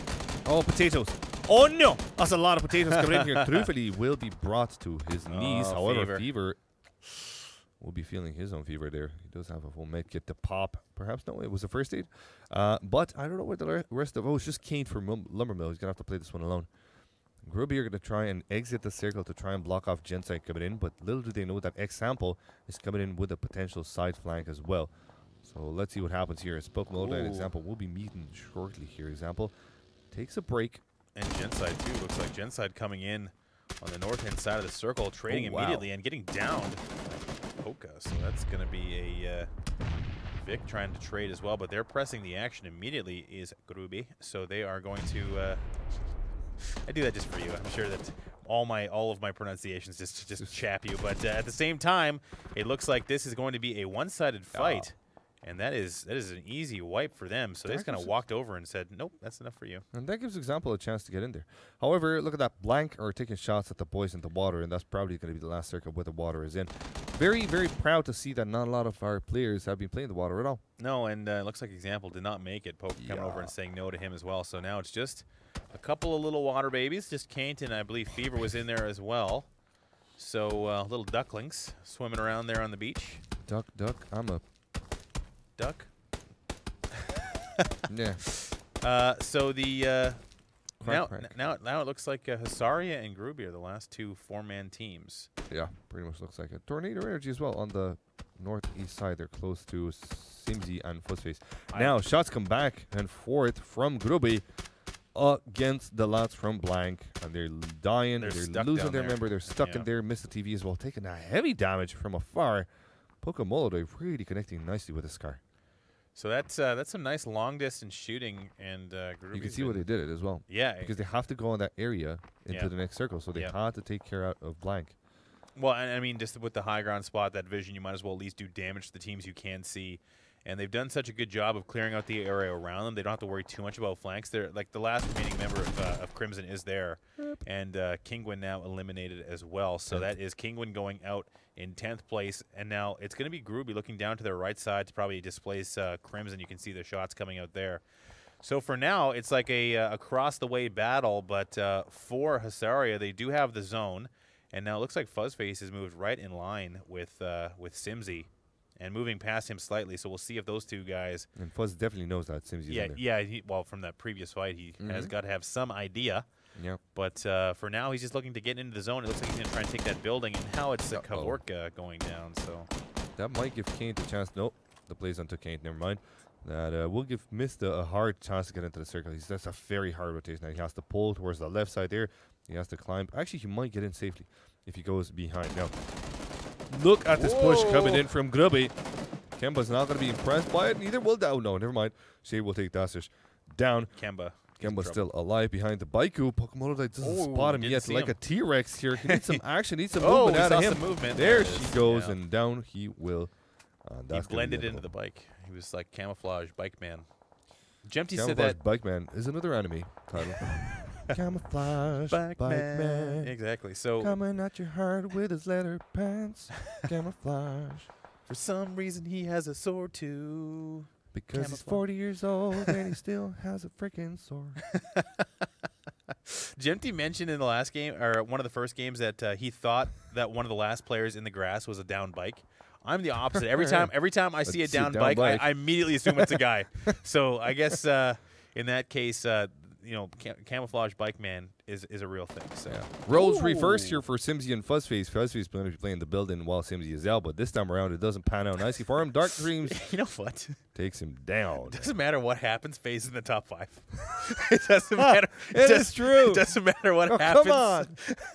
How does this occur? They're so good. I said this to Stoff. They're so good at, like, you know what? Fine, we can't do any more killing. Let's all just chill or go defensive. And again, it's FaZe in the top 5. So it's disgusting. Fuzzy's got the circuit as well. Well, a little bit. He's got to press right. I mean, he's got to wait for Grubby. He's got to wait for Grubby. Yeah, what can happen? Because they could be taking a fight with the team to the north. They rotated all the way around on top of Hasaria, and now if they battle and whittle each other down to 1 or 2, he could be coming down on top. Okay, what happens if FaZe wins? God. What's oh my God, I don't know. Man. I'll buy you a nice steak dinner. I'll buy you a nice. I'll shake you on it right now. Thank you. I will eat it without pants. Okay, fair enough. I'll eat it without pants. Very good. That's an Instagram photo waiting to happen. There you go. Now let's see if it happens. Indeed, Countdown. In the meantime, we'll be taken down by Mazalius. That's a hard time for Hasaria, but they're pulling out just fine. However, they still have some enemies to their north. They're going to have to be careful. On the next team takes one down, but it's not going to be enough. Mazalius will bring it to nothing. Dark Dreams finishes things off, and that will be Hasaria still into the game here. Oh my God! Look at all the damage. Long, but there you go. That's what happens. Oh, he's dead. Oh, no steak for you. Rip GG for a steak, nudie steak. That's 4th place though. Pajama Inanna still pushing in here. This is it's not bad at all. There's still one guy from Crimson as well. Mazalius prone in behind a truck. Not for long though. Shade will eliminate him, and that's just the last guy from. It's gonna be Lockwood from Crimson. 21 kills on these guys. Holy smokes! That is not okay. So Shade and Pajama Inanna going for side flanks themselves. They don't know where the last guy standing is, but he's not gonna be staying for long. Or maybe Lockwood can pull out a 1v4 against the Ruskies. Is this another Berlin? I think this is looking like Crimson probably is gonna lose. I mean, that's my adept analysis here. I mean, there's some hints towards that. Yeah. Okay. So, how many kills did Groovy have before this game? Yes. I would like to know. GG and chicken dinner for the Russians. There she goes, ladies and gents. That will be indeed the final match of you. And it's a beautiful one at that one. And I don't know what announcements we can give you. Hint, hint, wink, wink, production. But what we can tell you is that FaZe didn't win the game. That's the best news. And also we can tell it. Okay, they didn't win. They did not win the game. That's the only thing that we can say about this game is that FaZe did not win. After tonight, yeah. What was it, 3 chicken dinners from 5 matches? Yeah. And it was like 6 out of 9 or something like that. Yeah, and good placements for the ones, where they went out early. Anyway, where they didn't get the chicken dinner. Stoff, do you want to come in and say something, buddy? Do you want to come wave? He was just there he for a is. second. Hey, how are you? Do you want to come say goodbye to Sorry? Yeah, come on. Come here and say goodbye. Come say hi. Or bye. Stoff, our resident. So it was. What do we call him? Our resident. Stand-in. He was standing in for casters. How you doing, bud? There he is. Did you have time here? It was a good time. Yeah, it was pretty fun looking at these games. Speaking to the microphone, you amateur, please. Would you just whisper into his ear? He's a pro player. I'm not supposed to do this, okay? Basically, I had a blast. Good. Super fun, and it's Chat, really, it's chat, really chat easy wants you to be take a your shirt cosplayer. off. Chat wants you to. You got to take your shirt off. Chat wants Take you your to shirt off. I can take your shirt off. Oh wow. Want that? This is where we're going already. And on that bombshell, thank you very much. No, just Get out. All right, get out of here, stuff. Right, there you go. It's very easy to be a counselor. Anybody can do it. You just have to walk in here and just put on a headset. Put on a headset, that's it. Just like that. All right, let's have a look at Grubby, which was another team that took it easy. This time around, though, they really Yeah, they picked up a lot of kills. worked their way into the circles, man. And it was just random kills as well. It was 3 random kills, 1 guy from Lumbermill and 2 guys from Alliance. But after that, they really worked their way in. These guys from Crimson had absolutely no idea what came onto them. There was another team to their south, squad number, I think it was 14. 7. I think it was Cheeky Bleaky. 14 kills The with downed bike. 10 teams left. That's a lot of kills through, Yeah, the, Cheeky Bleaky through the downed them. mid game. Yeah, That's there you go, crazy. Blank as well. Yeah. There you go, Scambo and Dastish. Man, these guys worked it. Yeah, they really did, and I mean, it was just squad wipe after squad wipe. They weren't taking any casualties. Like you can see here, Anuctive, the player for Avangar. I mean, he had a heavy part in that as well. He had 7 kills all on his own. So, and then finally it was just poor Lockwood trying his best to stay upright, but unable to do so. So that is a nice win for Gruby, who had a tough couple of games in the beginning, but pulled it together in the end and locks up a win. So Miramar suits their playstyle, man, because they're an outside team. They don't like to be in compounds. These guys, we've seen it time and time again. Every time on Miramar, if they have a chance to get into a compound, they only do it so that they can secure it, to make sure that nobody's in there, and then leave it. Right. They just, you know what I mean? They just play outside. They play aggressive. Right. They take all the fights that they can take, which on Miramar is a well-suited map to do just that, right? Yeah, no doubt. Positional play isn't as heavily rewarded as it is on Arangel. Frags are, well, it is. But this time around, frags are also very, very important. Yeah, for a and team like we've Ruby. seen that. We've seen that with teams leapfrogging into better placements with kills. So let's have a look at what happened today in total, my friends. So this was a quick one where we called Fuzzface a legend because he caught out some nice shots there. And while Lockwood was moving, just clean shots. Yeah. Just a headshot followed by a body shot, and that was it. Well, if you look at the minimap, anytime phase is engaged, all the arrows are pointing the same way. It's just like One guy always looks behind. Look at yeah, exactly. So I mean, it's 3 on 1 or 4 on 1 and with someone holding an angle or it's really good to trade like that too. So this is the beauty of face. Not all of them look at the same time. Yeah. This is the beauty of face. So or even if there's a vehicle, it's just like blap. This is way back from. This is what I noticed way back from when they were in Guerrilla Corps. This is the first time that I noticed a squad that had pretty much 3 guys looking at the same direction, playing hunters, getting tunnel vision, while the 4th one always checks their backside, so they don't get surprised. Well, you maintain that Very vision, nice. right? You know, that's the one thing that you really have to manage in first person is you can't. If you're all looking in one direction, you could have a flank coming in, or you could have anything really as far as just where's vehicles rotating, are there people coming in behind you, who's moving around. So FaZe managed their vision very well. Here's another kill on Jempty. I don't know if we're going to see him confuse a guy for a motorcycle, but it was Kampka who was doing his best motorcycle impression. But this is one of their wins where, again, this is what I was talking about before, is why Ewan decided not to just let the blue kill him, but giving FaZe another set of kills. Ooh, blap right in the face. This is like the FaZe highlight reel. That's what we're watching right now. So this is another.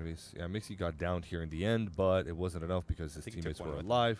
He took one for the team here. Yeah. There you go. But his teammates just came in there and finished it off. No, it's actually here that he gets knocked out. Anyway, Fuzz comes and cleans it up. There Blap, you blap. go. Just brap. And yeah, there comes the last game as well, where Grube stopped 2 lads from Alliance. Hard rotation as well with the buggy, which is one of the better vehicles actually on Miramar. That alongside the bike. The bike, of course, coming in first. And the buggy coming second, of course, after that. But still, even with the buggy, it's not. It's easy to get surprised, man. On Miramar, it's not. I mean, cars just became even less functional than they were on Miramar competitive. Yeah, and actually, Stoff and I were talking about that, how vehicles play such a they're an important role like they do on Erangel, but after the second zone, vehicles get exponentially more dangerous because they put out a lot of audio information. They're slow going when you're going up and down those hills. And not to mention, you see emotional roller coasters. Exactly. You see Alliance. It happened to them. Actually, it happened to go to Erangel. But if you're bouncing around in a vehicle, you slow way down. And when you're going slow in a vehicle, in a zone with lots of players in it, you're going to get murdered very quickly. So that is true. Now, let's have a look at the current leaderboards, and then we're going to have some information for you what we're going to do with NA. So there she blows, ladies and gents. What a surprise! FaZe Clan in the first place with 1,152 points, 432 points, of course, being from 54 kills. That is higher than 10 average, 10.1 kind of. Groovy came from behind. Sorry, 10.8 average frags every single match. That is just sickening. Groovy came from behind, 946. That is not bad at all. And that, I bet you, is all to do with the final match as well. It did, yeah. Not only, of course, but 52 frags for them. That is really good. These two clans pretty much dominating everybody else.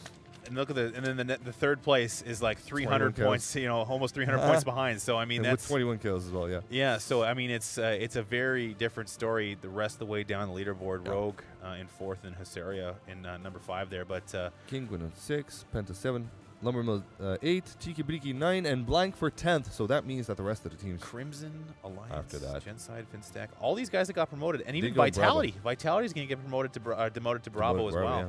I mean, they had a stand-in. I mean, that's kind of goes with the territory. They had a pretty terrible night, but that's not. That's I mean, Raxi being sick and having a stand-in, and that is the way she goes. That is the way she goes. Tindergold came, saw, left. Pretty much last place for them. Thank you, Alpha Division. It's been real. I'll see you next time. And they're going to go back to Bravo themselves. Yep. And here's another bit of news. What is it? Savage Saturdays? I can't remember what it is. Super Saturday. Super Saturdays. That's the name of it. We're going to have a double show, 10 matches from NE on Saturday the 17th of March. You're going to have to catch up. So we won't be able to play tonight's matches because there's server maintenance Thanks, happening. maintenance. Thank you, maintenance. Thanks, Mr. Maintenance. Thank you, Obama. Thanks, Obama. Yeah, thanks, Obama. We're gonna have to. So you have to find a new time for them. So it's going to be the 17th where we have to recoup because we already lost matches when they had to go to IEM. Right. So they were already in travel. The NA teams, the EU teams, was easier for them to play. They didn't have to fly so early. So that was one night that was lost. And then tonight as well lost. We have to recoup somehow. So 17th of March, we'll see 10 matches for NA with a break in between, I'm pretty sure.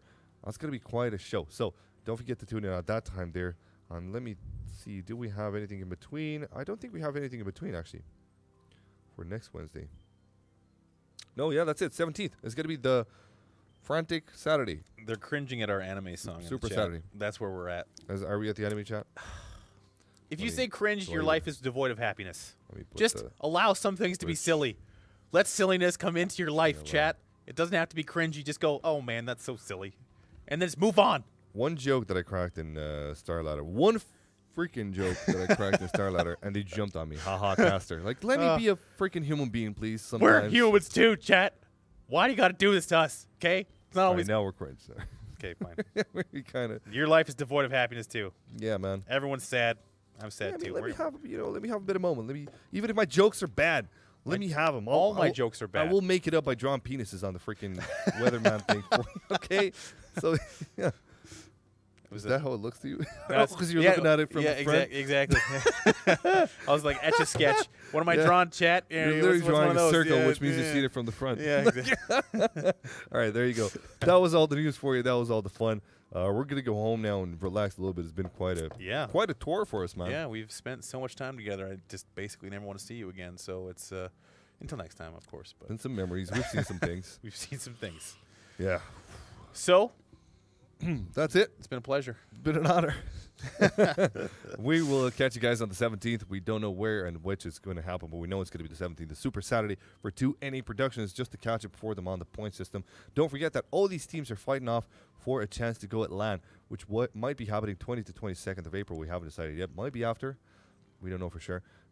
Well, the lads of GLL haven't just set up on the date just yet, but we will, as soon as we come out with that, we're going to let you know on Twitter. So, top 8 from NA and top 8 from you. We're going to group up and go there. You will happen next Wednesday, as we're being told right now. Now, other than that, that's pretty much it. It's been an honor and a pleasure having you here, Moses. Very happy to have you into Europe. I hope you had as much fun as we did having you here. Didn't give this guy a banana pizza, but maybe next time. What is a banana pizza? Dude, they put pineapple and bananas on their pizza. It's disgusting. You don't want to know. Get me out of this country immediately. On that bombshell. On that bombshell. Thank you guys for hanging out. It's been a pleasure. And we'll see you guys next Wednesday for another great GLL production. Be good and stay safe and be good to one another.